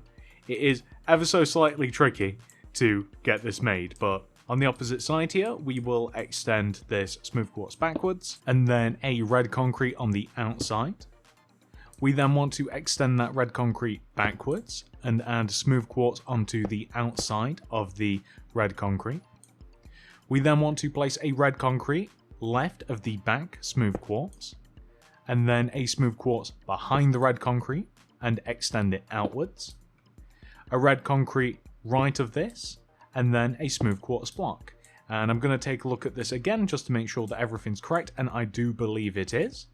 So all we've got to do now is just this last little corner. So starting from the front, I'm going to place a smooth quartz behind the smooth quartz right here, a red concrete right of this, and then extend the red concrete back, and place smooth quartz block along the side of the red concrete, a red concrete right of the back smooth quartz block behind the red concrete and then extend it outwards, and then extending towards the back of the build a red concrete followed by a smooth quartz block, and hopefully that will give us the exact same thing on all of the sides. As a matter of fact, the only thing that we've done a little bit different is we haven't got a little red concrete here. I started doing that after the first lap of it. So now that we have our sort of circular shape, this is what we are going to do next. So in the corners of the build, where we have the singular red concretes here, right, with the 2 rows of 2 smooth quartz on the side, well, in the corners of this, we are going to place a white shulker box and extend that 1 block upwards. And we want to mark out these areas on each one of the 4 corners of the roof of our ride. So if we extend these upwards, it kind of gives us a nice way to kind of like get back to the right position in case we mess up, because it is kind of a weird shape, this. So the next thing that we are going to do is we are going to place some red concrete. On each one of the 4 sides, we want to have a row of red concrete that starts here, so kind of inward diagonally from the white shulkers here, and it extends across and connects diagonally with all of the other red shulkers. So it's almost essentially sort of a square shape that we are placing, just like this. So here, and then just connect the front together. So from the top, this is kind of like what it looks like. And then we want to place red concrete, and we kind of just want to extend all of that red concrete forwards that we've just placed, so outwards in every single direction. We're going to be adding lights to this, by the way. It's not going to be so plain. I just want to get the base shape nailed down. So this is the shape that we have so far. And then from here, we want to place smooth quartz slabs on each one of the 4 shulkers, and we are going to create a circular shape. So now that we have all of these slabs, we are going to extend these slabs inwards and then out along the top of the red concrete, and then along and then in. So this is the sort of shape that we are creating. We're creating kind of like a circle. So we'll extend them in and then out on top of the red concrete, and then they will of course just kind of like spread around and join to all of the other shulker boxes. So eventually it should look rather natural, and we're kind of looking for like a nice smooth gradient, again kind of like a mushroomy sort of shape as we slowly edge up to the top of the build. So the next part of this is going to be with our red concrete. We want to add a row of red concrete all along the inside of the top of our ride. So inside each one of the kind of like 4 indentations on the 4 sides of the build like this, we want to add red concrete. But then I'm going to actually grab a material that we will be needing at this point in time. Let's get rid of the yellow concrete, and we'll actually grab the lamps because it'll help mark things out. And then in each one of the 4 corners, we want to place redstone lamps, right? To kind of make it a little bit more circular. So the next thing that we want to do now is we want to add another layer of red concrete. So we're going to add red concrete on the inside row connecting the 4 lamps together like this. So it will kind of leave a square shape right in the center of the build. So the next thing is we want to place a smooth quartz slab in each one of the 4 corners of the empty shape, except the smooth quartz slabs want to be half a row above. And we're going to extend these slabs in by 1 on each one of the 4 sides as well. I realise that this is a bit complicated, ladies and gentlemen, but it is what it is. We then want to place shulker boxes in between all of these, and we may even change the position of these a little bit as well. So we want to place them in... Oh, that's not even in the centre. We almost missed that. So in between all of this, all we now have to do is simply place some red concrete like so. And we have perfect. So this is the shape that we want. It's actually quite a pleasing shape. You see how it kind of like slopes upwards towards the center, kind of like slowly. I really like that. So all we're going to do from here is we're going to grab some block of redstone. We already have the lamps, and we're kind of going to devise where all the lights are. So the lights are going to be, for me, on each one of the 4 sides, we'll start at the row of red here, and we will destroy every other block, kind of like this, yeah? And then inside is where we are going to hide the block of redstone like this, and then the lamps will simply be in front, like so.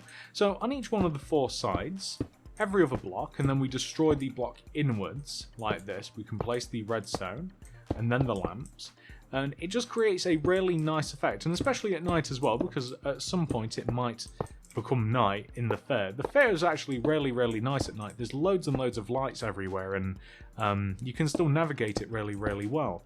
And it definitely is a nice little bit of a spectacle as we walk around. So there we go. We have the first set of lamps. Now, on the upper side of this, we also want lamps in the red concrete, but kind of like in the opposite position of the ones on the lower level. So in between the lamps on each one of the 4 sides is where we kind of like want to carve out, place the redstone lamps, and then we're actually going to come underneath the build in a second, and you'll be able to see where we've got to place these. So just to light up every single lamp, we've just got to place all of the red concrete. So here, for instance, here, and then just here, here. That might be all of them, but we're just going to check, and then that's absolutely perfect. And if you want one more right at the very top for good measure, I absolutely wouldn't blame you, right in the center, just like that.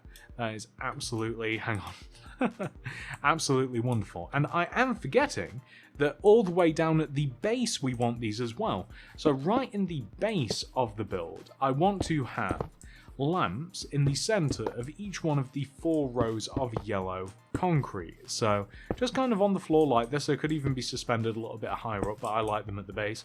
And I think think that, yeah, that's looking absolutely perfect.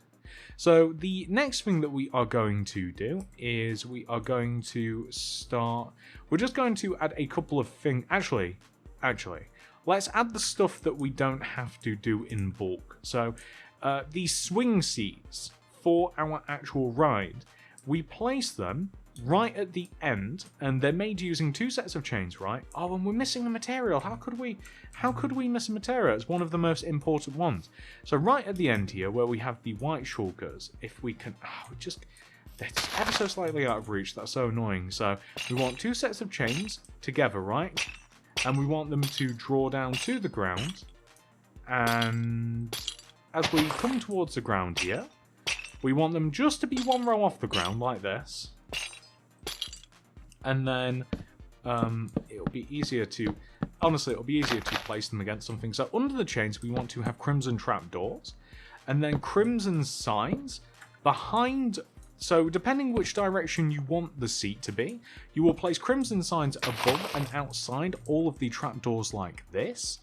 And then you will just leave one side open, so it just looks like a swinging seat, which is the entire point. Now, of course, once we have made one swing seat for our ride, we are going to want to do the same on each one of the 4 sides. You might slowly start to realize a pattern here in which pretty much what we do to one side, we do to every single one of them. It might be a little bit late to realise that pattern as we are quite far into the tutorial, but that's how it is. So we want to, of course, have the chains hanging almost all the way down to the ground. Crimson trapdoors underneath them, so that's the actual like physical seat that one would sit on. And I would recommend choosing a direction for your swing seat. So mine is of course going clockwise, so this is the open side, and we are just going to continue moving around just like this. And you could of course change the sign and the trapdoor color if you wanted to. You could you could use the warp signs if you want, so like blue and red. I mean, they are quite apparent with this build, like it's 2 colors that we have used throughout it, but there was something with the crimson because I really like the style of the trapdoors as well. I don't know, it just kind of seemed to go together for me. But we've just got this one last little side before we move on to the next part. We've actually almost done the ride. We've only just got one like big bit of detail to do, if you can call it that, which is going to be the kiosk, and then we've just got some stuff to fill in, and this will start looking really, really good. It looks a little bit weird at the moment, doesn't it, with all of that open at the top, but I promise that is not going to last. So we actually want to place these signs on the outside here, just behind. And this is going to be perfect now that we've done this. So if you don't actually have a look at it from underneath, it looks really, really good as it is. So the next thing that we are going to do after this, as I mentioned, is we have to make a kiosk. So the kiosk's really easy to make. We're not even going to give it a door. So we just need some light blue concrete. We need glass pane, chest, lantern, a seat, item frame, villager spawn egg, and paper. So the kiosk is just going to sit outside of the actual ride itself. So if in front of this swing seat that we have here just at the front, we move forwards by 1, 2, 3, and then we move left 1, 2, start off by placing a light blue concrete and extend it forwards 1, 2, 3, extend left 1, 2, 3, across the back 1, 2, 3, and then forwards again. We want to place glass on the front side of this, so if you consider this the front, on the 2 middle blocks, and also a glass here on the right, left, middle block. We then want to place light blue concrete. We want to extend the corners each up by 2, fill the right side in and the back side in using light blue concrete, and then fill the top in as well. Although, whilst we're here, we should maybe grab, say, the smooth stone would be a fine material for the inside of this. Dig out the inside, replace it with a different material like smooth stone instead of just grass. Connect together at the top using the light blue concrete, and then, in the back right corner, place a smooth quartz stairs. Left of it a chest, above it a lantern, and then on the open side here an item frame with paper in it to look like a ticket, and then we will place a willing participant who loves to work at the fair inside of the kiosk. Isn't that right? Absolutely. So all we have to do from here, ladies and gentlemen, is we just have to place, we only need 3 materials, I do believe, red concrete, smooth stone, oak slime. So all the way up at the top of the build here, which is maybe one of the more complicated parts, we want to fill the underside of our ride in using oak slimes. So oak slimes are simply being placed along the top half of the white shulker, and it basically just covers up all of the redstone, and that's pretty much is its only job. And it just makes it look really good as well, and it kind of does feed into the sort of like mushroom looking ish sort of ride. This isn't specifically like meant to be some sort of like weird mushroom swing chair ride, but it's kind of ended up that way, and it honestly it looks kind of cool, so I'm quite happy with it. So after you've filled in each one of the 4 slices of pizza underneath, we then want to add a boundary around the edge of our ride. So it's kind of up to you how much room you want to leave, but this is basically how I worked it out. If you leave a gap of 1 all the way around the edge of the ride from the swing chairs, and you join it together in a square, then that's kind of a nice decent amount of space all the way around the edge of your ride, and that's pretty much how we worked it out. That's it. I'm also leaving 3 blocks open at the front, just next to the kiosk, so that we can walk in and out. And last but not least, I'm going to dig out the entire grass portion of the swing chair ride and replace it using smooth stone. And that is all there is to it.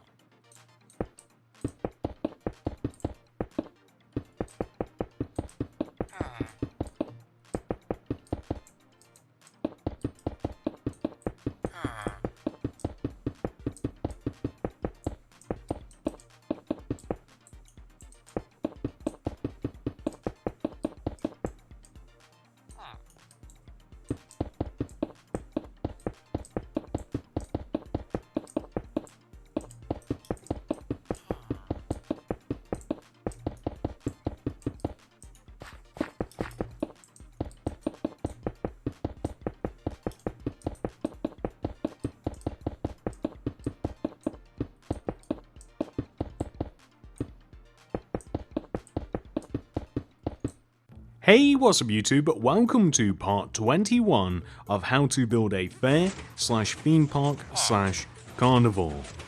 In this video, I'll be showing you how to make a fun house.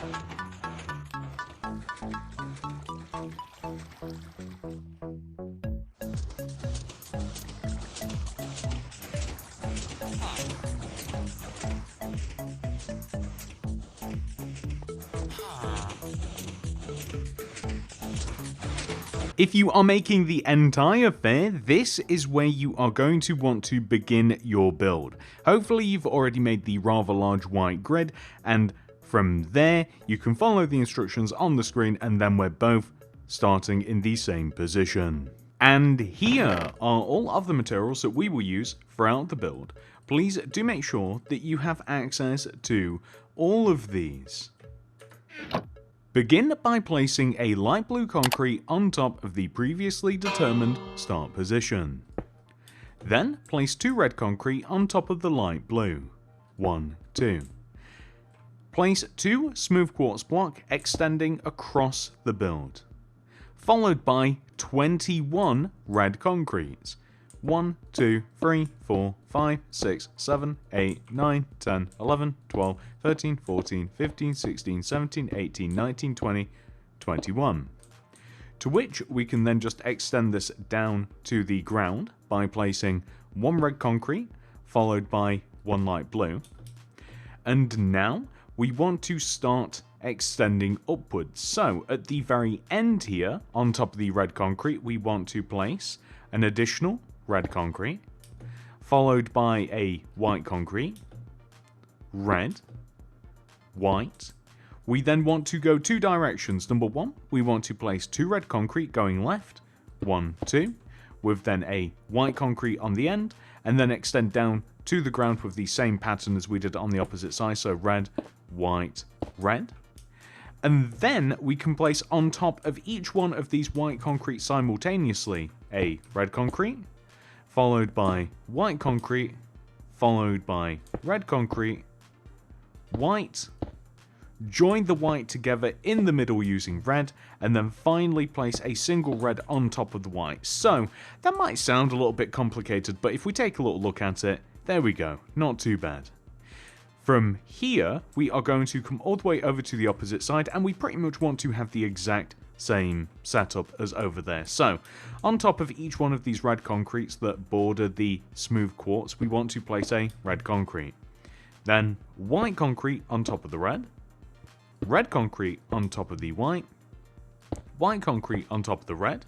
We then want to join them together in the middle using red concrete, and then continue extending up. Place a layer of red, white, red, white, join them together in the middle, and then place a final layer of red concrete. So, if we take a little look, we should have the same thing on both sides. So, the point of this is that this is kind of showing us the shape of our funhouse. The horizontal rows of red concrete that we have towards the middle of the rows, we want to join the 2 rows of red concrete together, just like this, horizontally. We then want to come all the way up to the top, and we want to extend from the white concretes that we have here, the inward pair. We want to place a red, white, red. We then want to place a row of 10 light blue concrete extending right. 1, 2, 3, 4, 5, 6, 7, 8, 9, 10. Followed by red concrete, white, red. And everything should just hopefully line up nicely. The next part of this is for us to extend this light blue concrete 1 row forwards, and extend both of those rows of light blue concrete upwards a row like this. So we make it nice and 3D. On top of this, we also want to place some black stained glass paint in between the pair of red concretes that we have on the end, in between the light blue and those pair of concretes, and then kind of just placed over the light blue like this. So, just all the way across, like so. We'll be adding a little bit more later on, and I suppose that we can even do a little bit now, so in between the pair of red concretes that we have just slightly below, and on top of the long rows of red concrete, we can also place this. There's only one place that we don't really want to do it, which is over here on the left, where we have the 2 smooth quartz blocks, as those are actually going to be the entrance. So this is what we have so far, and it's not looking too bad. Now I think it's time for us to start working on the entrance/exit a little bit. So, to start with, we're going to come to the smooth quartz blocks that we placed and extend them outwards by 2 rows. So 1, 2. On the inside, we want to place a row of smooth quartz stairs, and then underneath this, we want to have a row of smooth quartz block like this, just extended in front of and slightly lower down on the ground. We then want to place stairs in front of this, and then underneath this and in front we want to have smooth quartz block, and then in front of this finally smooth quartz stair. So you can see that there is a slow gradient extending down to the ground. And we then want to wrap red concrete around the top of the stairs, coming all the way around from the left in front up to the first set of smooth quartz. We then want to flare the last red concrete down to the ground, leave a gap, flare that concrete, move around to the side, and then we can just place an additional red concrete here. And if you fill the rest of this area in using light blue concrete, then you'll kind of see the effect that we've went for. Along the side of the stairs, we're just going to stack light blue concrete just like this. We also want to place black stained glass pane just along the edge of this area, extending back towards the funhouse just like that. That's looking pretty good. And then the next thing that we want to do is that exact same thing, just on this side. So the only difference on this side is that this is not an exit. The exit is actually like a water slide. So we are going to begin kind of in the same way by placing a row of 2x2 smooth quartz extending out from where the exit would be, and then a set of stairs extending down, smooth quartz under the stairs. We then want to extend forwards using a row of smooth quartz, stairs.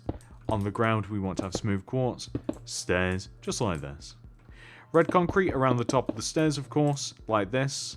And then again, it's a little bit different on this side, but we can still flare all of the blocks. So we take this M block that connects to the top set of stairs, red concrete, gap, red concrete, gap, red concrete. Join all of this down to the ground using light blue concrete like this, and light blue concrete along the sides of the smooth quartz.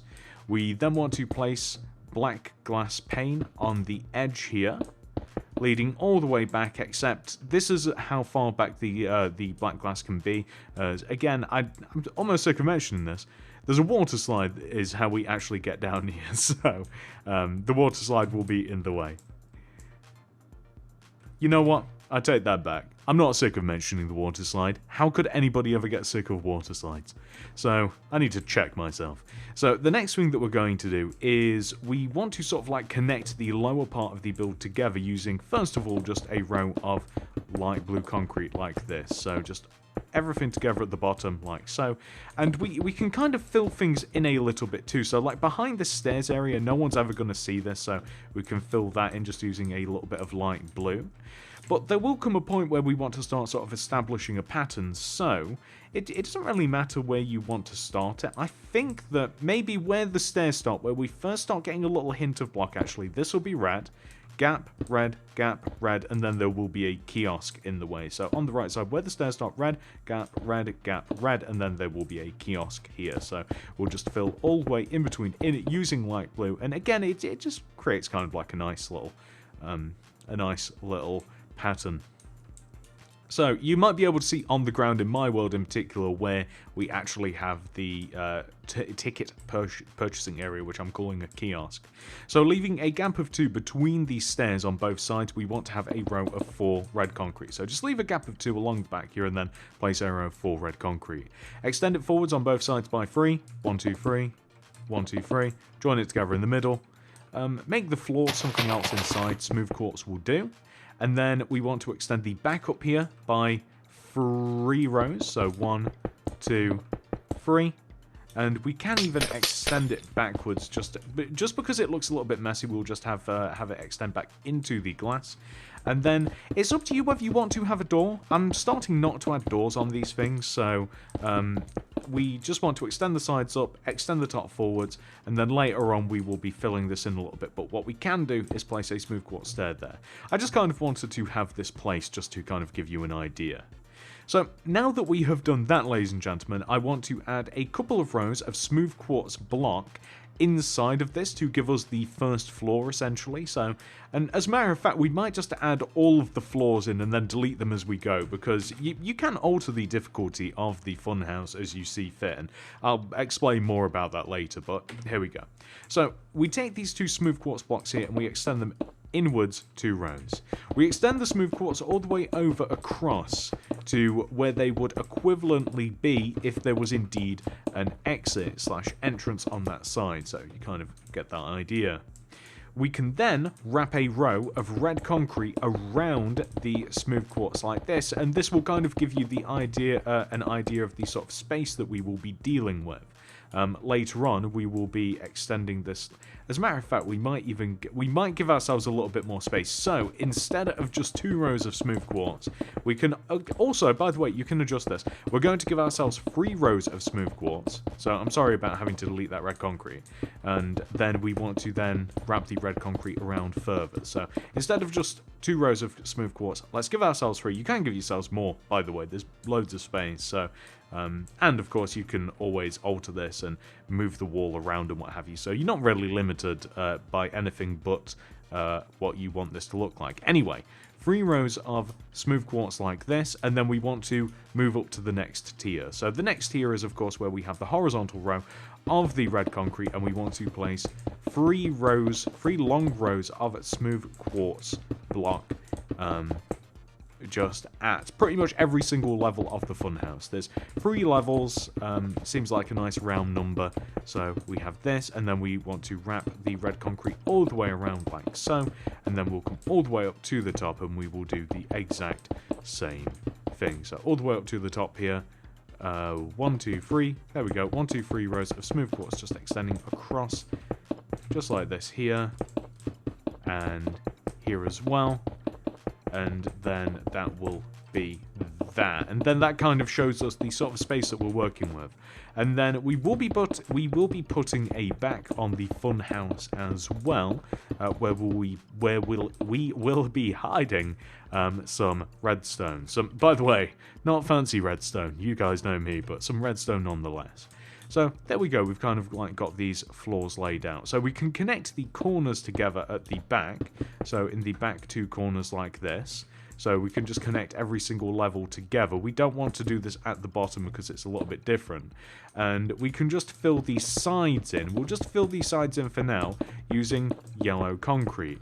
And we can even do this across the back of the build as well. So just filling this in with yellow concrete. As I say, this does have a false back, but we're not going to be building that until a bit later, and that's where we will be hiding some redstone. So this actually doesn't have to be as thick as it actually is, but not only does it look a little bit better, and it looks as though there's more going on with the fun house.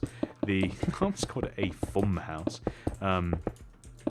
It looks a little bit better if it is a little bit thicker, but it also allows us to hide some stuff in there as well. So from the sides, that's pretty much what it looks like. So nice and simple. And we could even make the frame of the back of the funhouse actually, so that might be a good idea as well. So if we take every single horizontal connection point of the red concrete, and we simply place 1, 2, 3, 4 red concretes extending back, 1, 2, 3, 4, 1, 2, 3, 4, and then join them together bottom to top or top to bottom like this, and then if we extend them across the back of the build and do the exact same thing, then this will kind of like be the skeleton of the funhouse. But we'll work on that a little bit later. As I have mentioned 1,000 times now, we have to hide some stuff back here, and it really would just be filling in a bunch of yellow concrete. And we actually have to shape the top as well. That's something to think about too. But yeah, we'll get to that when we get to it.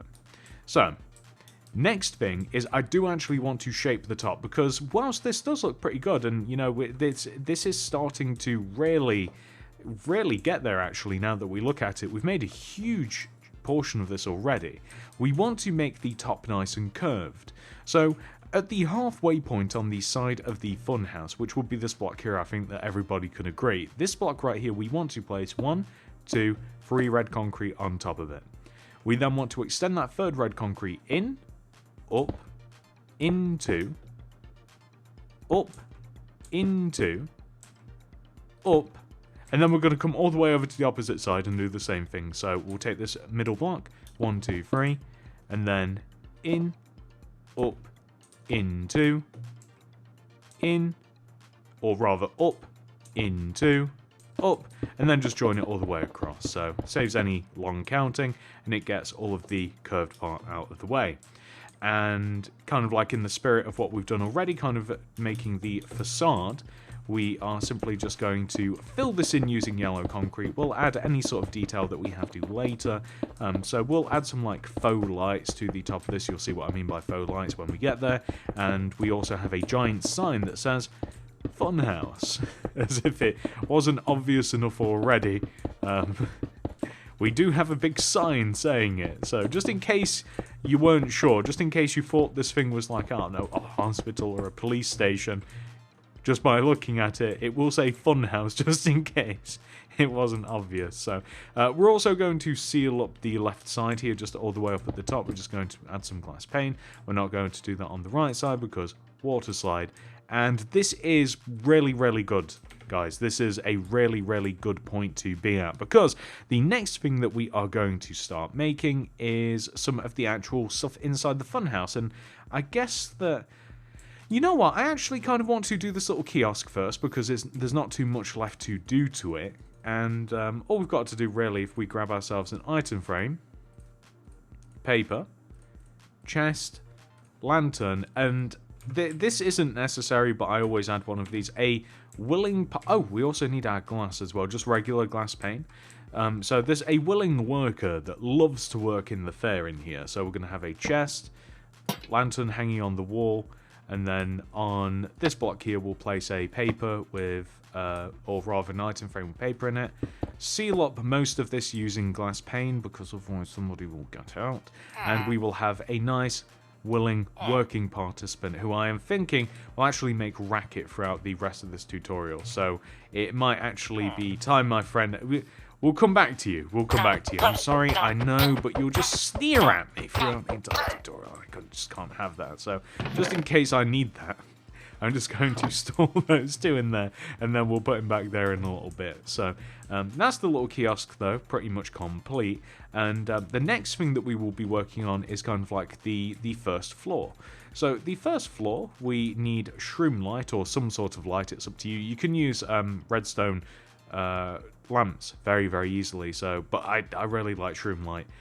Orange concrete, light blue concrete. We need quartz stairs, and maybe some of the other smooth quartz blocks, we'll see. So, the point of this is very simple. We want to make a nice little obstacle course that's not too difficult. So, right in the middle here, so kind of like the start of this stage, we have 2 blocks and then it kind of begins. Right in the middle, we want to have a light blue concrete on the floor, orange concrete on top, and then light blue concrete. And then we're going to have a gap of 1, and along the back, we will have a light blue concrete and then the same configuration. And then moving along, we want to leave a gap of 1, and right at the start we'll have light blue concrete. Leaving a gap, moving along, we'll place 1 in the middle, moving along, leave a gap, so on and so forth. And we kind of just want to follow that pattern along until we eventually sort of, or make your own pattern, by the way. I mean, you're more than welcome to do that. And just have the point is, as long as you leave a gap of 1, and as long as you kind of like alternate between like where you want to place these blocks, so kind of like, I guess there is kind of a pattern, but you can like mix and match these things up a little bit. The point is that we kind of have like a little obstacle course to walk around. So instead of just like a straight shot from beginning to end, that's kind of the entire point of that. And we want to add some shroom light into the walls. So I think the first one is going to be where we have this pillar here, and it's going to be right in the middle where we have the yellow.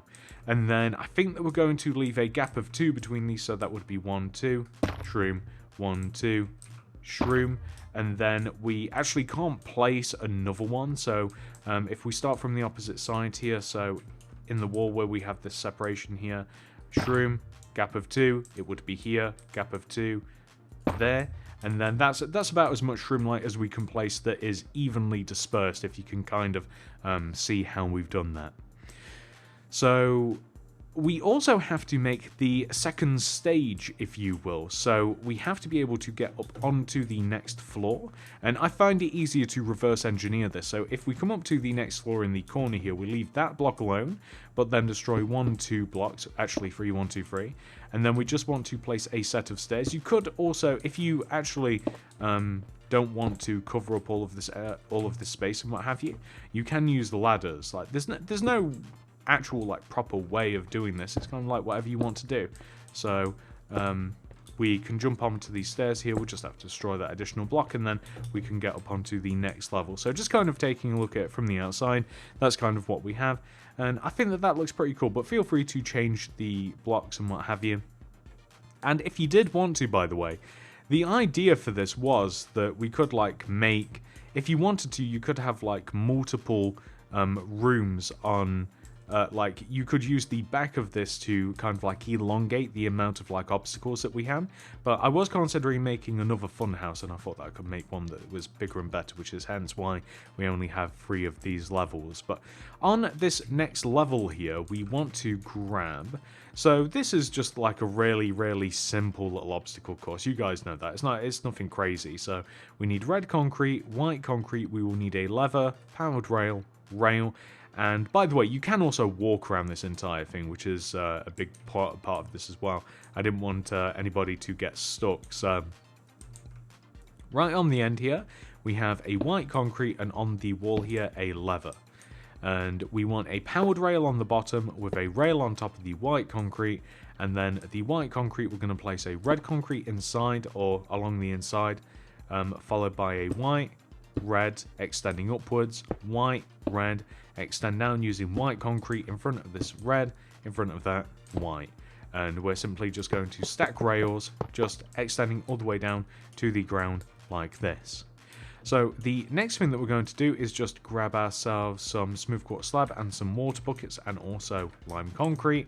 And we want to have, in the ground here, we are going to dig out enough space that we have, I think that we're going to basically dig out the space in between, like where this ends here, and actually we should actually make these stairs. So like if we come up to the next level here, we don't need the red concrete and the white concrete. If you leave this block alone just in this back corner, and then destroy 1, 2, 3 blocks extending forwards, and then we want to have the stair, and then just create a set of stairs, and then that will kind of like help us gauge where we can actually make this to. So here, upside down, and then here, and then there we go. I guess that's a little bit better. Maybe we can even just jump straight onto these stairs, who knows. We have to destroy another block there. That's not looking too bad. So the idea anyway is that we want to have a row of smooth quartz slabs set half a row lower than the actual smooth quartz, like this. And then right in the middle of this, we want to leave a gap of 1, and then every other block is going to be a lime concrete. So I guess it kind of works out perfect. I mean, this is a bit of a longer jump. I mean, is it possible to make this jump without landing in water? I guess it kind of is, but I suppose it would be somewhat perfect to, like, if you have a look at it, it would be somewhat perfect to have it laid out like this. So I'm just going to waterlog these blocks, and the idea obviously is that we just jump along like so. We hop off of our little cart, jump, just like this. Nice and simple, but it would be kind of fun to like hide another room behind this. So I might have to make another fun house. This was really fun to design and make, by the way. Okay. I think that we're also going to add the shroom lights into the next level as well. I don't know whether it will be too much or not. I mean, I'll let you guys be the judge, to be honest. But everywhere that we kind of have shroom lights in the previous level, let's also have shroom lights in the next level. So I believe it would be here, right? Yes, perfect. So we'll just have these shroom lights in the exact same place, just like this, extending across, and that looks absolutely perfect.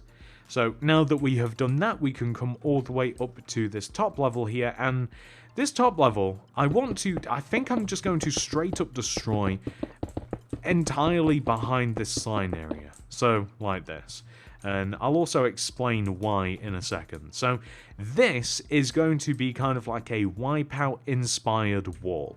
So, it is up to you how difficult you want to make these things, but I am going to have in this wall a couple of pistons that are going to punch you off of these blocks as you try and jump onto them. And I wasn't sprinting, which was a bit silly of me. So obviously the idea is that we have to make it across here without getting knocked off, and you're just going to, so I figure leave a gap of 2, lime concrete, gap of 3, lime concrete, and then gap of 3, and then this is where we will jump onto.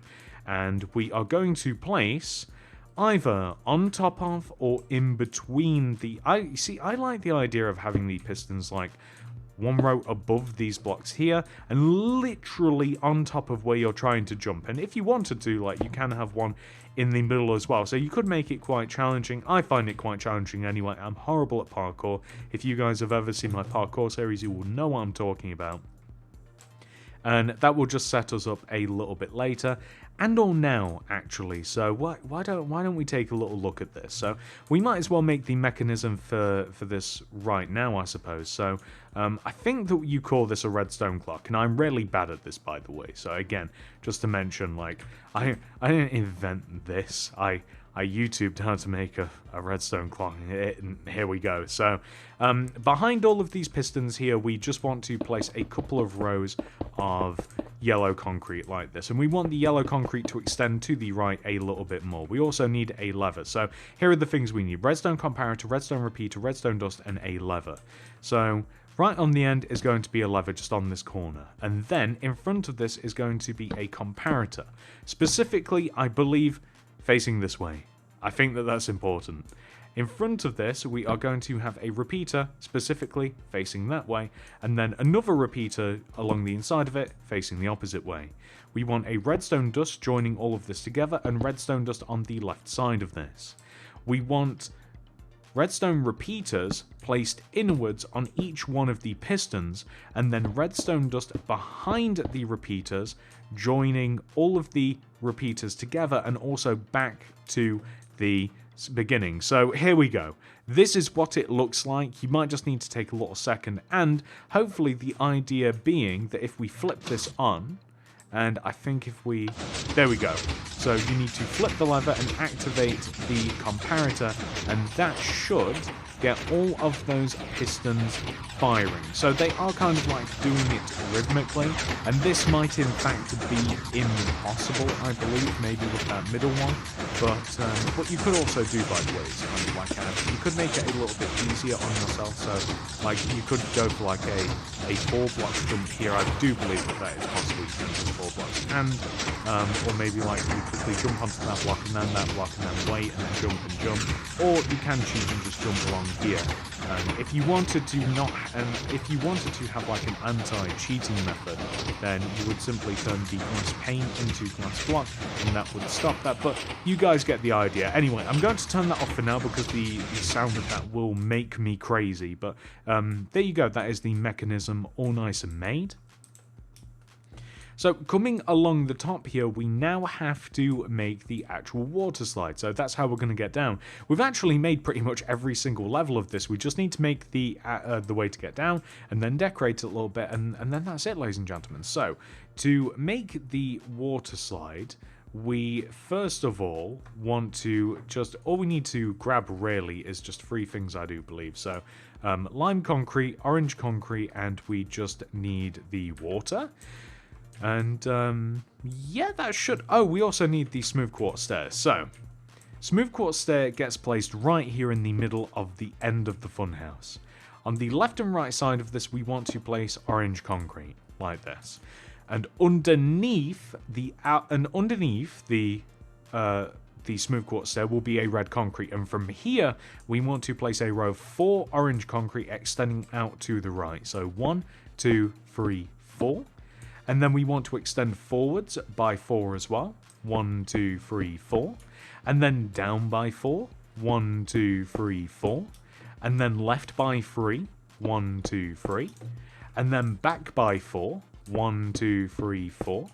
And then down by 4. 1, 2, 3, 4. And then we want to extend forwards by 3, so towards us. 1, 2, 3. Towards the front of the build by 4. 1, 2, 3, 4. Like this. And actually we'll make that 3 because I do believe that yes, we want to extend that forwards by 3. I guess it doesn't actually matter. We'll do 4 because it doesn't actually matter at all. We'll do 4, sorry, and then we will extend forwards, and then we will dig down a little bit into the actual entrance. So this is kind of what we're working with. We're working with kind of like a little spiral, right? So if you start off just by placing lime concrete around the top outer edge of the orange concrete that we just placed, right? So along the top outer edge, place lime concrete extending around. We then want the lime concrete to basically extend forwards and then down along the outer edge of the orange concrete, right?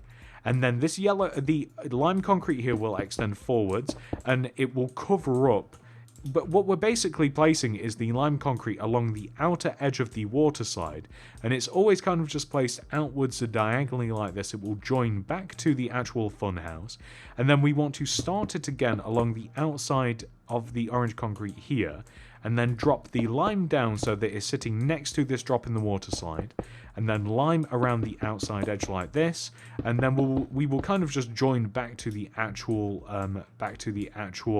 funhouse again. And then we want to place the inside portion of this. So starting from the opposite orange concrete up at the smooth quartz stair, we want to place lime concrete here, extending along the top of the inside of the orange concrete. So we'll place the lime, we will drop it down, just like this, along the diagonal edge of the orange concrete. So the orange concrete is where the actual slide will go. So we just kind of want to place it along the outside, where we have this drop here as well.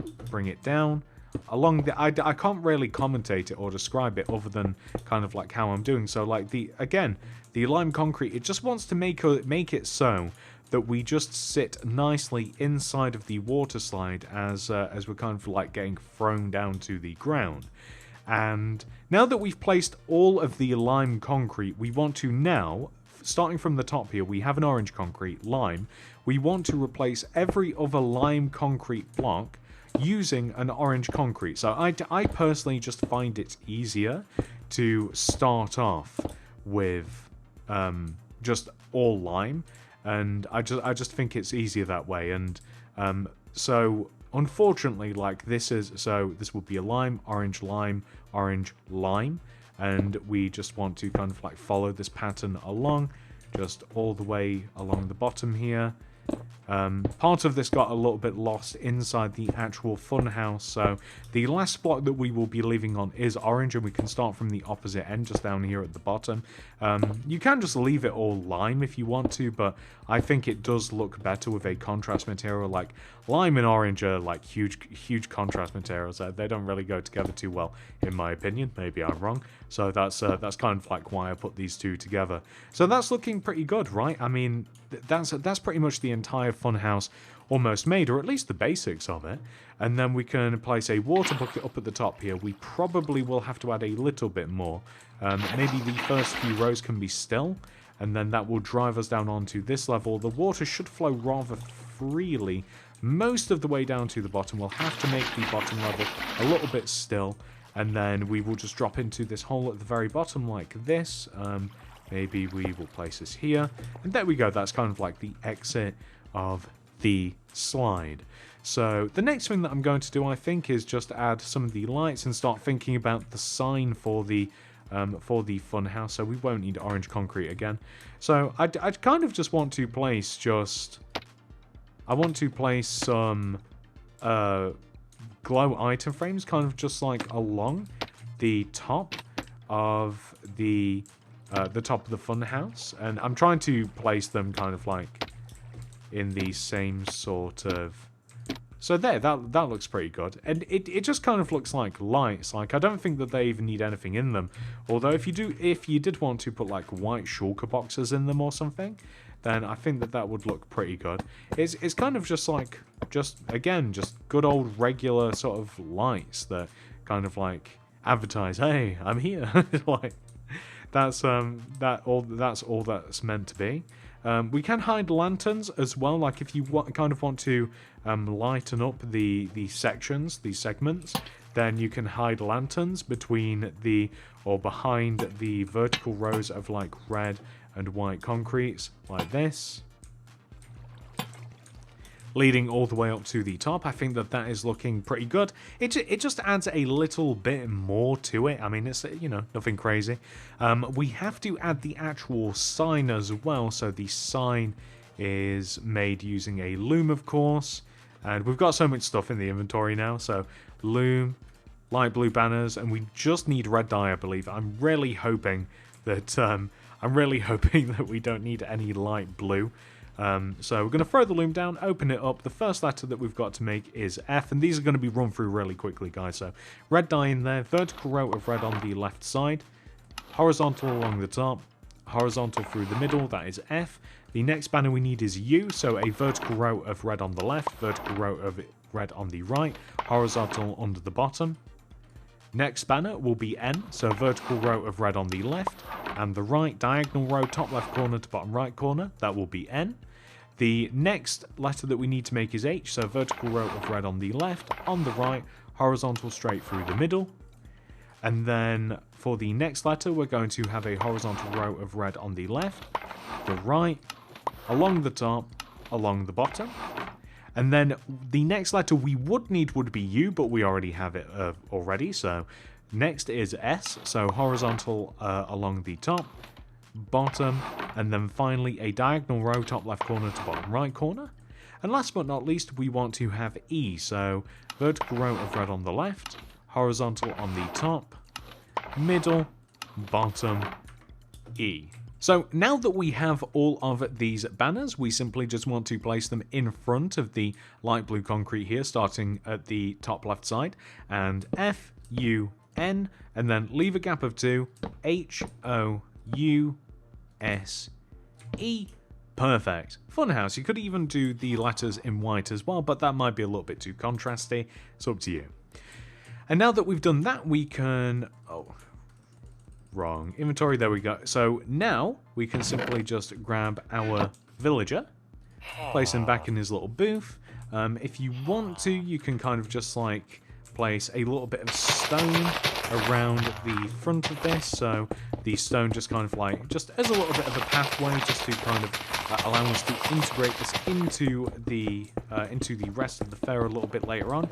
But that's pretty much all there is at the front. Like, if you wanted to add some hedge and some flowers and stuff around the base of this, I think that would look cool as well. But that's, guys, we kind of sort of done most of this. Like, there's just like one thing left to do here. So the last teensy little thing that we've got to do for the funhouse is actually fill the entire back, and it turns out that we, and I do say we, definitely not just me, right guys, forgot that the entire back of the funhouse is actually still open. Been so preoccupied with the front, I completely forgot about the back. But it's okay, because it's really easy to do. So we start off by placing a row of light blue concrete just all the way along the bottom of the funhouse, just below where the red concrete is. On top of the light blue concrete, we want to place red concretes, leaving a gap of 1 in between each other. The only place that this isn't true is right in the middle, where there will be 2 light blue concretes together. We're following that pattern along that we have at the front of the funhouse. The sides of the funhouse, the left and right, want to just pretty much be filled in using yellow concrete. There's not too much to do there. We should probably also extend the top of the funhouse across as well, so towards the back. So if you just take all of the red concrete, like all of it, and if we begin by placing rows of 3 yellow concrete extending from the red concrete, and then we'll just cap it off with some red concrete just on the back of this, then that should look just fine. But both sides are getting filled in just on the sides, and that just leaves the actual backpack of this to be filled in. So on the back, we also want to place a row of red concrete that is parallel to the row of red that we have on the front. So it wants to follow the exact same path along, and I mean, you guys all know what I'm talking about, hopefully. And then across the back of the build, I would also add in the same vertical rows that we have on the front of the build. So on the front of the build, we have like on the left and right sides where the entrance and exit would be, we have 2 vertical rows of red/white concrete that kind of just protrude straight through the entire build, and we want to have those exact same rows on the back. And I'd also recommend adding some red concretes that sort of like flare down underneath these really long rows as well, so kind of like similar to we could even change it on the back a little bit actually. So we could make it on the back so that the vertical rows are a little bit more they're a little bit wider than they are on the front, so instead of just the row of 2, we can have a row of 3. It doesn't really matter because you can't even compare it to the front anyway at the same time. And then that allows us to have kind of like the flared down red concretes in the same way that we do on the front. So that looks pretty good. We can just have it in the middle there, and then that looks great. Oh, I guess that we can kind of place them as well, just in between the extra rows and extra rows too. So yeah, perfect. That's great. And then all we have to do is just fill the rest of the back of this in using the yellow concrete, and I mean that's kind of like all there is to it. Reactivate the piston at the top. Add a minecart as well to the actual rail part of the funhouse, and that's literally it. They're the last 2 little things, and of course we will be connecting this to the actual fair as well at a later part of the tutorial in time. But yeah, that's the funhouse, guys.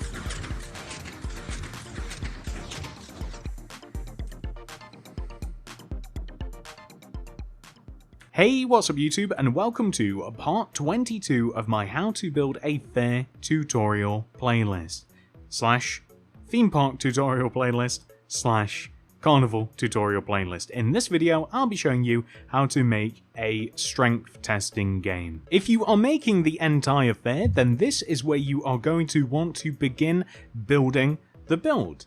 Hopefully you have already made the rather large white concrete grid and you can follow the instructions on screen, and we will both be building in the exact same place. Here are all of the materials that we will use throughout the build. Please do make sure that you have access to all of these. Begin by placing a row of 8 red concrete extending up from the previously designated starting position.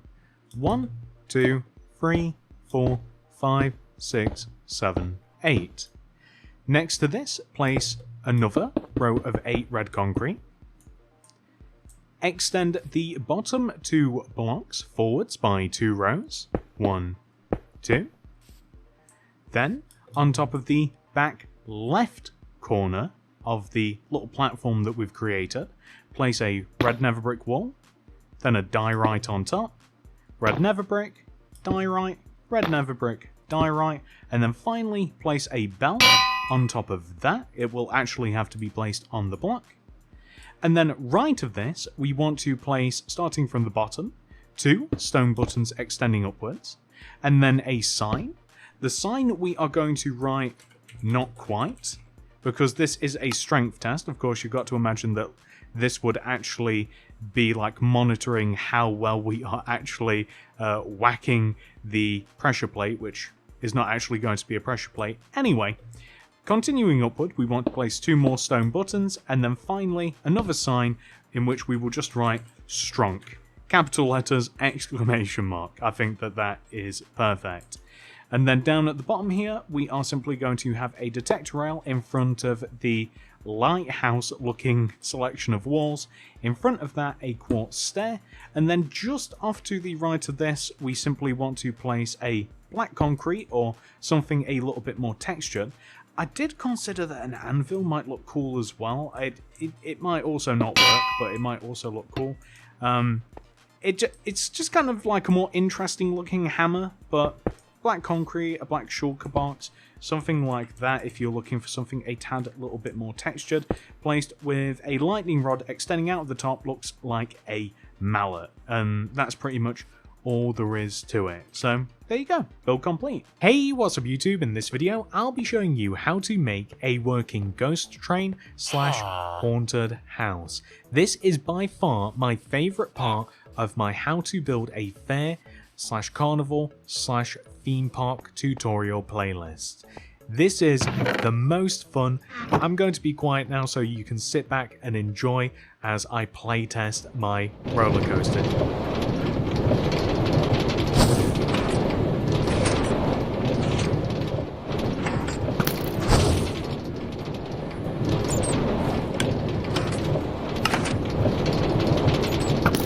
And there we have it, my favourite build out of the entire fair. If you do enjoy this video, please do remember to like and subscribe, as it really helps me and the channel out very, very much. Without any further ado, let's get started. If you have been making the entire fair, this is where we are going to begin building the ghost train. If you have made the rather large white grid that you can see on the screen, follow the instructions along and that will show you where we both have to start building so that we are both starting in the exact same position. Here are some of the materials that we will need throughout the build. Please do make sure that you have access to all of these. But not only will we need these, we will also need these as well. This uses a lot of different materials. I hope you're prepared. Begin by placing 2 stone bricks on top of the previously designated start position. 1, 2. Then extend the second brick to the right by 18 using upside down stone stairs. 1, 2, 3, 4, 5, 6, 7, 8, 9, 10, 11, 12, 13, 14, 15, 16, 17, 18. Then place a row of 4 stone bricks extending right. 1, 2, 3, 4. Then extending backwards, place 2 upside down stone stairs. 1, 2. Then place a stone brick, 7 more stairs, 1, 2, 3, 4, 5, 6, 7, stone brick, and then join down to the ground. Extend across the entire back of the build using upside down stone stairs. I don't know what the measurement for this is, other than the fact that we want to line it up with the stairs on the front of the build, place a stone brick on the end, and then extend it downwards. We then want to extend the stone brick forwards using 7 upside down stairs, 1, 2, 3, 4, 5, 6, 7, place a stone brick, 2 more upside down stairs, and there we go. From here, we can simply fill the entire underneath of this platform that we have created in using stone bricks. There's really not too much more to it.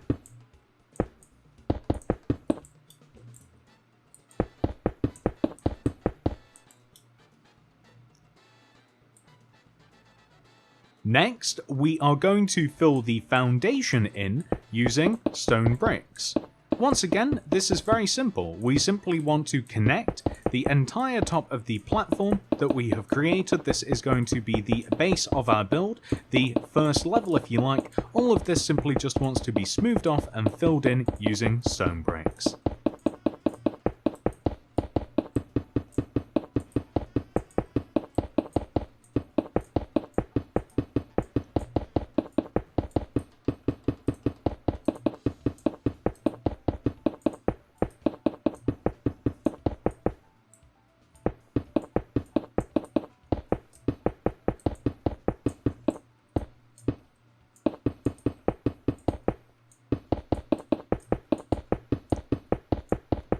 With the platform complete, we can now start working on the rest of the structure.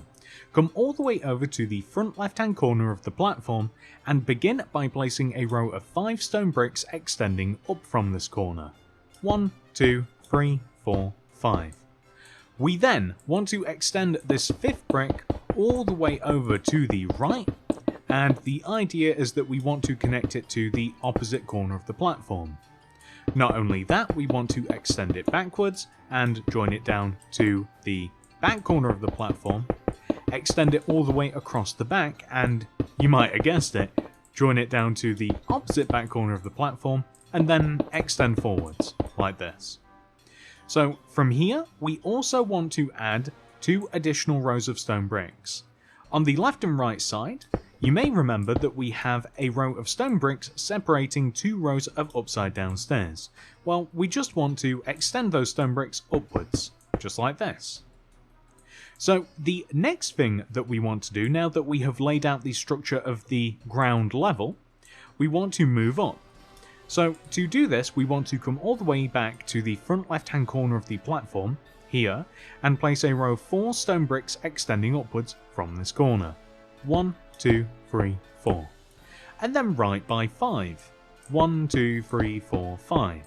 Extend all the way down to the lower part of the platform, and then extend the same 5th block all the way backwards and join it down to the back of the lower level of the platform as well.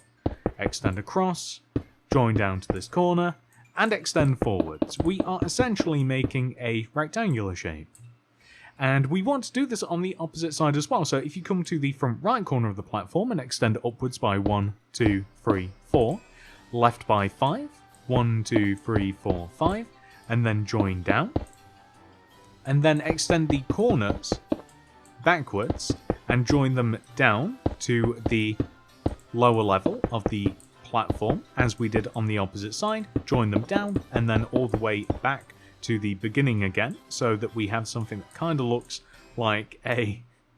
I don't know, it kind of reminds me of a frog. I don't know if anybody else sees that. So now that we have done that, the next thing that we are going to do is fill the center of this particular level of the platform in using stone brick. So just like we did on the previous level, we are now making the first floor, if you like. If the floor below us is the ground floor, then this is the first floor. We are going to completely fill this in using stone bricks.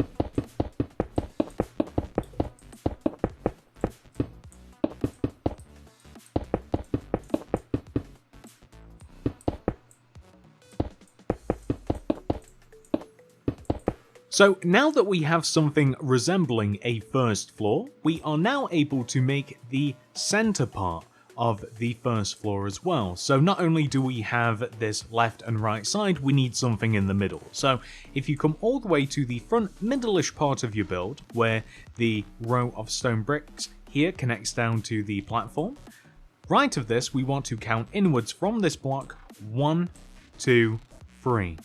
So on top of this, we want to place a row of 7 stone bricks. So 1, 2, 3, 4, 5, 6, 7. Just like this. So this row of 7 here then wants to get extended all the way over to the right, and then of course down in the equivalent position just on the right side here. We also want to extend this 7th row forwards by 1 row, like this, and then extend it backwards by 8 rows. 1, 2, 3, 4, 5, 6, 7, 8. That should line up with the rest of the back of the build, and you can even just join it down like this. So let's extend this corner across, join it down to the back of the platform, even and level with the rest of the back of the build, and then join it forwards just like so. So the next part of this is relatively simple. We are going to fill in the tops of the left and right side of the first floor of our build. We have 2 floors in total, so if you don't include the ground, we're using the hotel system. We have a ground level, which is where we start. We move up to floor number 1, and there is a floor number 2 as well, which is hidden in the attic of the center part of the ghost train. So that's going to be up there somewhere. So now that we've filled the tops of these in, I now want to give them roofs, and I kind of want to give the entire build roofs.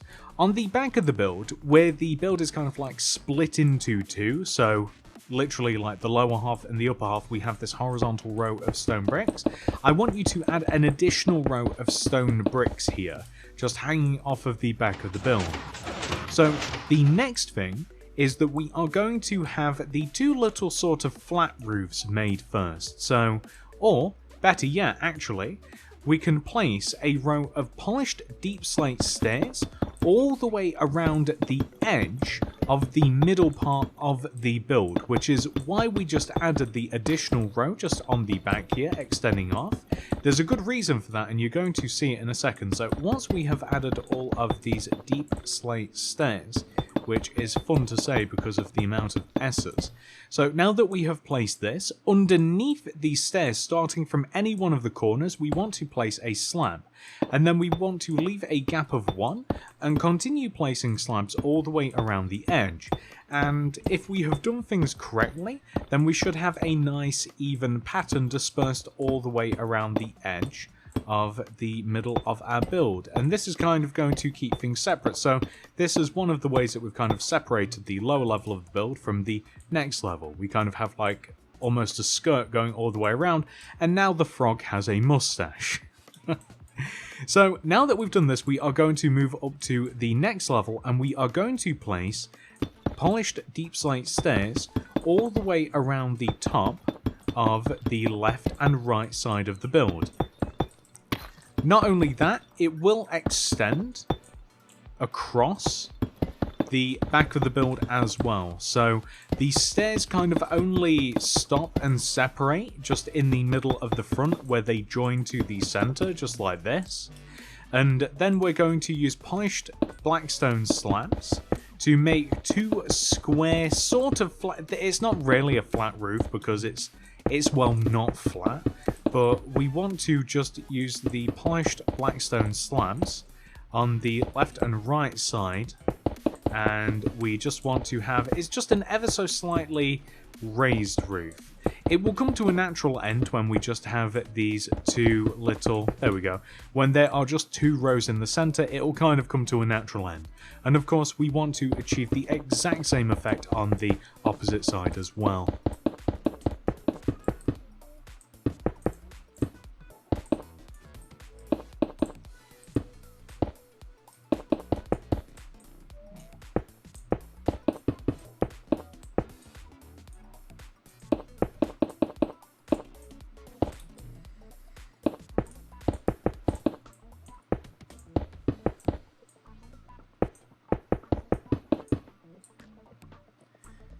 Perfect. So now that we have added the two smaller roofs, it's now time for us to make the larger roof.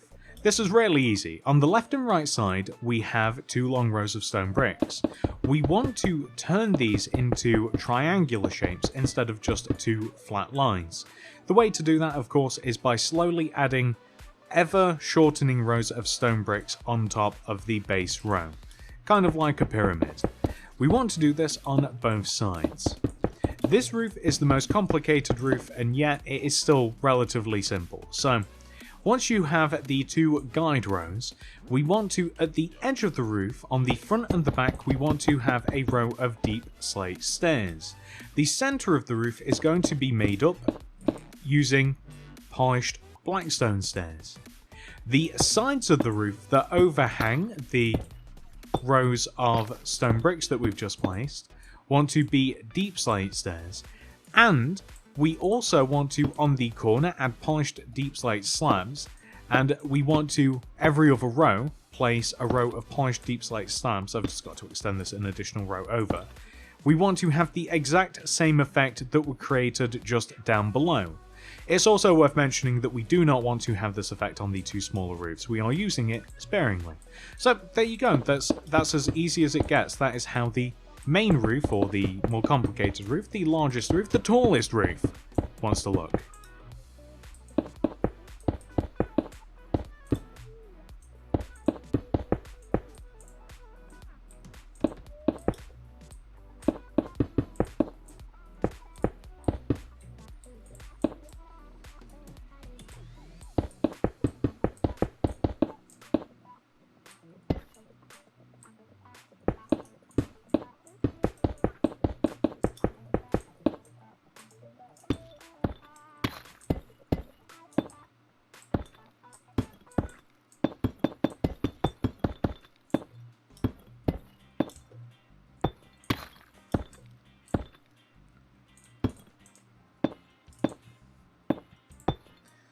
Oh, and also we do want to have upside down deep slate stairs underneath the overhanging row of deep slate stairs.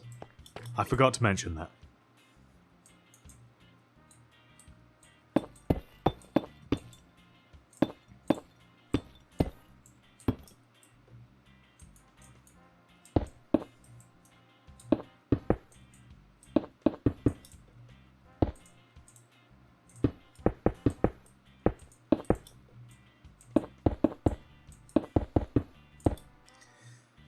With the roofs majoritively made, we can choose to add a little bit of extra detail up at the top.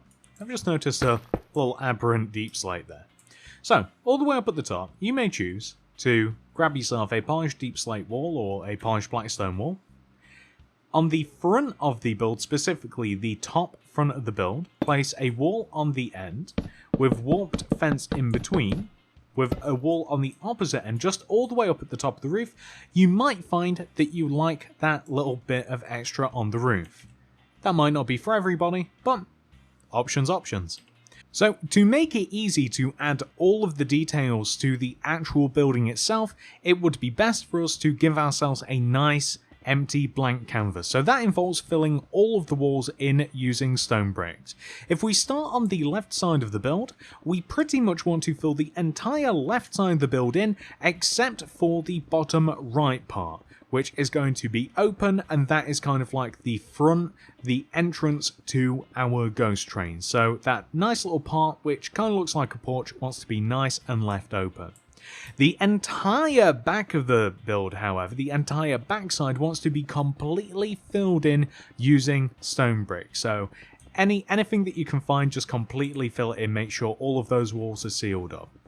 The entire right side of the build wants the exact same treatment as the left, so that should be fairly simple.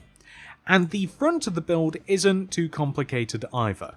We want to fill the entire upper level of the build in using stone bricks, the entire upper level. However, on the ground floor, just as with the left and right sides, we want to leave that front part open, and we want to connect the two walls together, the two rows of stone bricks that we placed earlier, the separating rows. Those two sides want joining together, so that is set back from the outer part of the ghost train. And once all of that has been filled in using your stone bricks, we are now able to add some details finally. So let's make the actual stairs that lead us up to the entrance. We have a bunch of stone bricks on the bottom front right side of the build. I want you to extend the bricks forwards by 2 rows. So just like this, it will create a nice rectangular shape.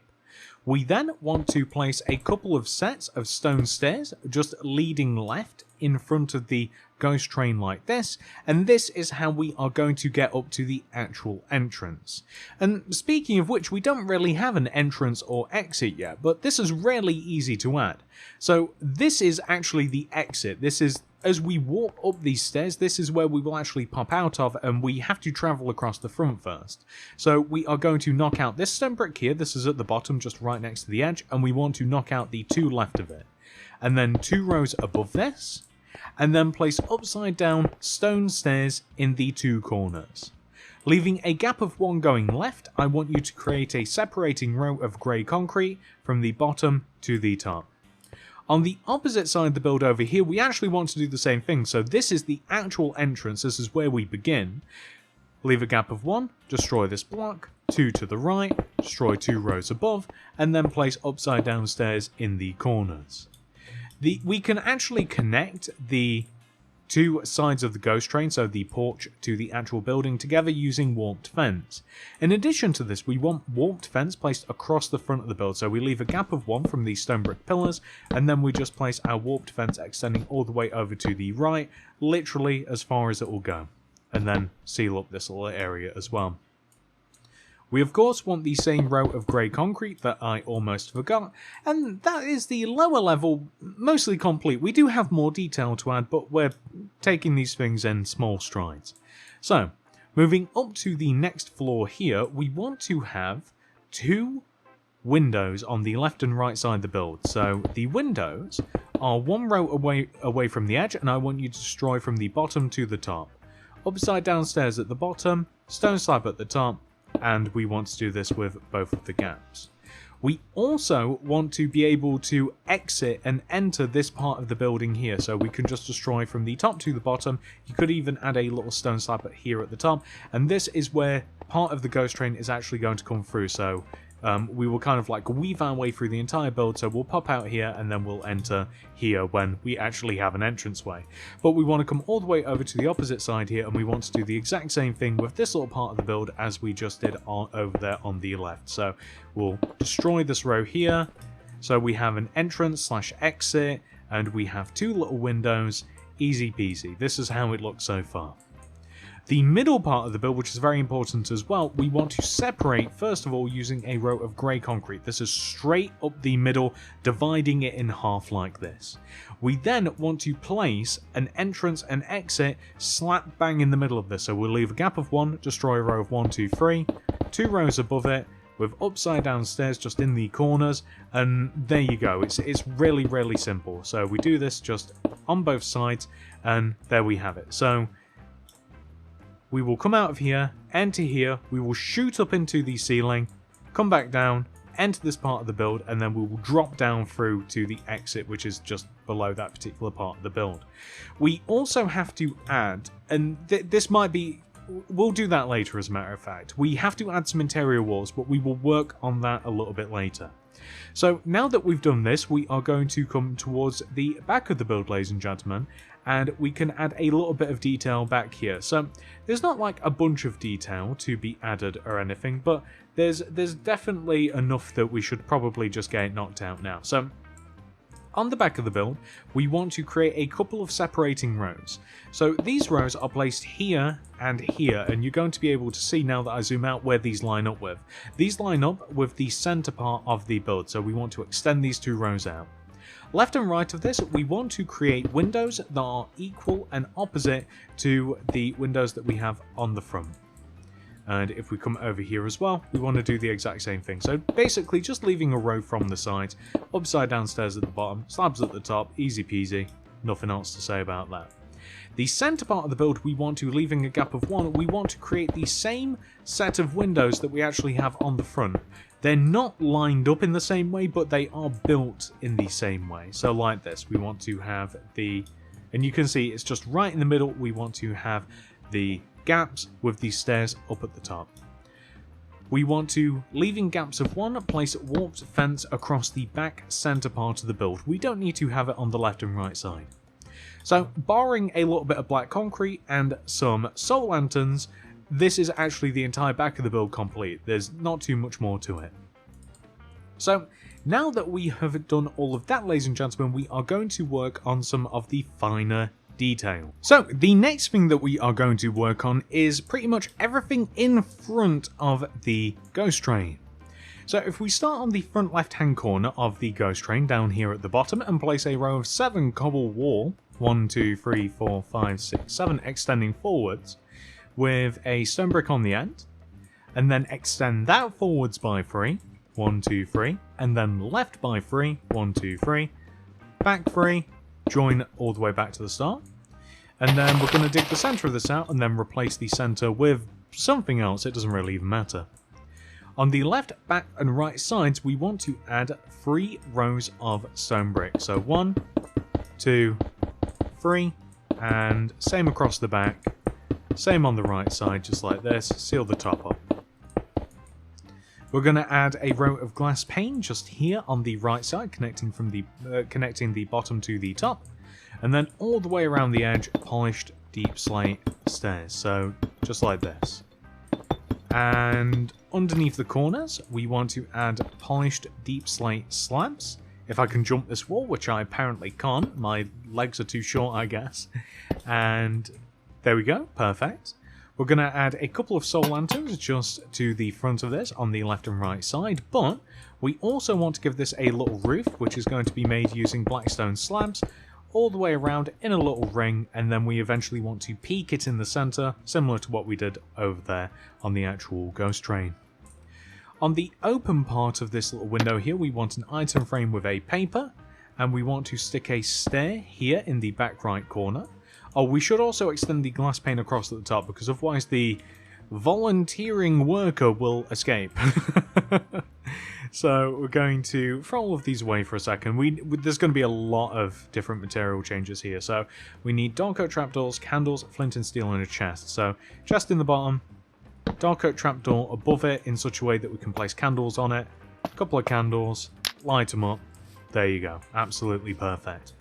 So if we grab a shovel, we want to have a couple of rows of grass path leading from in front of this little booth, little kiosk, whatever you want to call it, leading towards the back and then across the back. So this is how we are led to these stairs. There we go. So that is how we are led to these stairs like this. So we walk across the front of the build, which, by the way, if we grab some stone, I only have stone slabs. If we have a couple of rows of stone leading across the front of the build, parallel pretty much to the entire front of the ghost train, just like this, and we get this filled in. This is going to kind of like set the scene for the area that we have to fill in. And there we go, so that's perfect. So if you can kind of see, we have kind of like a box almost, really. So a couple of rows of stone, joins to the grass path goes across the back, then, well, towards the back, and then across the back, and joins to the entrance. If we grab the warped fence, we want to also have warped fence. So the warped fence wants to get placed inside of the stone path that we've placed, and we want to place the warped fence every other block, and it should kind of like just extend across the front nicely. We also want to extend it towards the back as well, just like this. That's absolutely perfect. And I think that we're also going to turn one of these fence into a lantern. So maybe this one here, the first one that starts to extend towards the back.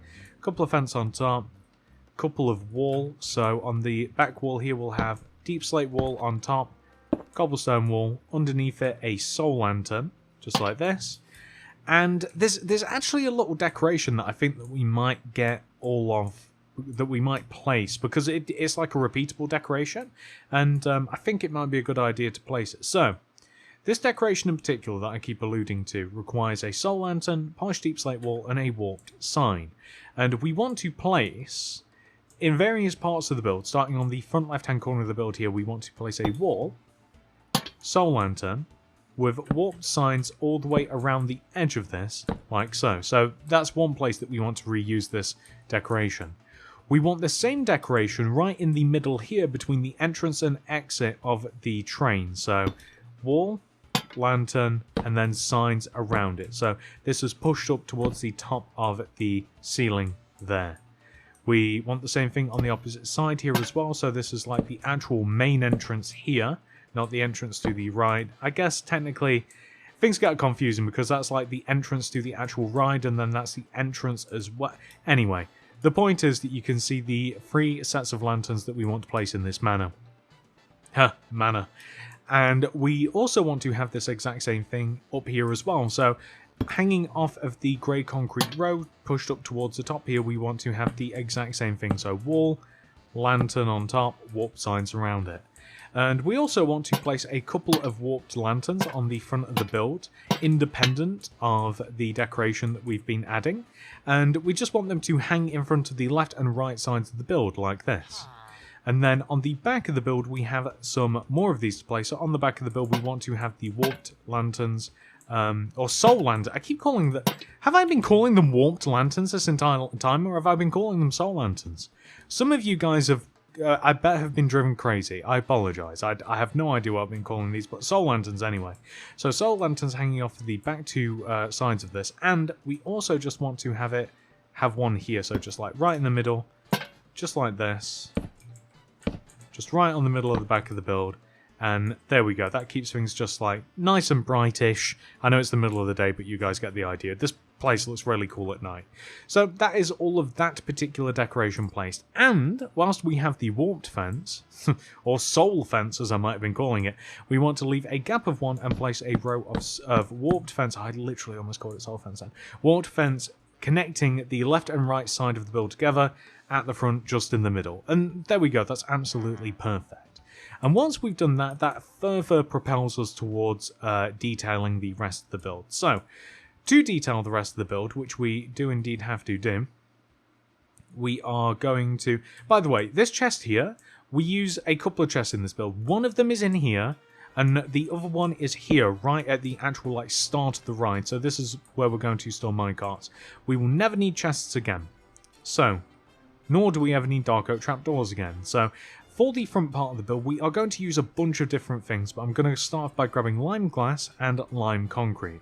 I'm then going to grab soul sand, coarse dirt, podzol, and I also want to grab some... We'll grab a few different sets of stairs, and also polished deep slate wall as well. So let's start off with this, because there's just a bunch of stuff we need down here.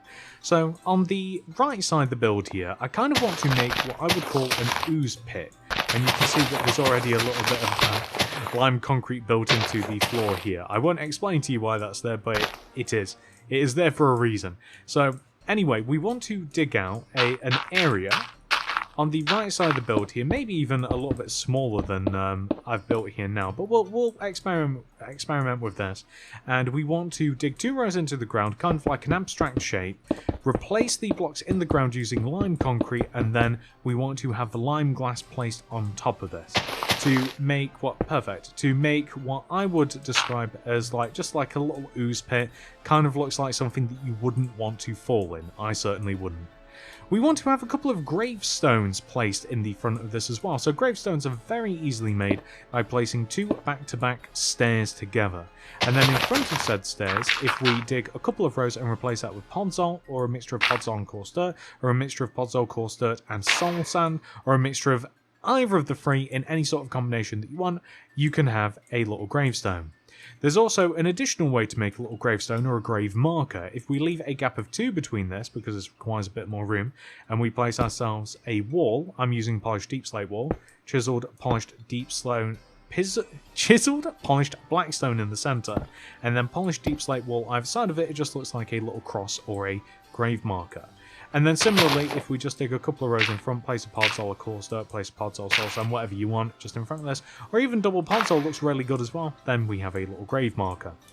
I want a couple of graves leading, so as we walk in, kind of like leading us towards the actual ghost train as well. So my personal favourite combination is cobblestone stairs with a stone stair, so I'm going to place that, leave a gap of 1, and then have the exact same thing. And then once again, both of these might be podzol, or I'll make like one of these just straight up podzol, and then I'll add coarse dirt, soul sand, and then podzol in between.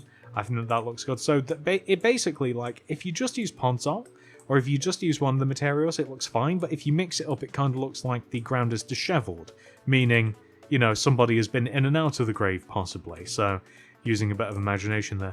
I'm going to rough up the ground a little bit and place some coarse dirt, some podzol, some soul sand, some soul sand just about the place, just mess it up a bit.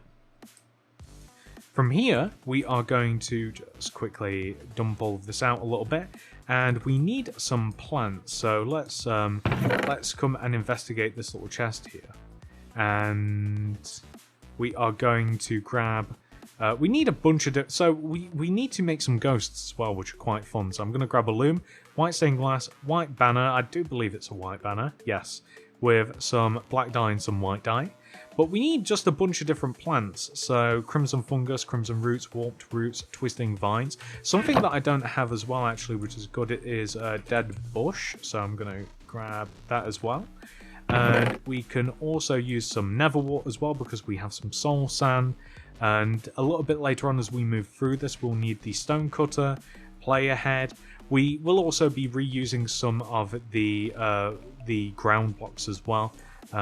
Skeleton skull, some zombie heads we'll need as well. Chains are also a really good decoration to kind of hang about the place.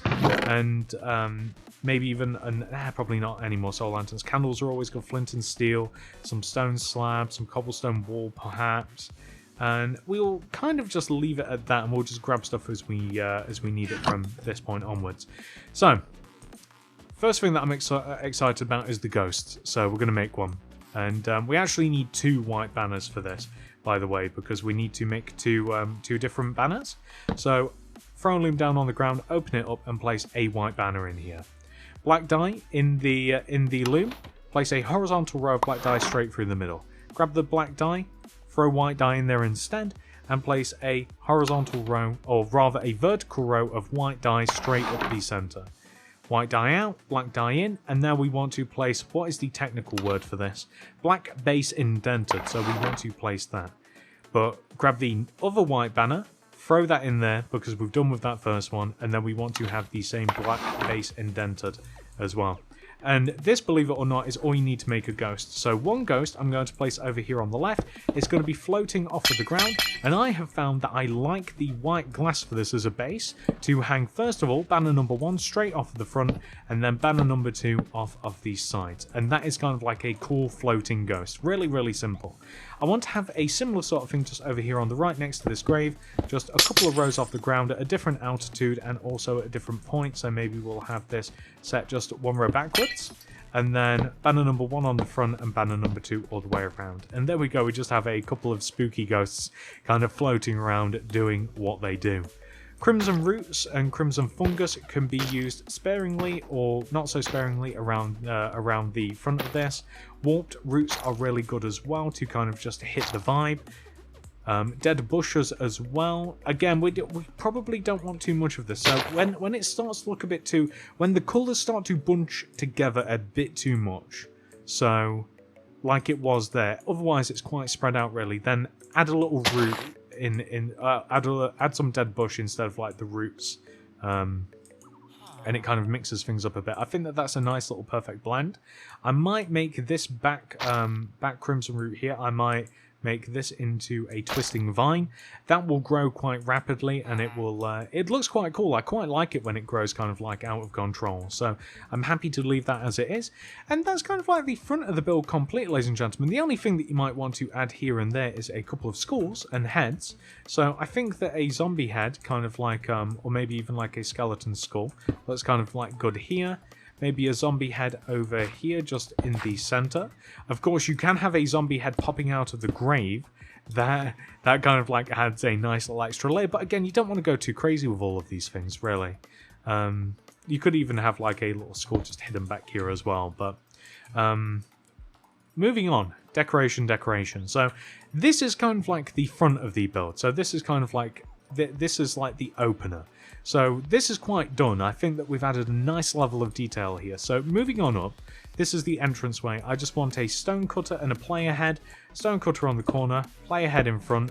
And if you want to make it a tad gruesome, we don't have the material on this. I want to grab it. We can use redstone dust and a little bit of red carpet.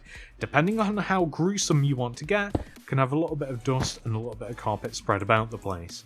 So to make that look as severed or as unsevered as you like, fresh or not fresh. And in between the 2 rows of grey concrete, we have to add some more detail as well. So this is kind of like, you're going to want to kind of figure out what exactly you want here for yourselves, but the idea is just to have some like different, so like if we've got soul sand, then we can place nether wart. So we want to dig out some of these blocks. We want to have some pods, we want to have some twisting vines, some twisting roots, some nether wart wherever you want it, some crimson roots. If we build up little platforms like this allows us to have candles, and we can have this in a variety of places if we want to have a couple of sets of candles. And we can also have, what else can we have?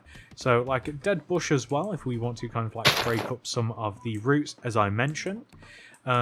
If we add, I mean, you can even like just straight up just build up podzol if you want and have like dead bush. Twisting vines could be a good place there as well, although I think it could use a little bit more red.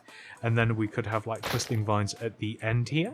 And nothing stops us ever adding some skeleton skulls kind of just like on the outside, just like this, to kind of like break up the decoration a little bit. And that is looking pretty good, I do think. I don't think that we have to add anything else. It's also worth mentioning also, by the way, that as time goes on, after we've built more and more of the build, then I've advanced to the Stone Age apparently, then we can start knocking out parts of the actual walls, and we can replace those walls using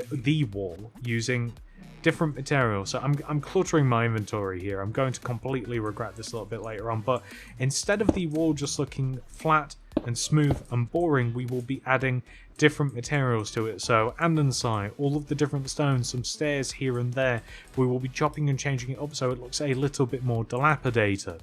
And everywhere that we've got candles, of course, we are going to want to light those up using flint and steel. And that is another little decoration as well. So a couple of little decorations, chain and black banners. And again, I'm cluttering up the inventory. I'm so going to regret this a little bit later on. But chains, just hanging chains themselves make, I think, just kind of a cool decoration. And black banners as well, just randomly. It kind of just adds to the vibe of the place. I think that it looks really, really good like this.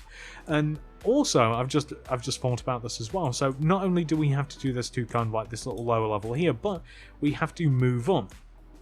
And we have to have a little bit of decoration up here as well. So on the second kind of like outward facing level, we want to have like pods all placed about the place.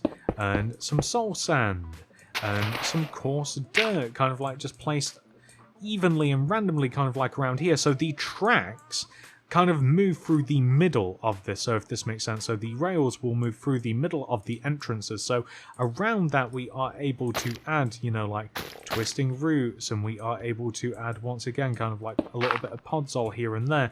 We're going to want to make sure that the colours don't clash, so we want to, or at least in my opinion, you know, I mean, you feel free to add whatever you like. Where did the Neverwalk go and the dead bush? So here, so we'll probably want to change that to podzol and add some warped fruit. So we want to make sure that these things don't clash too hard. And we want to grab some candles and some player heads and some zombie heads. And, you know, again, you're just going to want to get like a little bit creative with it, you know, so we can have a zombie head just hanging off here at the side. We can have like a little player head here. Just, again, I want it kind of placed, yeah, on the side there. We can have candles on both sides as well, so maybe even like split up a little bit better like this. Maybe even we can't really place them any further back. I mean, we could place them here and we can just have like roots, although I'm thinking a bit, roots are fine there. And once again, this is something easy to forget, is do remember to keep lighting the candles.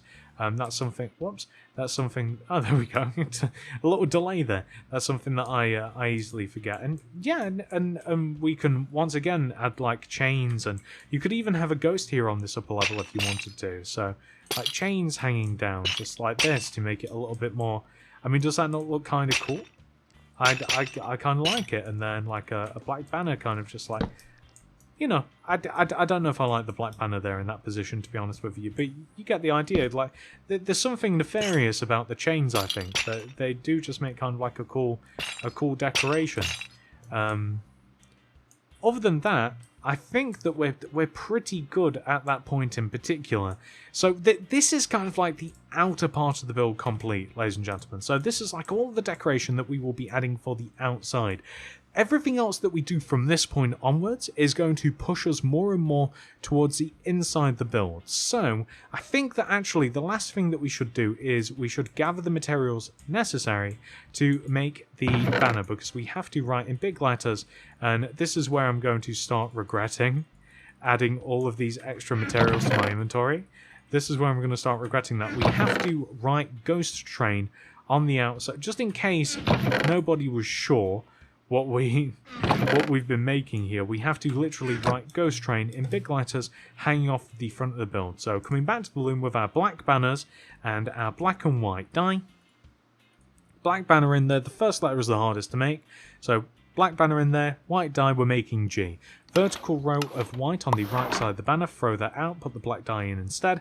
Make the upper half of the banner black, throw the black die out, put the white die back in there.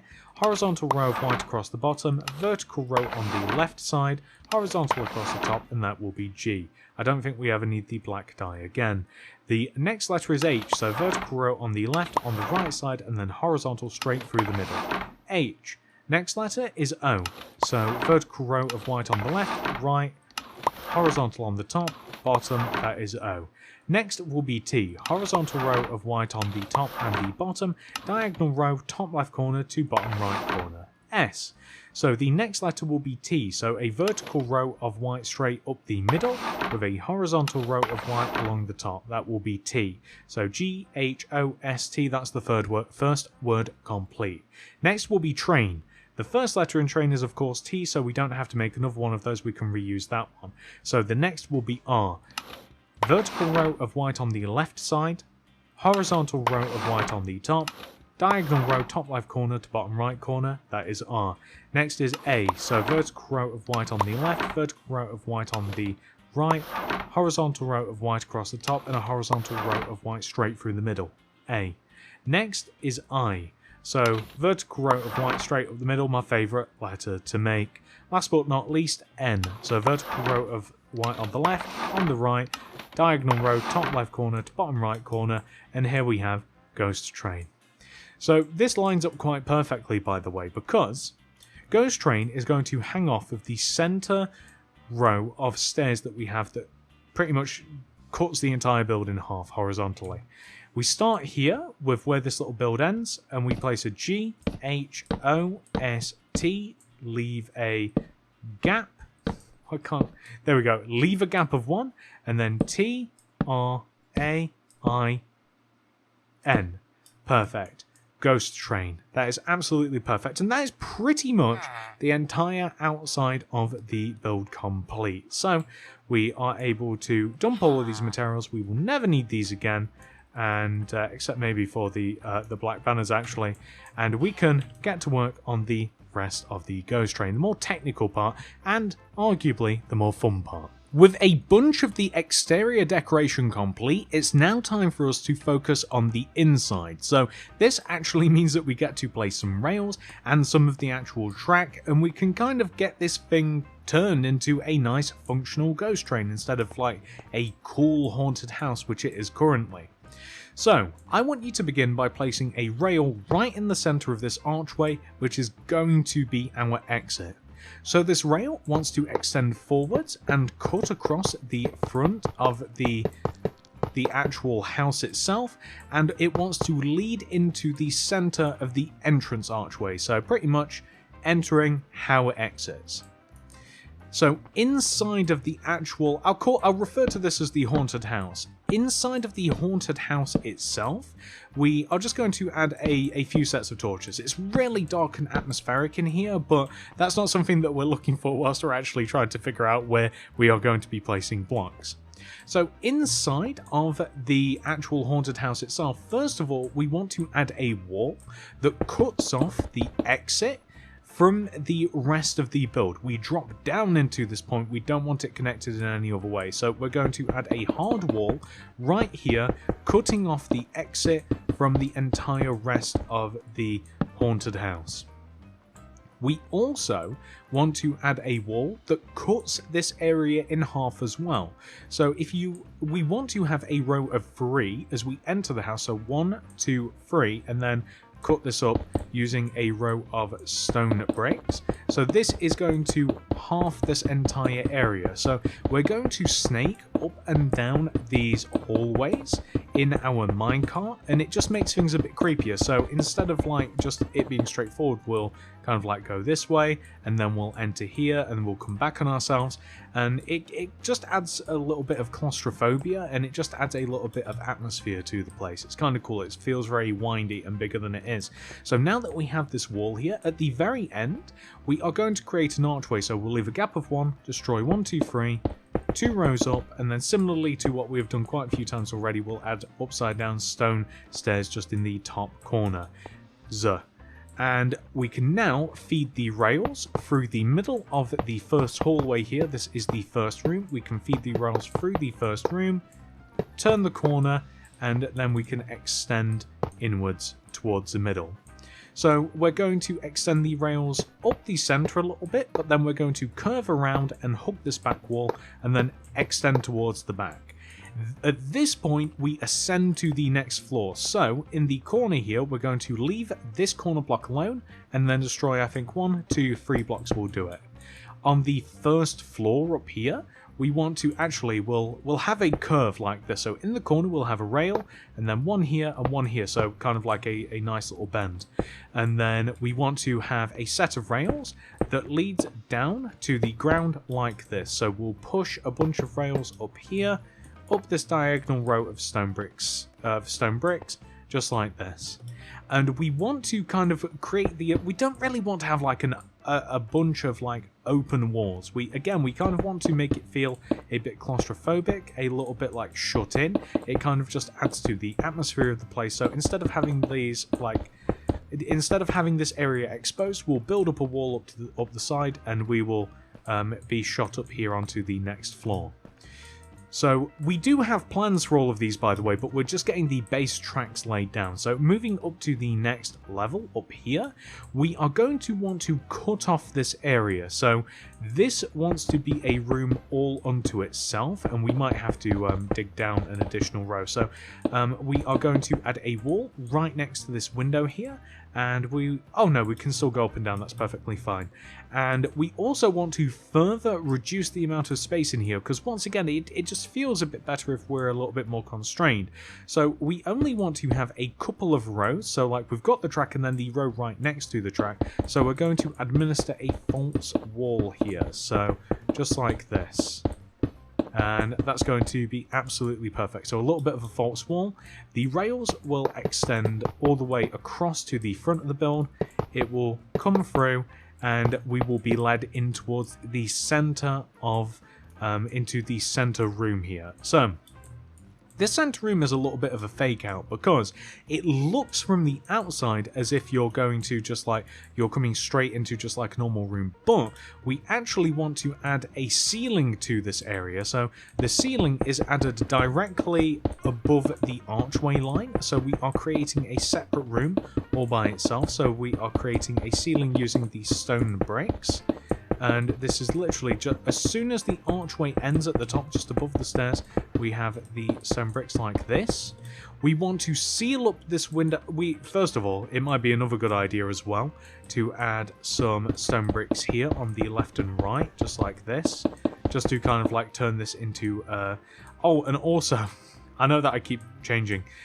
We're going to add black concrete all across the black to like black out these windows at the back, so we don't want to be able to see into these. This wants to be very, very dark.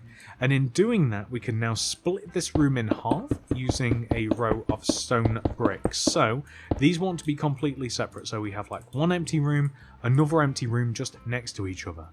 And the rails, as soon as the rails cross the threshold into this room, we want to start ascending upward into the attic. So we will have to destroy a couple of blocks here, and then we will be fed into the attic, and we will want to exit the same way. So if we come down here and we place a rail here straight in the middle of this archway, we can have an equivalent set of stone bricks that leads us, well, not up, but kind of like down actually, so will lead us down. And the rails, I do believe, are going to, I want to make sure that I've got this right, so the rails will come one row inwards, and by the way, of course, like just connecting these, so straight up the middle here into the attic. They will come, we want to have 2 rows at the back that we are able to place stuff in and add decoration, and again we'll just add a torch here or there. We will have 2 rows at the back, and we'll have a bunch of these rows at the front.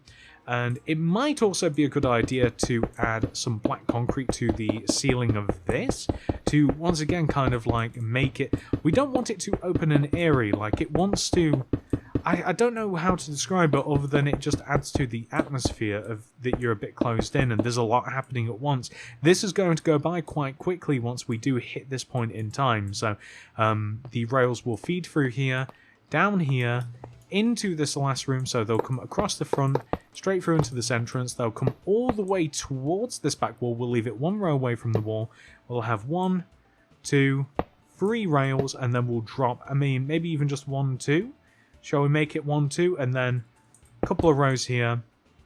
We want to create a false wall leading across the back, and we will drop down here, so we'll have to add a couple of rails to make sure that the mine carts I think drop pretty vertically, but it's okay, we'll just drop down onto here. We'll have an extra rail, and behind this and to the side of this we are going to have a little ooze pit. So we could, now that we've kind of connected all of these things together, and by the way we're missing something, so whilst we're here we might as well do it properly.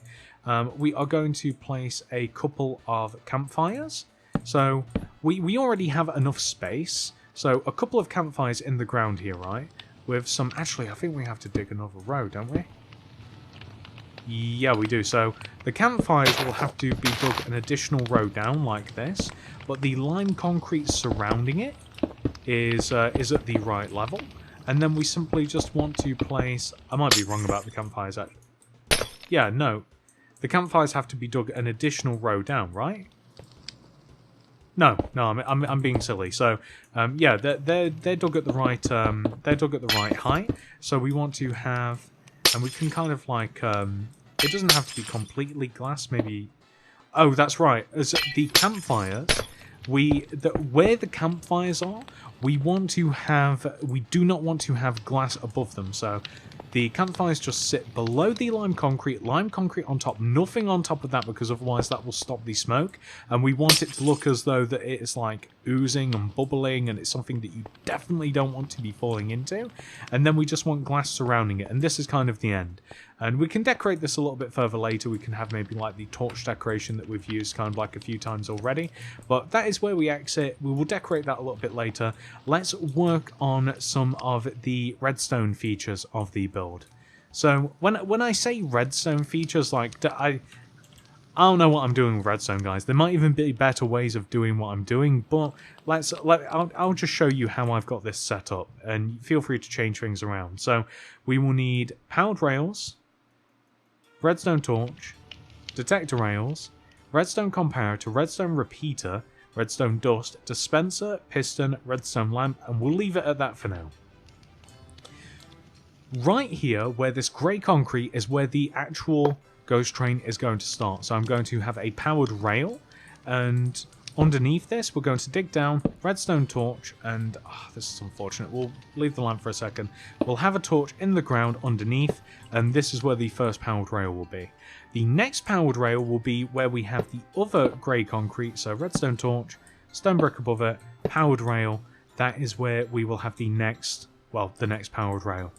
This should lead us through all the way into the next powered rail will be where we have this archway here. So kind of like digging once again down, torch, stone brick, powered rail above it. The next powered rail that we want to place, we are going to have where we start this ascent here. So we should be able to just dig in the ground just underneath this, redstone torch, stone brick. So that is where, so this will keep us at a decent speed all the way throughout the build. So we'll have one powered rail here. We might even chuck another one just up at the top here as well. So another powered rail, so that will involve us, unfortunately we're destroying some of the track as well. So another powered rail just as we hit the top, just to keep the speed nice and level. So we won't need too many more powered rails. So one here, and then we are going to hide one here as well. So actually here, where we have where we exit this part of the build, we'll have one powered rail here, and then one powered rail here as well. So just as we hit up here, and we can even just literally chuck the torch on the side because it just looks like something that would be part of the actual build. So that is it for the powered rails, ladies and gentlemen, because the powered rails will take us right up here, and then we will drop down, and momentum will take us the rest of the distance. Let's make sure that that is okay. Let's make sure that that is a sufficient amount of powered rails, that will propel us throughout the build. We've got to test this at every point that we come to. So we're already off in the minecart. The powered rails have taken us through the first room, up through the second room. We're in the third room. We forgot to light this, but a simple torch should do. So if we just hit a torch here, that will power the rail. That's perfectly fine. And this is why we test things, ladies and gentlemen, to make sure that these things are working properly. So that is nice and powered. This will take us up through here into the attic. We'll get shot straight down from here. Momentum will take us all the way to the exit. We'll land on these rails. We might need another rail just here, or that might be a nice logical place to leave it. And we can just leave a bunch of minecarts in the actual chest here. So it might be good actually that we do end here, but if you do want to make sure that it will take you all the way to the very end, you can either put something so that this minecart, so you'll get shoved directly onto here, or like I'm quite happy for it to actually stop, because otherwise it's quite easy to kind of like keep continuing around, and then the minecart gets slipped onto the powered rail, and then it keeps going round and round and round and round, and you've got to like chase it and catch it. So I'm quite happy to leave it like that. So that's cool. So all of the powered rails, we literally can go from the start to the finish. I kind of want to try that one more time. Let's try that. So into the minecart.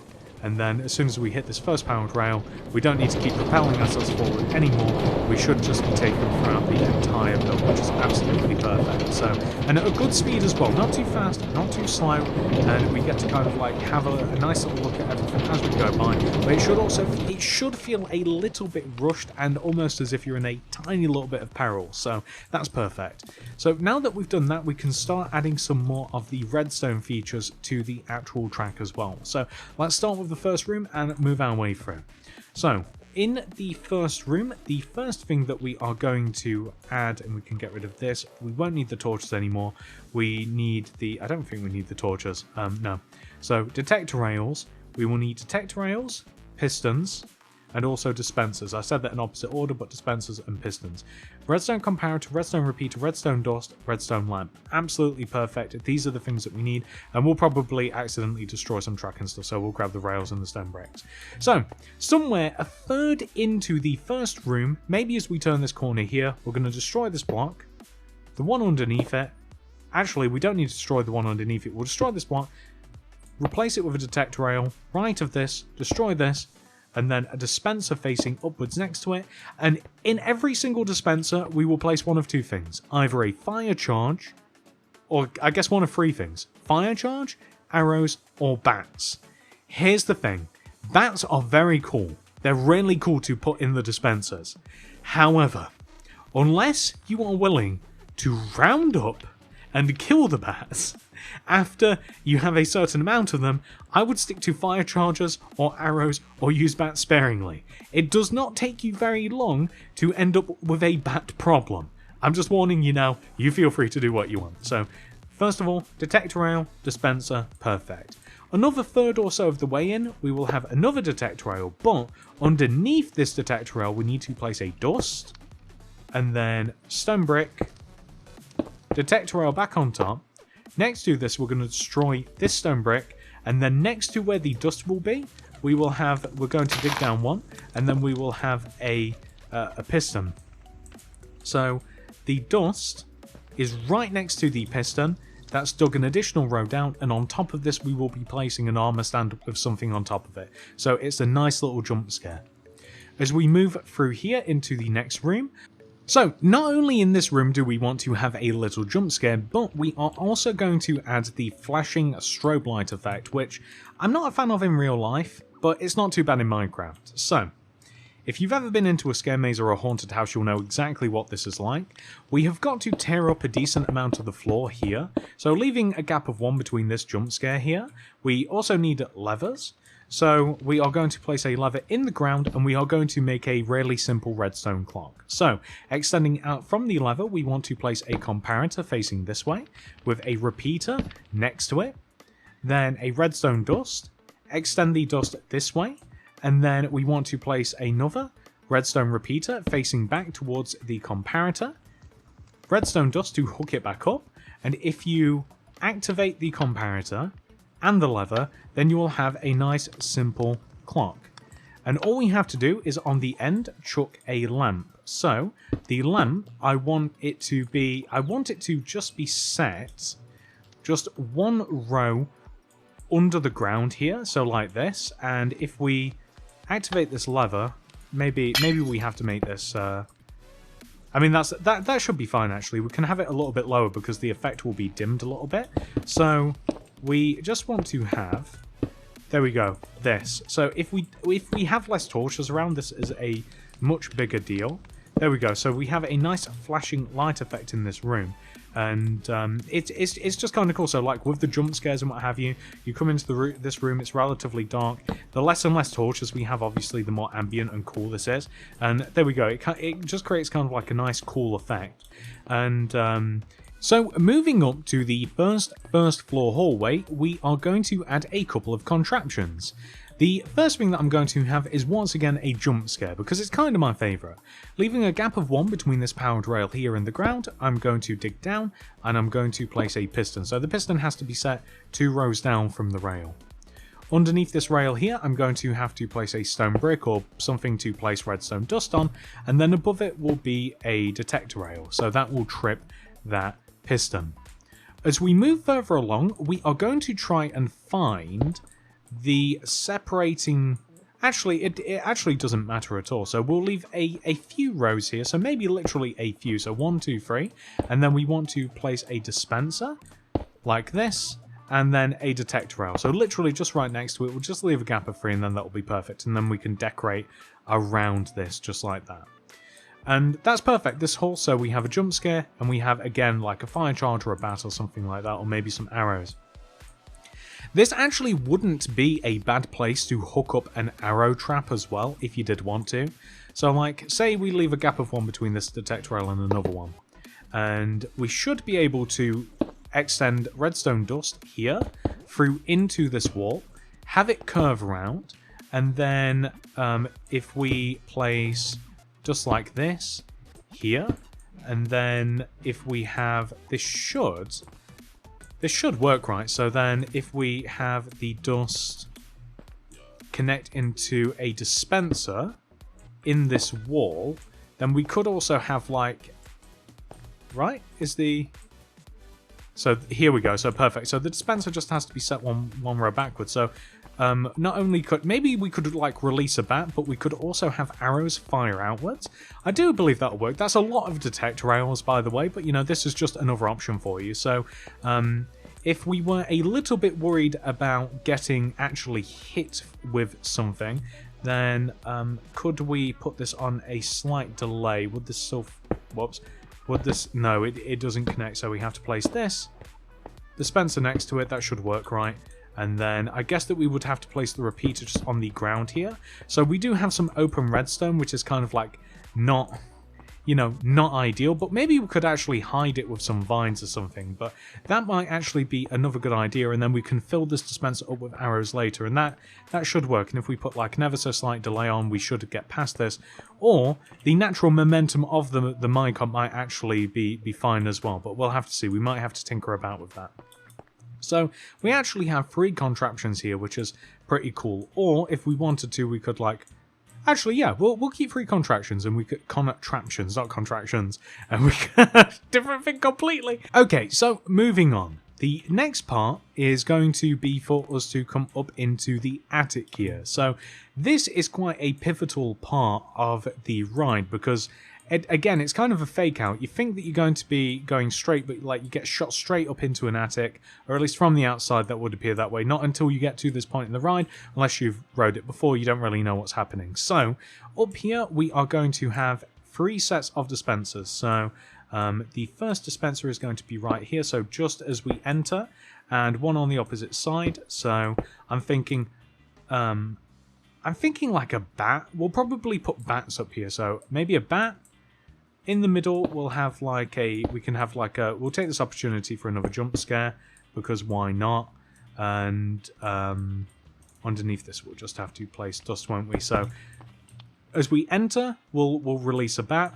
We'll have a jump scare, and then fire as we go down. So that's how we'll work with that. We need a detector rail here, here, and we have already... And we want to place one here. So... as we enter, as we leave, and right in the middle, we'll set all of those up a little bit later. That's perfect.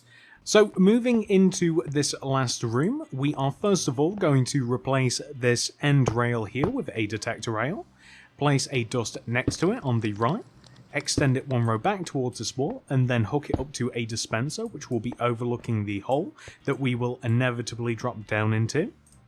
And then in the back of the room, we want to destroy a hole through this false wall. And in the very back corner here, we are going to place a lever, redstone comparator, repeater, dust to the right. And we're going to start coming back on ourselves with a repeater, then a dust. We are then going to extend this end dust here, back to the wall, and we are going to destroy this block.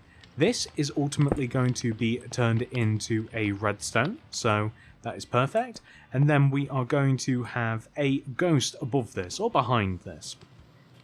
We'll see when we get there. So if we activate this and then activate the lever, that will create a nice little circuit or a clock or whatever the technical term is. And we'll just leave this open for now because I don't want to leave this running because it, I don't know about you, but sometimes the flashing light kind of annoys me. So with all of the technical stuff done, I think that we are just going to decorate this room because why not? Why not start the story at the end? So in this room, we are going to need a spruce trapdoor, player head, stone cutter. We'll also need white stained glass, white banner, the other white banner. We need both of the ghost banners basically. We need chains, black banners, and then we'll need like redstone dust and red carpet. So over here on the left, we are going to make a little table made out of spruce trapdoors, and that just begins with us flipping a spruce trapdoor upwards, place a trapdoor behind, and then another one. We'll form it into a little table, and on the table we'll have a stone cutter and a player head. The head specifically wants to be facing this way on the table. We are going to have a ghost above and behind this little redstone here, so the white glass will go above and in front, and then we'll place all of the banners around just like this. You could even leave, like, because this keeps everywhere quite hidden, if you wanted to turn this contraption on and off, you could just kind of like leave that open, although I guess it probably wouldn't matter too much because you're not going to be spending loads of time in this room, so there's no reason for you to be able to get to that level whatsoever. So the rest of the room we're just going to decorate with chains just kind of like hanging from the ceiling. So it's kind of up to you how many of these you want to use and in what sort of variety. A couple of black banners strewn about the place, a couple of redstone dust to kind of like look like blood. We're going to use a little bit of red carpet as well to help kind of like exacerbate that effect. So I think that looks pretty good. That's looking quite nice. And all we're going to do is just in this back room here, and I believe we'll have to do this elsewhere. We'll have to grab this, and we're just going to grab black concrete, seal up these two little windows here, and then we'll seal up this wall. I guess I'll leave this running, and then we'll seal up this wall because we're kind of just out of here, and I think that this is like a cool little room to end it on, and we'll just have to load that up with arrows a little bit later. As we drop down into here, I want to add... I'm considering adding the same sort of like light fixture that we've used a few times already, which is the polished deep slate wall with the lantern on top, the soul lantern specifically, and the warp signs around. I don't know whether I like that or not down here. I think it is quite cool. And you might even find that you like a couple of like lime carpets like kind of spread about the place a little bit. Maybe literally just a couple looks quite cool. And I think that looks pretty good. Yeah, I'm quite happy with that. I really like how that's turned out. And in doing that, ladies and gentlemen, we are now actually going to head all the way back to the beginning here. And it's now time for us just to decorate around the track and load up all of the little gadgets and mechanisms that we've created. And then we'll kind of be done. Okay, so starting right at the beginning, we are just going to destroy some of the blocks in the ground and just replace them with podzol or soul sand or coaster or whatever it is you might like to place there. And we'll of course place some vines and some fungus and some roots wherever we feel necessary, just to kind of like set the mood a little bit. At the end here we've got enough space that we can place like a little mock grave just like this, and we can place some heads a little bit later. We can even wrap it around a little bit, maybe even some vines hanging down. I think that's pretty cool, kind of sets the scene a little bit. We can also add, I mean, I don't know if it'll be too much in the middle here, just to add kind of like a little grave marker. I don't know if that'll be too much or not, but I think that's pretty good. So this is a pretty decent pass through here. Vines, I really like the idea of vines just like hanging down, just like as we move through, and these should grow, I assume, the weeping vines. I've not used too much of them. I mean, we can grow them manually, so I do assume that they will slowly grow through. And again, it's kind of like that feeling of kind of like creepiness and claustrophobia. Like I really like that. So we can have another little grave here. I think that's a good place for one. And once again, kind of like we can just have like warped roots and like vines hanging about the place, like here as well.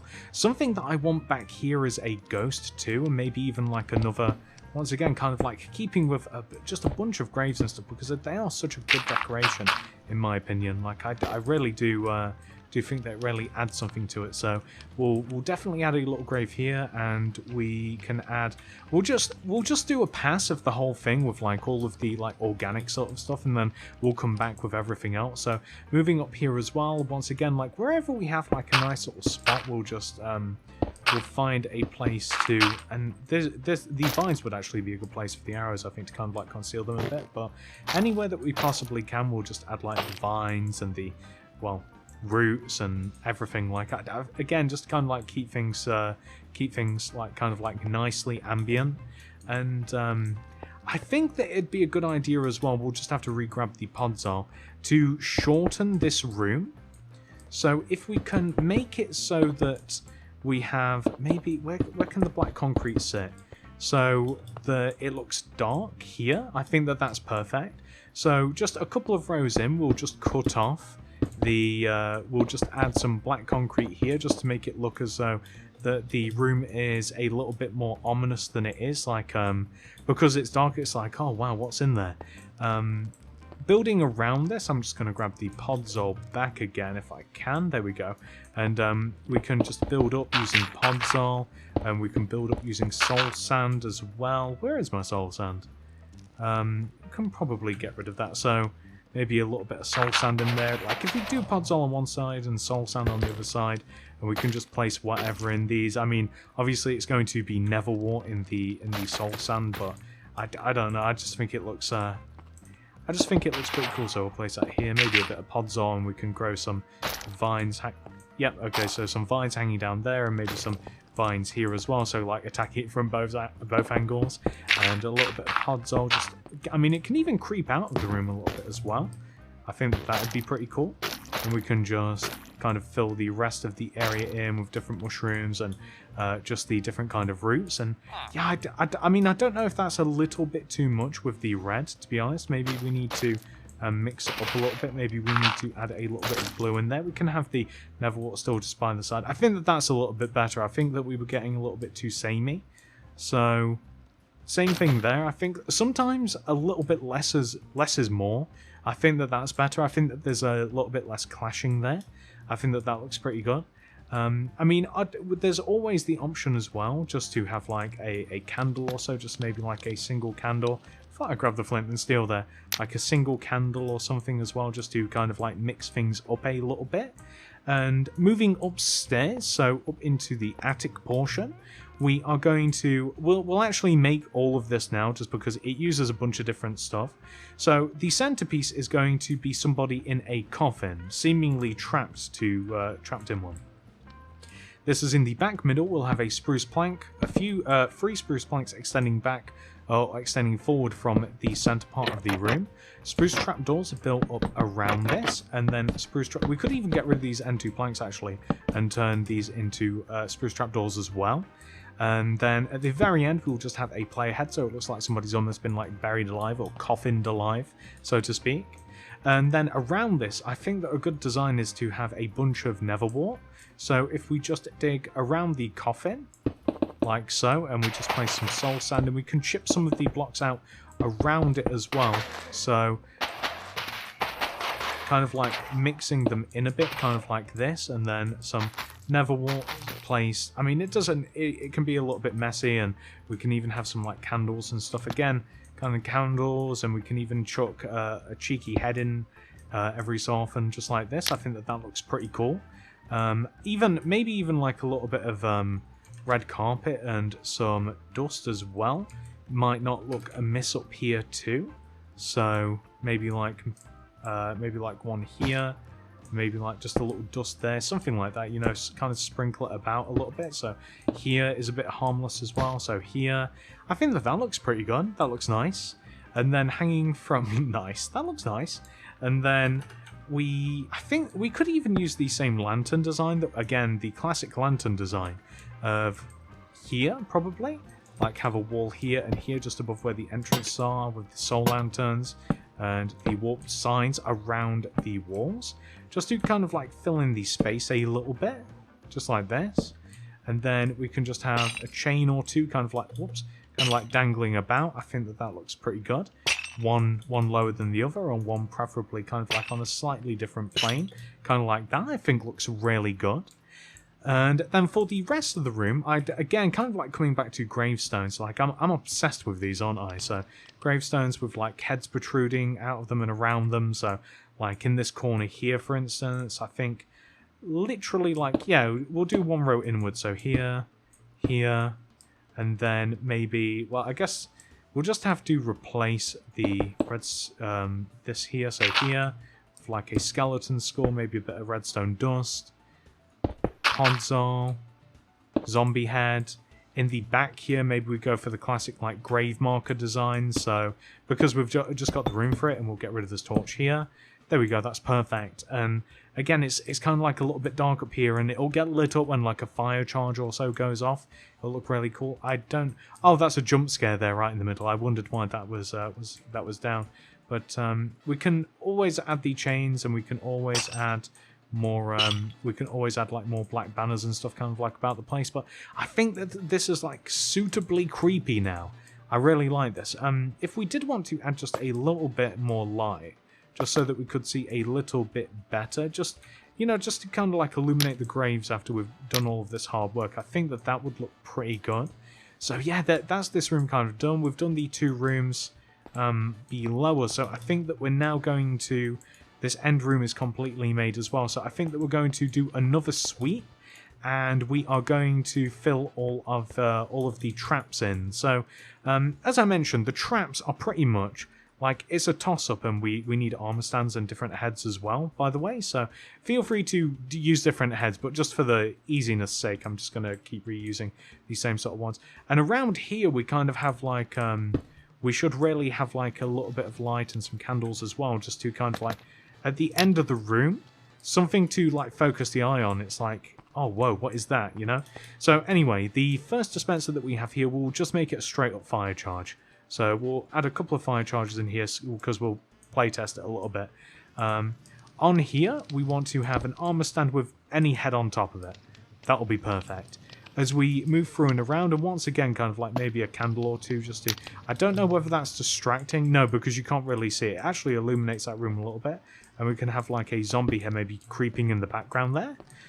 We'll need another armor stand, and we can have, again, any head on there is fine. Heads kind of like dispersed on the graves. Oh, we need the ghost. We'll go and fetch the ghost in a little second. So moving around here, we'll need, once again, we'll need another armor stand with a skull on it. This, we are going to put more fire charges in. Again, the bats, you're going to want to be careful with the bats, I promise. This dispenser here, we are going to chuck some arrows in. I don't know what spectral arrows are, by the way. I don't know whether I'm making a mistake by using these instead of regular arrows, but we'll give them a go. Spectral sounded kind of cool with the whole vibe of the place. Up here is where we're going to have the bats. So the first fire charge first, to kind of like light the room up a little bit. On this armor stand we'll have... Oh, this... Why is that not a piston? Ah, that should be a piston. My bad. I don't know why that's a dispenser. That must have... Obvious mistake. So, on here, there we go. Armor stand. We'll put a player head on it, because why not? Then, in this dispenser here, we will have bats.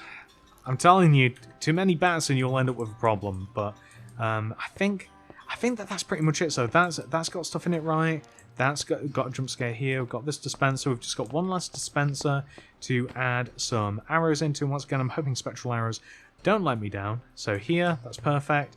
And then last but not least, I can actually steal it from here. We want to have... I want to have a ghost just... it was in... This is probably the fastest way in this room, and it might be a good idea to add a little bit of light to this room. I might like add a lantern or some candles as well. So actually, let me do that. Let me add, before we move on, some candles, because you just want enough light, right? Like you don't want too much, but you also don't want too little either. So I can't spell flint because it doesn't start with a semicolon. So trapdoor here, candles. A few. I'm assuming more candles is more light. I'm assuming. I think that that's fine.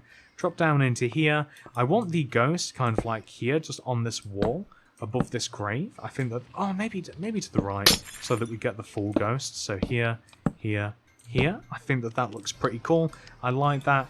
And that is the last of it, ladies and gentlemen. So, before we playtest this thing, and I really do want to playtest it really, really badly, we are just going to go around the actual haunted house itself, and we are going to chop out some blocks. So, the last little thing that you can do to give the ghost train, the haunted house, a little bit of character is to go around and make it look a little bit less perfect with some different stone blocks. So instead of all of these stone bricks, which are nice and neatly lined up everywhere, if you grab some of the other stone related blocks, literally the stone stairs, literally the stone and cobblestone and andesite and whatever other blocks you particularly fancy, knock out some parts of the walls, replace them with some upside down stairs, regular stairs, some of the different stone blocks, and just make it look a little bit more dilapidated, a little bit more run down, and I think that you will like the effect. Or don't, it's up to you. So I really want this to work first time for you guys, and the only change that we have to make for the actual track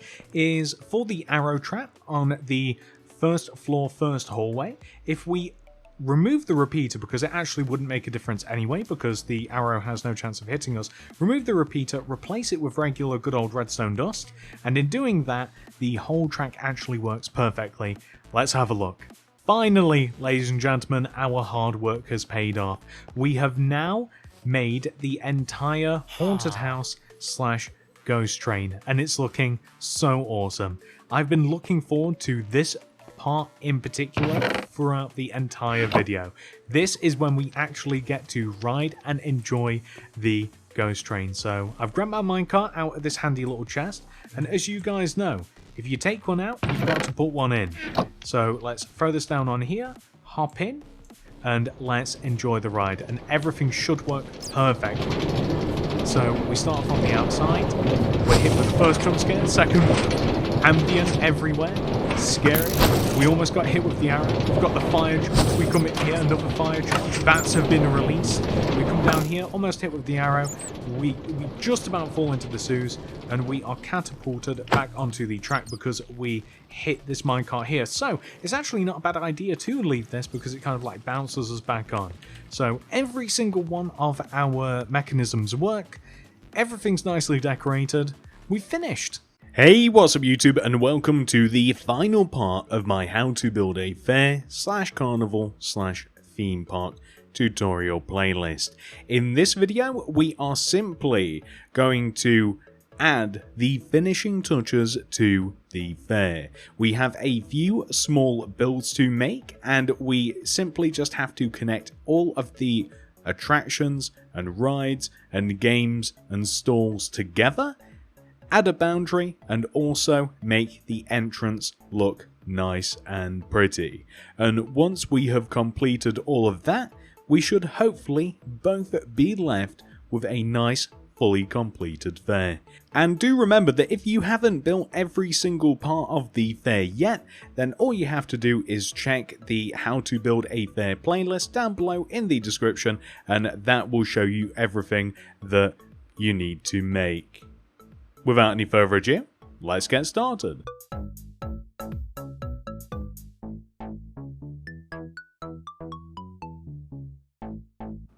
So, before we begin the tutorial portion of this video, at this point in the fair, we should have made literally every single major build that has its very own build tutorial. This video will not necessarily be a step-by-step, block-by-block tutorial, but instead showing you where to place specific builds and different decorations around the fair and how to join everything together and make everything look good. So at this point in time, this is what hopefully all of you have for your fair, or at least something similar to it if you have decided to alter it a little bit.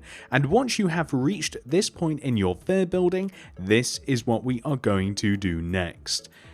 Make your way to the central point of your fair, and we have a few different builds to add here up the strip. So the first thing that we have to work on for the fair is going to be the center area. There is a bunch of small builds here. The first of which is going to be a cotton candy stand or a candy floss stand, depending upon where you're from. You might call it something different. This has its very own tutorial, which is why I am not going to step-by-step it for you. I will leave a link in the description for every single time this happens. So if you want to make your very own cotton candy stand for yourself, you can follow a separate tutorial along from this one and place it in your fair. It will be the first link below down in the description. So once we have made the cotton candy stand, we are going to make a couple more. The next of which is a hot dog stand, and just like with the cotton candy stand, this has its very own separate tutorial down below in the description. That will be the second link that you can find.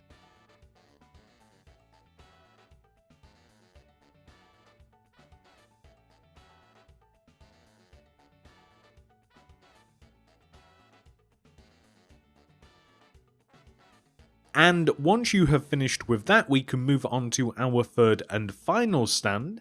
This is a balloon car. And once again, you can find a separate tutorial for this down below in the description. But if you probably were able to make one of these just by kind of observing what I'm doing in this video in particular, this might be the one. It is quite a simple concept, yet very impactful.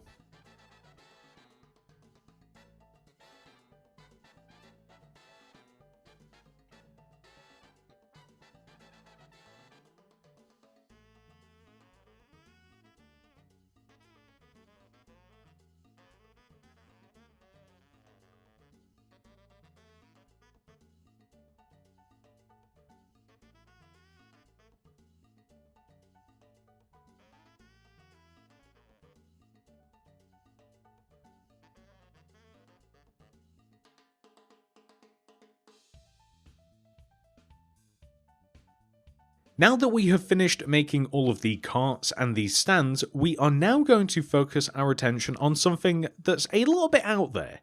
Or a little bit up there, I should say. I decided to add a hot air balloon to my fair. Now, I'm not 100% certain why I actually decided to do this. It seems like a kind of a weird thing to add, and yet it seems to sort of fit in with the entire build. So this is one of the few things in the fair that actually doesn't have its very own separate build tutorial, but you may be able to piece this together from this video. I'm not 100% sure it even fits the aesthetic of the fair. I kind of just felt like adding it. I wouldn't really think of it as a fair build exactly. It's not even a really fair themed balloon. It's just like white and blue. Maybe if it was like a giant clown's head or something, like it might make more sense. But anyway, I just decided to show you this because I have it in my fair for some reason. With those 4 builds added to the fair, I think it's time to start establishing some boundaries around the fair as well. So right up front center, we have to make the entrance. This is going to be a red concrete archway with some fake lights in the form of item frames and shulker boxes to look like different coloured light bulbs, with some lanterns hanging off of the archway as well. Really simple, and this is literally opposite the entrance to the circus. I do believe that earlier, at some point in time, we actually extended some of the entrance out towards the outer part of the grid. So if you just build the archway left and right of it, make it nice and even, you really can't go too far wrong. Now, after we have made the archway, that is the only way in and out of the fair, unless, you know, you can find a different way. I'm sure it wouldn't be too difficult. We can either dig underneath the wall or go over it. Well, or maybe take the hot air balloon. We are simply just going to put a giant wall around the fair, and that is just going to be terracotta, good old plain terracotta, stacking it 2 rows high. We're going to place it all the way around the actual fair itself, leaving a few rows out front. You'll be able to see what is left if you have made the giant white grid. You'll be able to see what you do and do not place wall on top of. With the outer boundary complete, we can now work a little bit more on the entrance to the fair. We have made the archway, which is the obvious entrance and exit into and out of the fair, but we have to make the walk up a little bit more special. So we're going to add some nice uniform trees that are evenly spaced apart and perfectly groomed on the left and right side of the main path into the fair. These are 3 oak logs stacked on top of each other. We placed leaves all the way around the top of the top log, and then we add another row of leaves directly on top of it. So it's really, really easy to do, but very impactful as we walk in and out. Like, it just makes it feel a little bit more refined. There are a few parts of the fair that have just large empty areas. So the front right hand corner of the fair, for example, behind the burger truck and the water slide, or the actual big inflatable slide as it's supposed to be in the swing chair.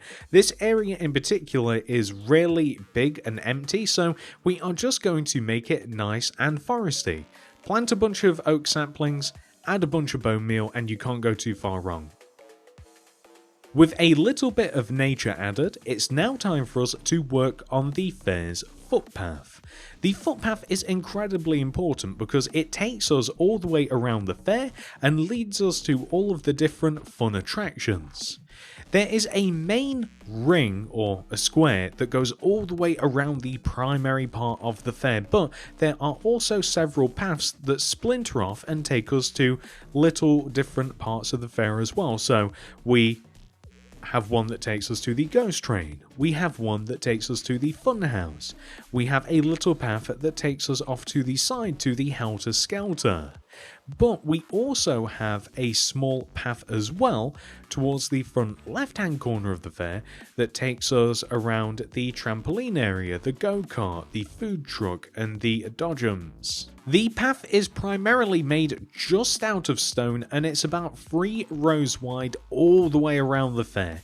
The only few cases where this isn't the case is towards the funhouse, because I want it to line up with the very centre of the kiosk, and also where we have the Helter Skelter.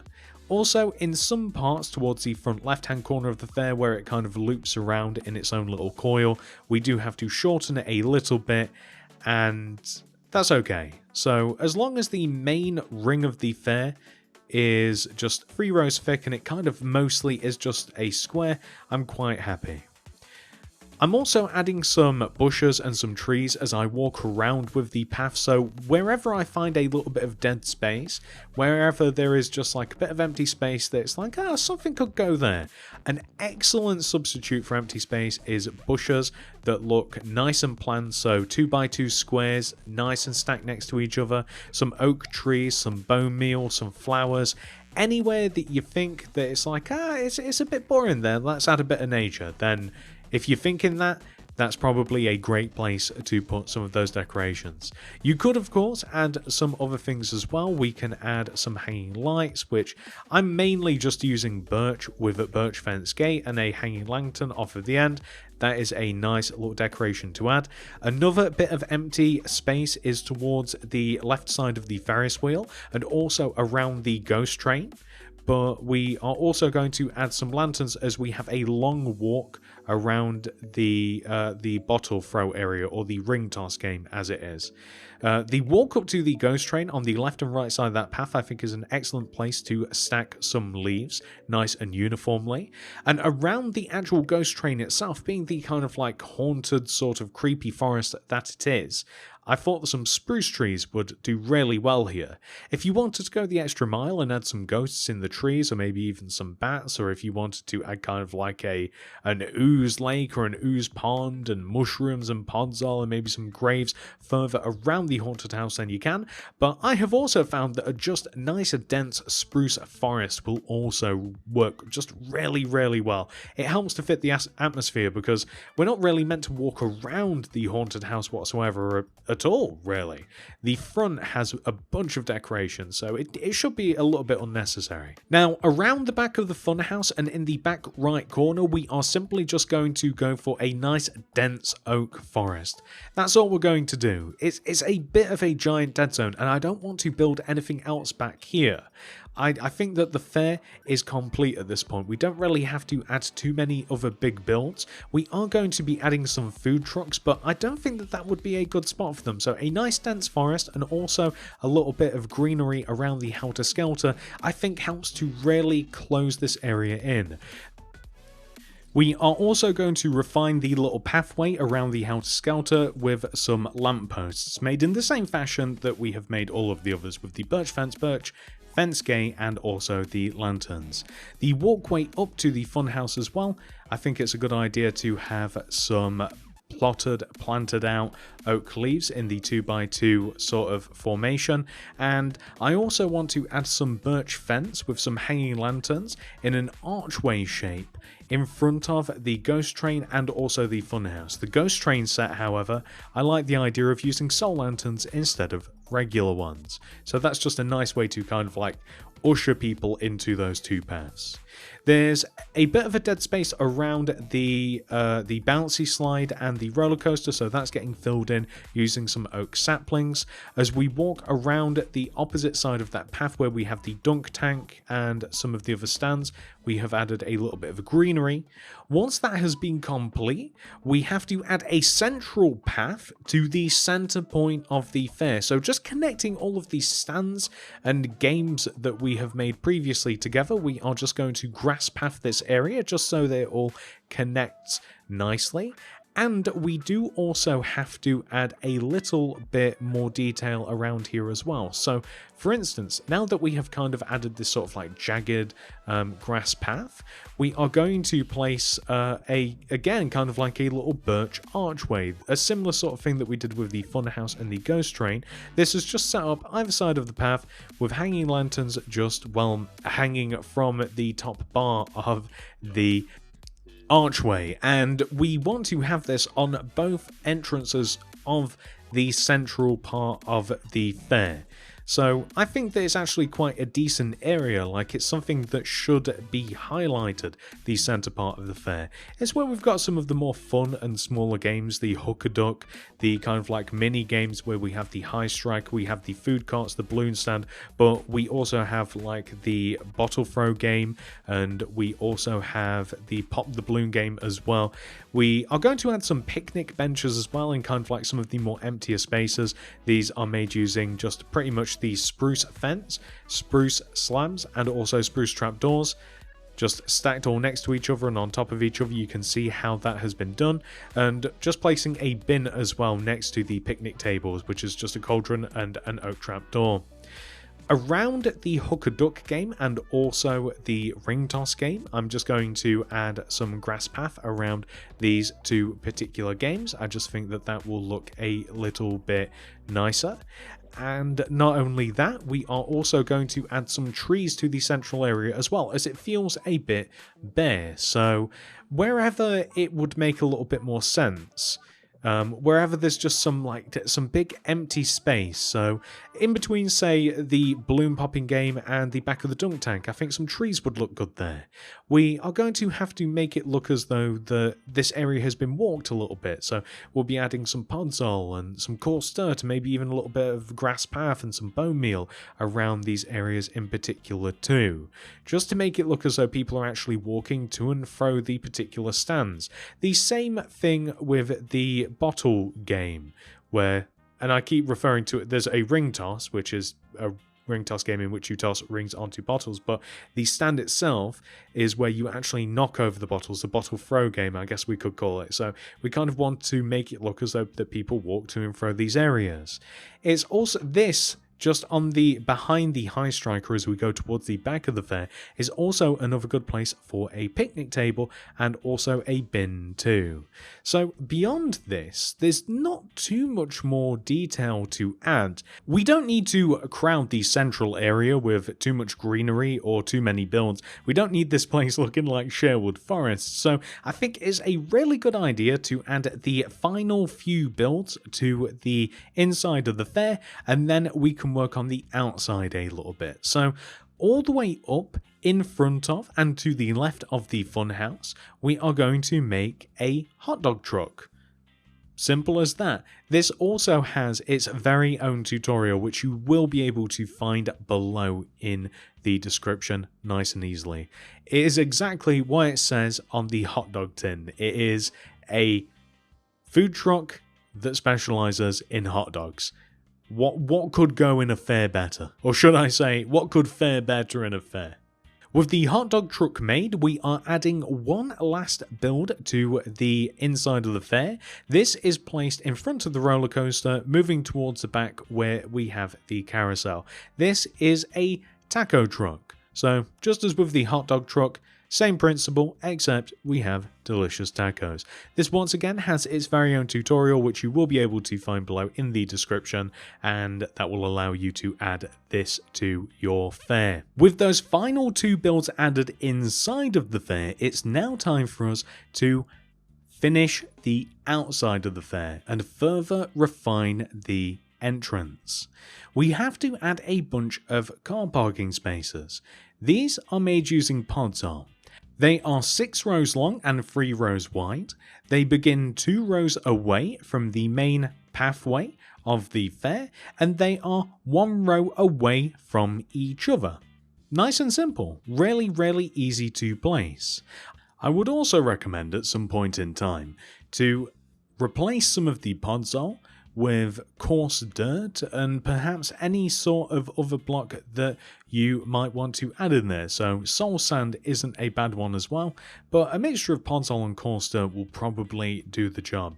Any other brown sort of block would work too, of course, so some brown terracotta, maybe even a little bit of wool, but we don't have to go too crazy with these. These are just car parking spaces. Now on the ends of the car parking spaces, right in the middle, we are going to place a sequence of wool. So we have diorite wool and we have red nether brick wool.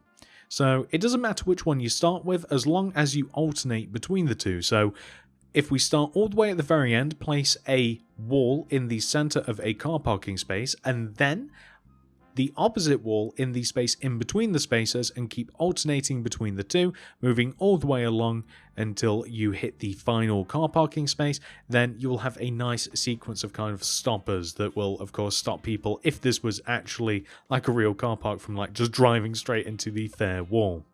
And once we have added all of those walls, it's also a good idea to add some lights as well. So kind of the birch archways that we have been adding all over the place. On each side, the left and right side of the main pathway, we are going to have a car park on both sides. We want to have 2 of the birch archways. So if you find the center car parking space, that is the area that you are going to want to begin your 2 archways from. So the archways will start on the left and right side of behind of the car parking space, just extending out diagonally, and those 2 archways will branch out all the way over to the right, just next to the main pathway, and all the way over to the left where the actual fair boundary is itself, and they will stop in the same way that they kind of ended, just extending out diagonally from the back of the car parking spaces. Connect them all together at the top, place some lanterns underneath them, feel free to replace some of the links in the birch fence using birch fence gate, and it'll look really good. I have used a little bit of magic to remove all of the white concrete and copy one side of the car park over to the opposite side. And not only that, it is now time for us to start building some cars now that I have magicked away all of that and also magicked in the opposite side of the car park. So all of these cars are really easy to make. I am starting off with just a bunch of white cars because I can just world edit my way into some different colored cars. So I'm placing them kind of like in different-ish sort of positions, but some of them are also the same because it looks a little bit too weird. Like if you place things in such an abstract manner that it never makes sense, because sometimes cars would just line up together next to each other, you know? So they don't always have to be placed in like weird and different wonderful ways and also different from each other, because sometimes it is a little bit jarring. So anyway, the car itself does have its very own tutorial on the channel. It's really easy to make. It's a really quick build. You'll be able to find the tutorial for it down below in the description, and it's really easy to just change the different color of wool and carpet to suit your very own color scheme. So now that I've made a bunch of white cars, you can see me slowly turning them into different colored cars. So a couple of these will be white still, but all of these cars will, well, the majority of these cars will get color changed, and it will, I'll kind of keep it like a nice bright set of colourful cars.